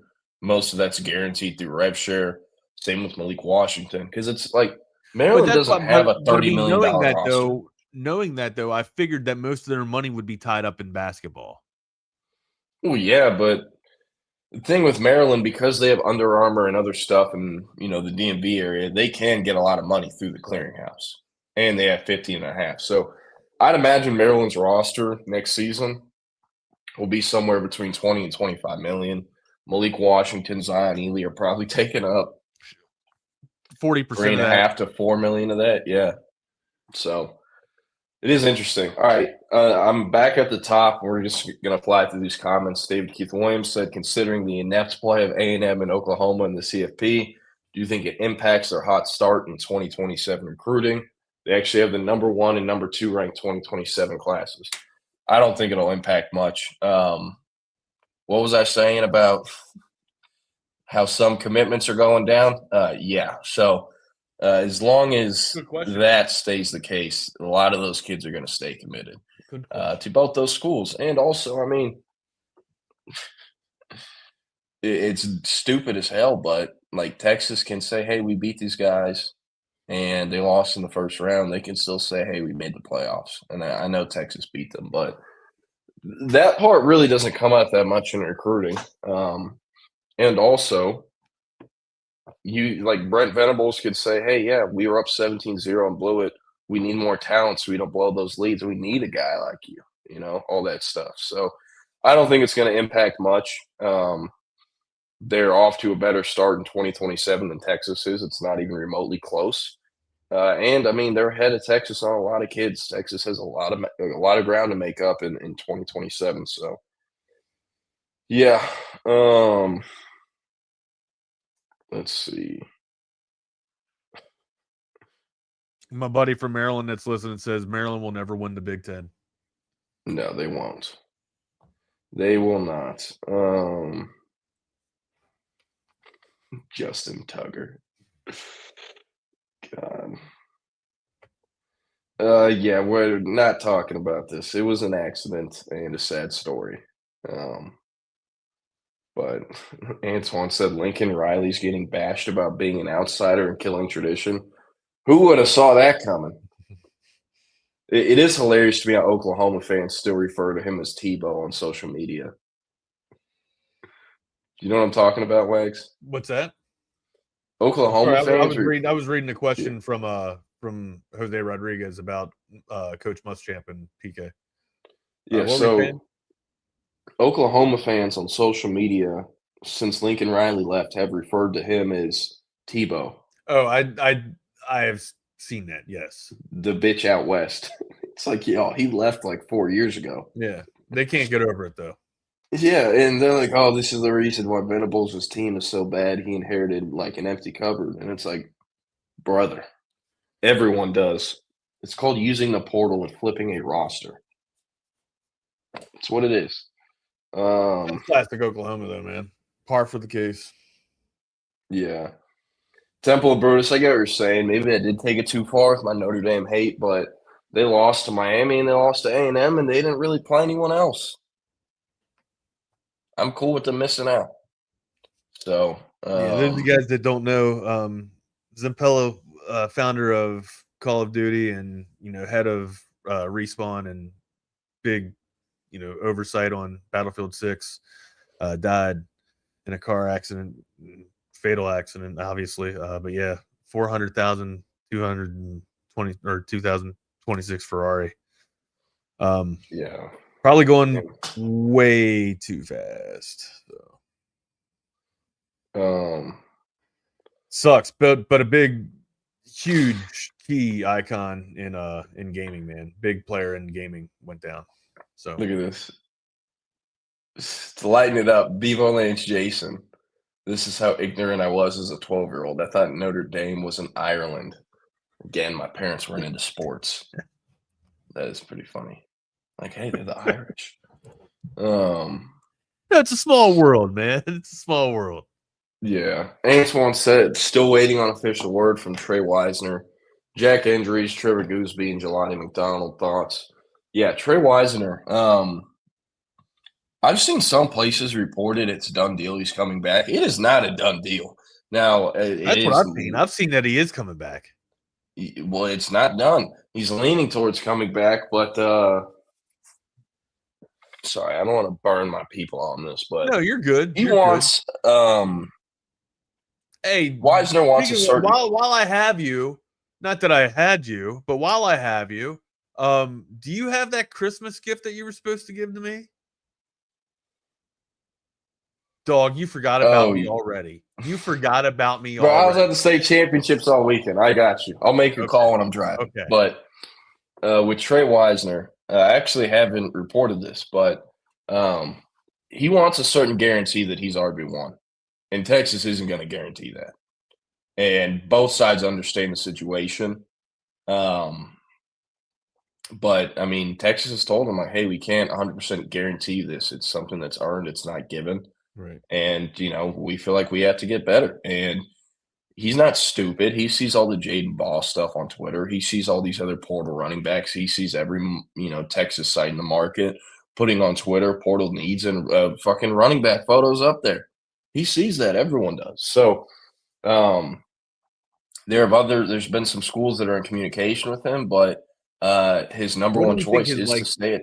If he does exit, where do you think? Time out. Go ahead. I want to rephrase that. They have not been in communication with him, with his representation. Okay. Just want to make that clear. Okay. Because Texas is doing that with other kids too. You never talk to the player directly, just the agent. But sorry, continue. No, good. I was just saying, if he does exit, what do you see a high potential landing spot for Wisner? Big 10 or Big 12. Okay. Yeah. I'm not going to put the schools out there. But with him, it's looking like he'll come back to Texas. But again, it's not done. They want a guarantee. Texas told him we can't do that, and his camp does understand that. So it's really just going to be schools now, man. You got me intrigued. I'm sitting here penciling the schools in where he's going to be. Yeah, I'll tell you. No, I'm trying to. I know you'll tell me. I'm trying to do it before you tell me. All good. Okay, and then Jack injuries. Very weird stuff there. It's looked like he's going to go to the NFL, but he hasn't made up his mind yet. He's still in bowl practice and still plans to play in the bowl game. So I think he's making a decision after the game. That's what I've been told, that he'll decide on coming back or declaring for the NFL draft after the bowl game. So maybe his performance in the game affects it because, I mean, he will be a day 3 pick if he declares. Like, it's guaranteed. It's not a good tight end class. Probably top 5, top 7 tight end prospect in the draft. But it would definitely be huge if Texas can get him back.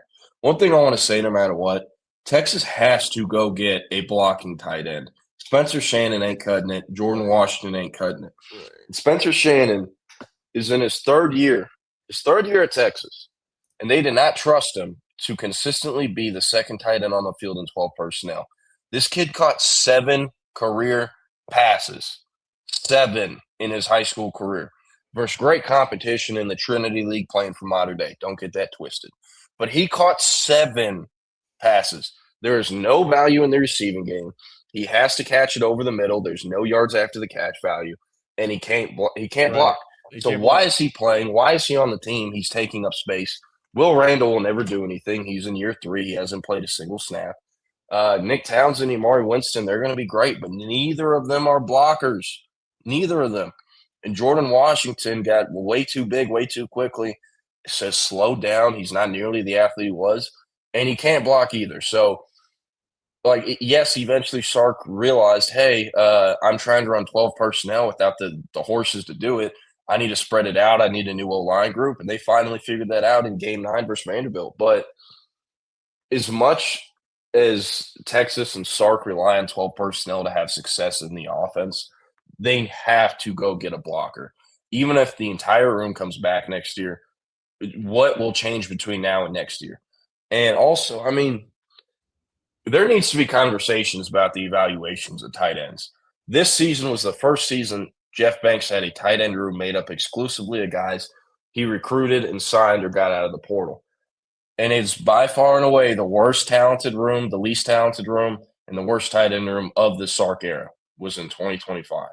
So they need a blocking tight end. They need to pray and try like hell that Jack Andrews comes back.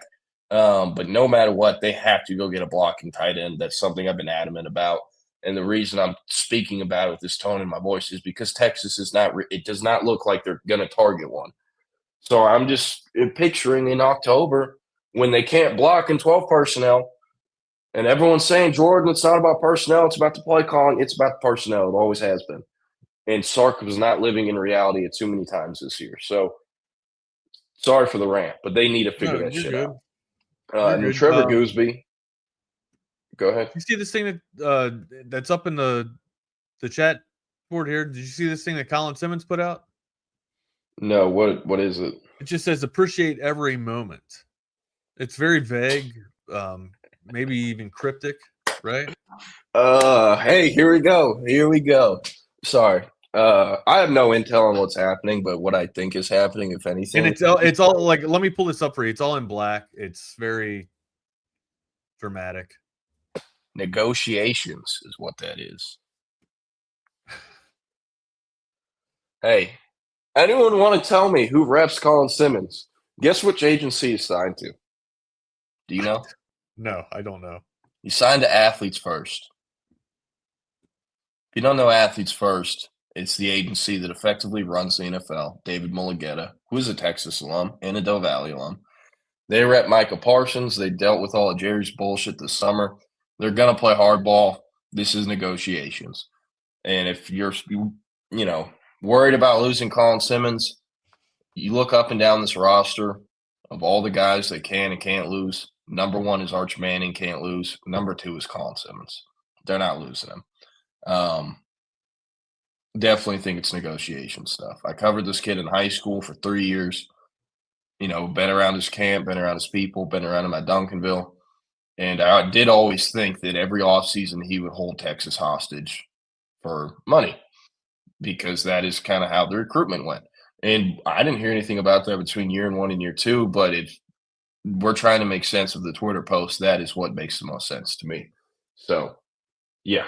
But back to this, Trevor Gooseby has been practicing with the team. He's playing in the bowl game. He is expected back. Very, very interesting draft grades. He's been projected first round. He's like number 10 to 15 on a big board. I saw either from Matt Miller or Todd McShay. But looks like he'll be back next year, which is huge. He's the most important out of all these names because there won't be left tackles in the portal as good as him. And even though they're not as good as him, they will command more money than Texas would have to pay Gooseby to come back. As crazy as that sounds, that is how the portal works. And then with Jelani McDonald, not a done deal either, just like Gooseby, but it does look like he'll be back. It's either the NFL or back at Texas. And he has been practicing with the team and is playing in the bowl game. So Gooseby, McDonald, high chances of being back in Austin next year. Wisner, I'd say high, but less chances than Gooseby and McDonald. And if Wisner isn't back, it's because he's at another school, not the draft. And then injuries. That one's probably between 60-40, 50-50 going to the draft versus coming back. So, yeah. Let's see. I think UT's adding women's flag football soon. Okay.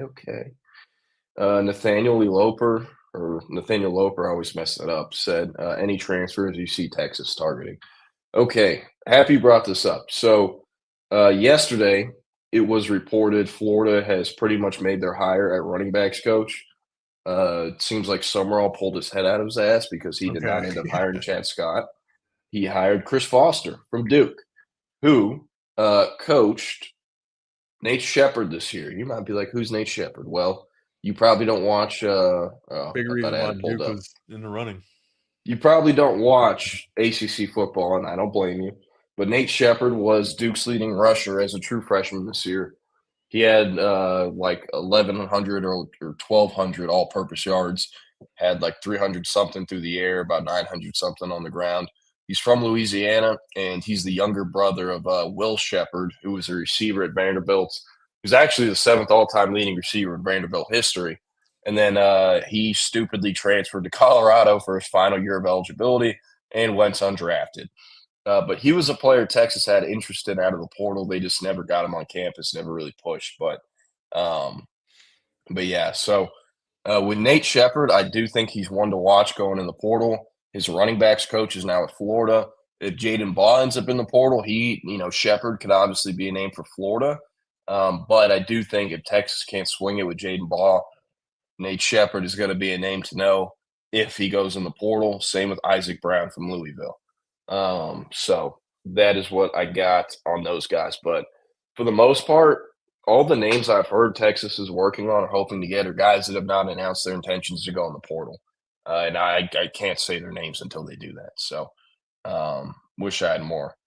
CB said, thoughts on Arch taking a pay cut? I don't know where that's from or if it's real, but I mean, the dude's making millions of dollars, whether or not Texas pays him or not. So, yeah, what Chris said is Cody Campbell paying kids to stay committed. I actually haven't heard anything on Tech, but the things I have heard about how they're getting money to players, I would not be surprised if Cody Campbell was paying kids to commit and stay committed.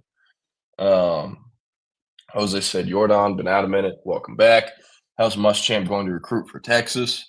So they offered a few kids from Georgia in the last few days.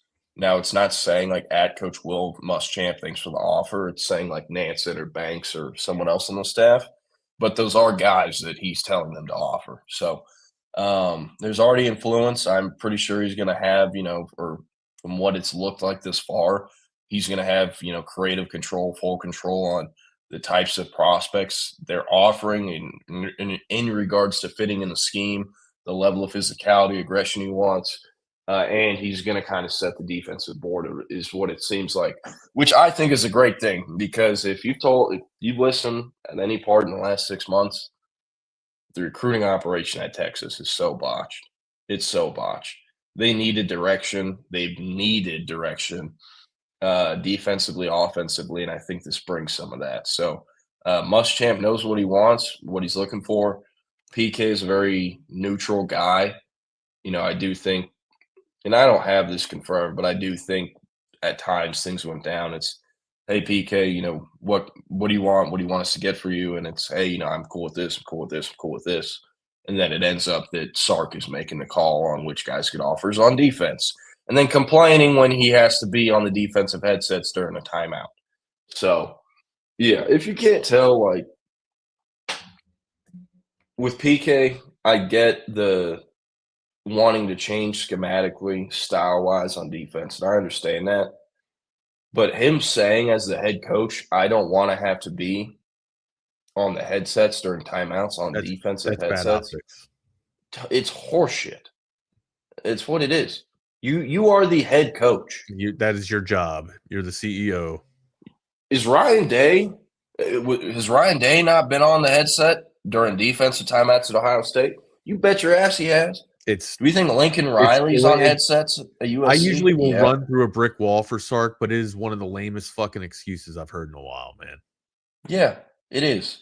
And I'm happy. And the fact, too, and I'm paraphrasing, too, since we're on it. I didn't want to bring it up, but since we're on it, the fact that, he's getting – and I can kind of see his point here, but the fact that now that he has Coach Boom in, he can kind of come off the defense, right, and pay more attention to the offense and do what he was brought into Texas to do. Like, how much influence was he actually making on defense, though, dude? Like, was he on the headset all the time? Like, what the hell's going on? Did it take away that much from his offensive play style? Like, and also, you know what year this was at Texas for him? It took you 5 seasons to say, hey, I can't be on the defensive headsets anymore.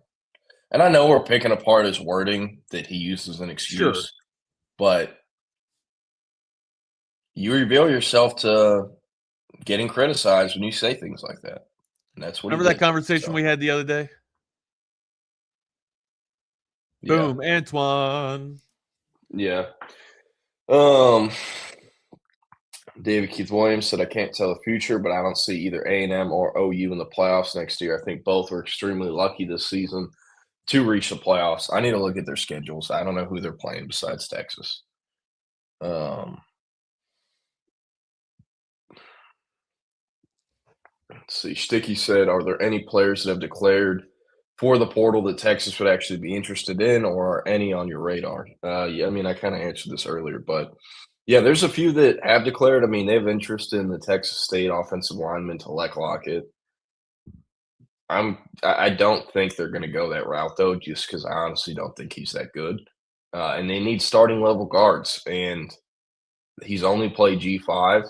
He hasn't graded exceptionally well in the G5. And he played 4 games at Texas State this year because he wanted to keep a red shirt. Like, it's the final year of the Arch Manning era.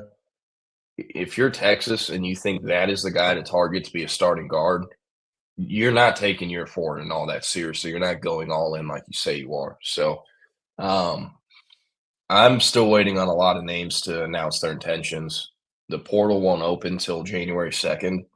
A lot of guys are announcing after bowl games before the 2nd, or will announce in the 2nd. So there's a long way to go in regards to Texas and the portal. So, yeah.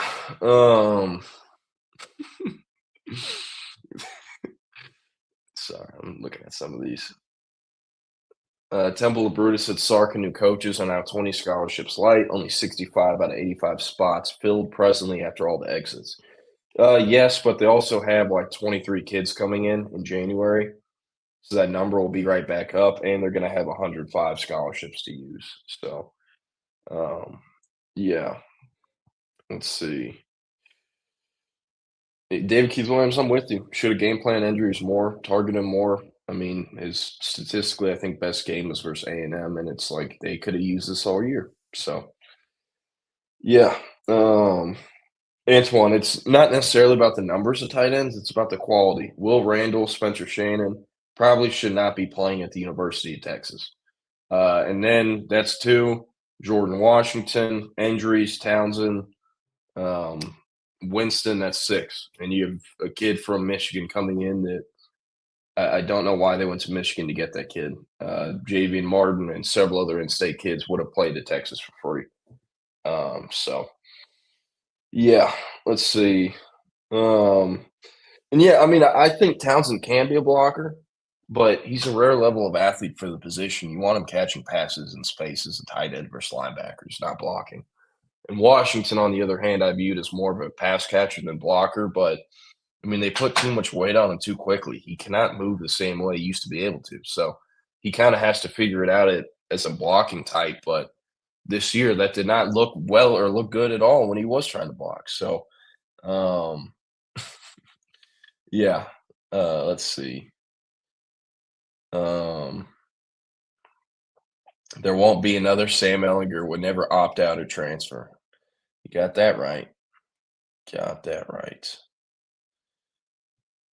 This is true, Antoine, too. David Keith Williams said, what is your opinion on Texas potentially having the first, second, and third players drafted in the 2027 draft and Arch Manning, Gooseby, and Colin Simmons? I don't think that's happening. I don't think Gooseby will be number 1. But I don't think he'll be top 3. Colin Simmons, maybe not. Dylan Stewart will be in the same draft as more projectable NFL stuff or, traits, frames, stuff like that. And is produced at a similar level, also in the SEC. And you also got to remember, Jeremiah Smith is going to be in this draft. Yeah. He is very likely to go top 3. Yeah. At least I would assume that. So that's yeah. I mean, I would think he'd be top 3 if he came out this year, man. So yeah. Sorry, I'm looking at some of these. Would Dan Lanning ever leave Oregon for Texas? I don't think so if he wasn't leaving for Alabama. And also, he is the highest buyout in college football, and not like what he'd have to get paid if Oregon fired him, but if he left, he would owe Oregon $20 million, which is the highest coach having to pay buyout in college football history. So, but also, like, he's got it made at Oregon, right? Like, why in the hell would he want to come to Texas where he's just going to get run out of here in 4 years? So yeah. Like he does. Like he has his own empire up there with Phil. Yeah, for sure. Well, hey, I think we're gonna get out of here. Actually, we're gonna pick some bowl games before we do. Okay. Because we will not be back until a week from now. So, yeah, let's do it. By the way, how about my Niners getting it done? Taking down Phillip Rivers. I don't know how they get them done, dude. I don't know how Phillip Rivers is playing. Like, do you think he goes to sleep with his whole body taped with ice packs? Like, he looks like me out there, seriously, like melted ice cream in an NFL uniform. And, like, it's hilarious. They cut to his family, and it's like, man, there's barely even a seat left in the box. You got so many fucking kids. Seriously. So, I mean, I don't – the fact they put Riley Leonard in there, too, at the end is like, hey, we need to cut this. It's bad. That boy's out there throwing meatball subs. Like, some of the most ducks you'll ever see in an NFL game, in any football game. But, tough to watch. It was tough to watch last night. All right, Toledo versus Louisville. For the games that look like blowouts, we're just going to talk about the spread. Louisville 11.5. What do we think? I don't think Miller Moss is Don't playing. know too much on Toledo. Saw Louisville play a couple of times this year. 11.5 isn't that bad. I just don't know what Louisville is bringing to the table in this bowl game. Like I have no idea what their in and outs are. Isaac Brown's playing for his salary next year. You know what? I'm gonna take Louisville here with the points. Yeah, I like it. Western Kentucky, Southern Miss. Southern Miss. 1.5 favorites. Give me Western Kentucky Wrong team favored. UNLV versus Miami of Ohio. UNLV 6.5. I know nothing on either of these teams. I'm just going to go based off of record and the spread here. Give me UNLV to cover. Okay. And again, I wouldn't advise my clients on that, right? I don't know anything on those teams. That's just going off. If I got a fix, if I got an itch, it can get scratched with that game right there. Yo, hold up. I know Cal is 7-5, but they're playing in the Hawaii Bowl in Honolulu versus Hawaii, and Hawaii's 1.5 favorites. What are we fucking doing? I'm about to put some money on this game. Jaron Kiave, Jaron. That feels like a trap, man. That feels like a trap, dude. Yeah, a trap to make some money. I like that one. I know Justin Wilcox is fired. As poorly as Cal has recruited and built that roster, they have no excuse to lose this game to Hawaii. I don't care if it's a home game for Hawaii or not. I'm going to put money on Cal. And Christmas Eve football. How about that? On Friday, December 26th. Distractions. I'm telling you, I lived in Oahu. I'm going to let you know the distraction bug can be there. But yeah, no, I'm with you. Well, I'm gonna take Cal has like 20 players on their team from Hawaii. I'll go with you and take Cal. Wrong team favored. Let's see. I'm hopping on Underdog to see. Right now, you're laying it. Well, shoot. I mean, let's see. Antoine, Cal to win is plus 100. Jesus Christ. Antoine, were you ever stationed at Hawaii? I think we've had this conversation, but I forgot. Were you ever at K-Bay? I was at K-Bay. We lived in Kailua for the first year, and then we went back on base. But I mean, it's paradise anywhere you go on that island. Hey, by the way, Underdog, this is legal in the state of Texas. You can do over-unders, point spreads, money lines. There you go. Total points. You just can't parlay it, which is kind of stupid, but it's legal. You don't need a VPN or use crypto. But hey, again, Cal plus 100 on the money line versus Hawaii. I don't know how that got there because Kiave Sakapolatele is playing for Cal. Central Michigan versus Northwestern. Preston Stone. I'm a big time hater, but I don't think there's any way Northwestern loses this one. Any thoughts? No, I'm with you.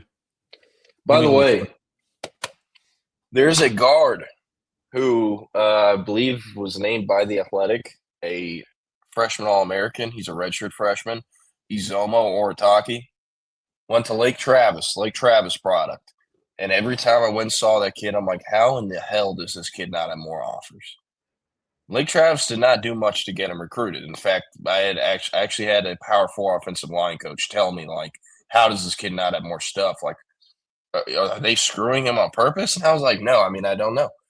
And in year 2 at Northwestern in Chicago, he was a freshman All-American. So probably not a Texas-level guy if he ends up in the portal, potentially. He has, I believe, 3 years of eligibility left. But, yeah, he's Omo. Shout out to him, Big Mo. New Mexico versus Minnesota. 2.5 favorites. They're playing in Phoenix. What do we think?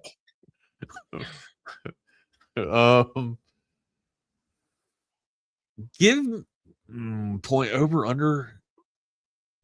Give me Nueve Mexico, wrong team favored, and I'll take the over.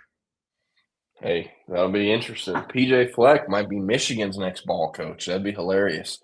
FIU, the Florida International Eric Henrys versus the UTSA Jeff Trailers at SMU Stadium, 7 o'clock on Friday. UTSA favored by 6. Who do we got? McCown's got some decent numbers, man. 27-7 right now. What I'm looking at. Give me UTSA. Okay, I like it. Getting into some Power 4 ball for those big school snobs. At 10 a.m., Pittsburgh and East Carolina in the Go Bowling Military Bowl. in Annapolis, Maryland. Pitt favored by 10. I like the Panthers to cover. Yeah, give me Pitt. All right. 6-6 I Penn will State. party at Eastern Carolina any day, though. Fantastic. Greenville, South Carolina, or North Carolina, rather. Fantastic. Nice. 6-6 Penn State versus 7-5 Clemson. Give me Clemson. In the Bad Boy Mowers Pinstripe Bowl. Give me Clemson. Arguably the worst bowl to go to ever. It's at Yankee Stadium, and it is a shit show. It rains every year. What is their gift bag here? What do they get? Like some lawn seed in a mower? Like, what's going on here? There's no way they're giving out mowers to all the players. Like, I know whenever they go to the PlayStation Fiesta Bowl, all the players get like the newest PlayStation.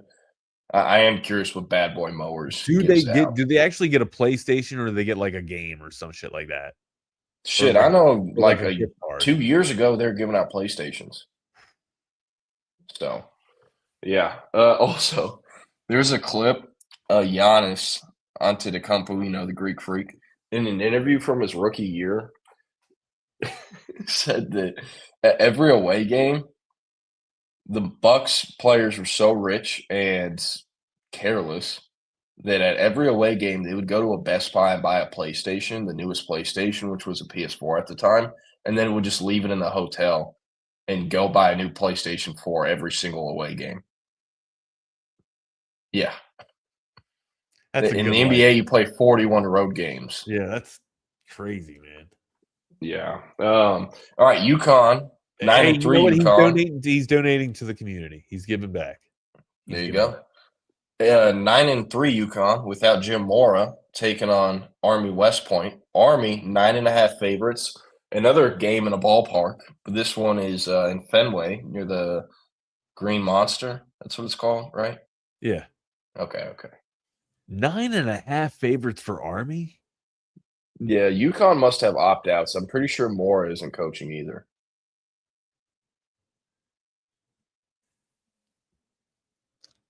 God, that's just a lot of points for Army to cover. I don't think they have that. Give me Army probably wins, but UConn covers in point. They don't cover the points. I agree. Number 22, Georgia Tech versus number 12, BYU.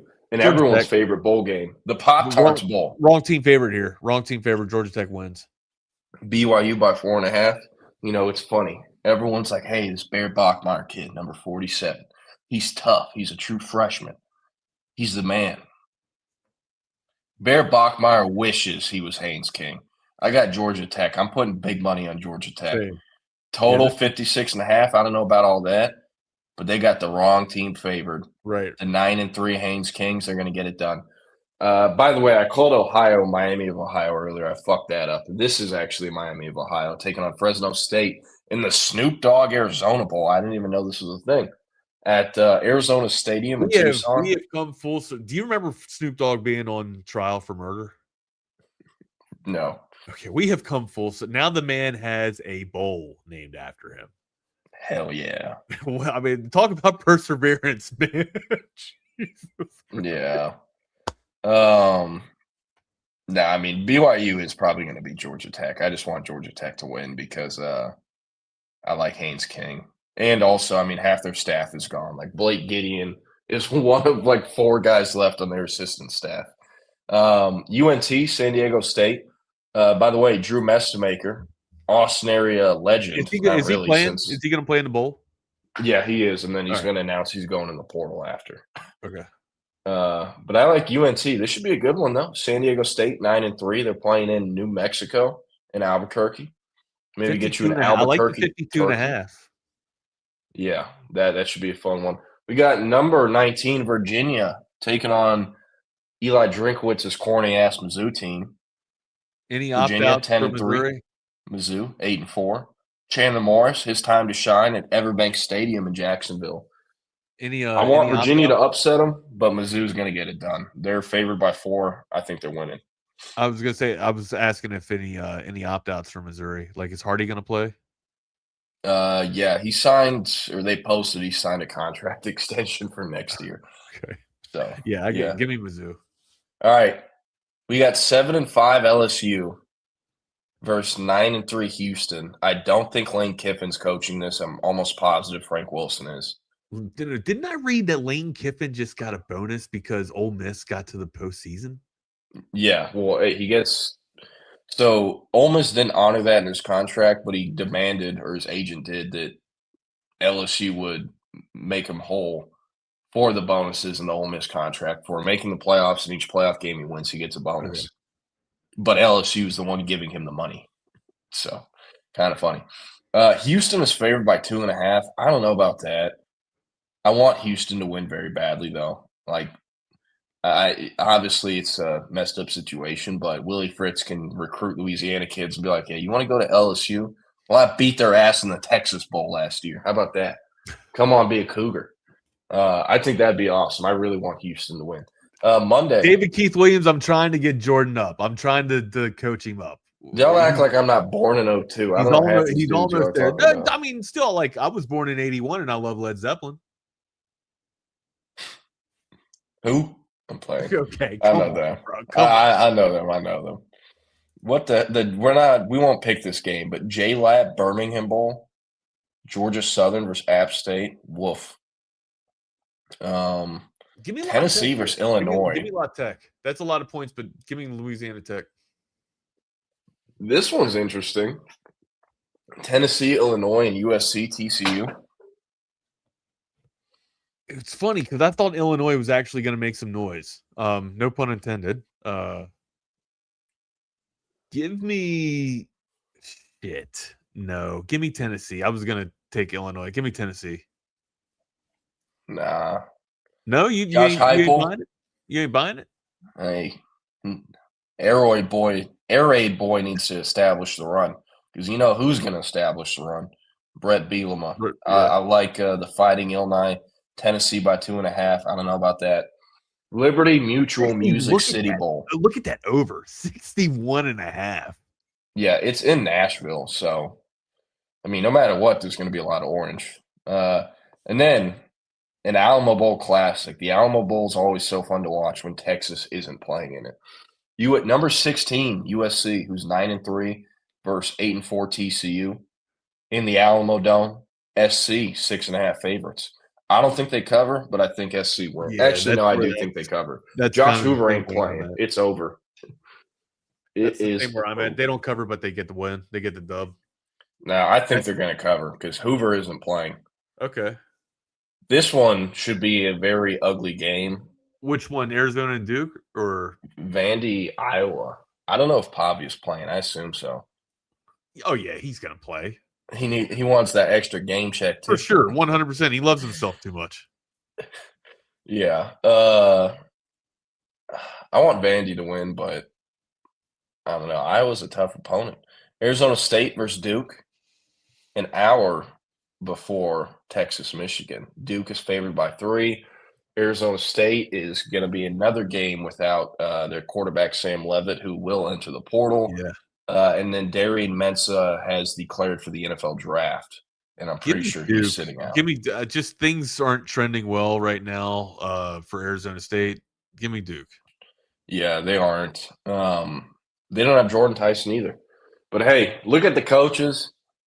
I don't know if I'm ever going to pick Manny Diaz versus anyone, but especially not Kenny Dillingham. I like the Sun Devils. Let's get it done. Okay. 18 Michigan versus 13 Texas. Texas favored by 7. Both teams are going to be without a lot of players. I think we win, but I don't think we win by 7. All right, and honestly, I don't even Texas care. Win big. Do you? Okay, I think I'm seeing like a 3, maybe a 4-point victory here. I'm not going to bet on this until I have a clearer read on who's sitting out and who's not from Michigan. I'm not going to bet on this until I wake up feeling the cheesiest. I woke up feeling the cheesiest, coach. Okay. Cheese. Yeah, no. But I like Texas. I think they'll cover. Nebraska versus Utah. Utah 15.5 favorites. That's a lot of points, man. Yeah, but Nebraska's dead in the water. I don't know. They're not playing with it. They're playing without Riola. I think they actually have a chance to win. Yeah, I mean, he's in the portal. They got a true freshman back there, TJ Lateef. By the way, I wonder how Nebraska fans feel. Penn State tried to hire Matt Rule. They extended him. Look at him now, 7-5 in year 3. Everyone talks about year 3 Matt Rule. Look at Temple. Look at Baylor. Dog shit. Not shit. Number 10, Miami versus number 2, Ohio State. Now we're getting into the CFP. Ohio State 9.5 favorites. The game's in Jerry World in Arlington. I like Ohio State. I think they cover. I think there's a difference in actual contender and pretender, and I think the Canes are pretenders, just 100%. Like I thought A&M. Well, I think it was just a really good matchup between them and A&M. They were able to utilize or neutralize A&M's, speed on their offensive side of the ball because they have speed on the defense. They go up against Ohio State. Ohio State's got speed and size. They're dead in the water. This is good for 14. This is going to be a blowout. Yeah, number 5, Oregon versus number 4, Texas Tech. The question you got to ask, and what will decide this game? Because it has decided every single Texas Tech game. I bet on them 13 times this year, and 12 of those times they covered. Can Oregon block Texas Tech? I think they can. I think Oregon wins by more than 1.5. The game's in Miami. I like the Ducks. They're going to get it done. Same here. This one should be a sneaky banger. Number 9, Bama versus number 1, Indiana. In the Rose Bowl, the Hoosiers somehow favored by 7 points.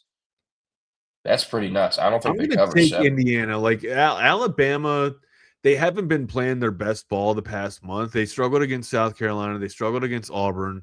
And again, like down 17 points, but found a way to persevere and come back against Oklahoma. That's got to be something's got to be said for that. But just they don't seem to be firing on all cylinders. Indiana does.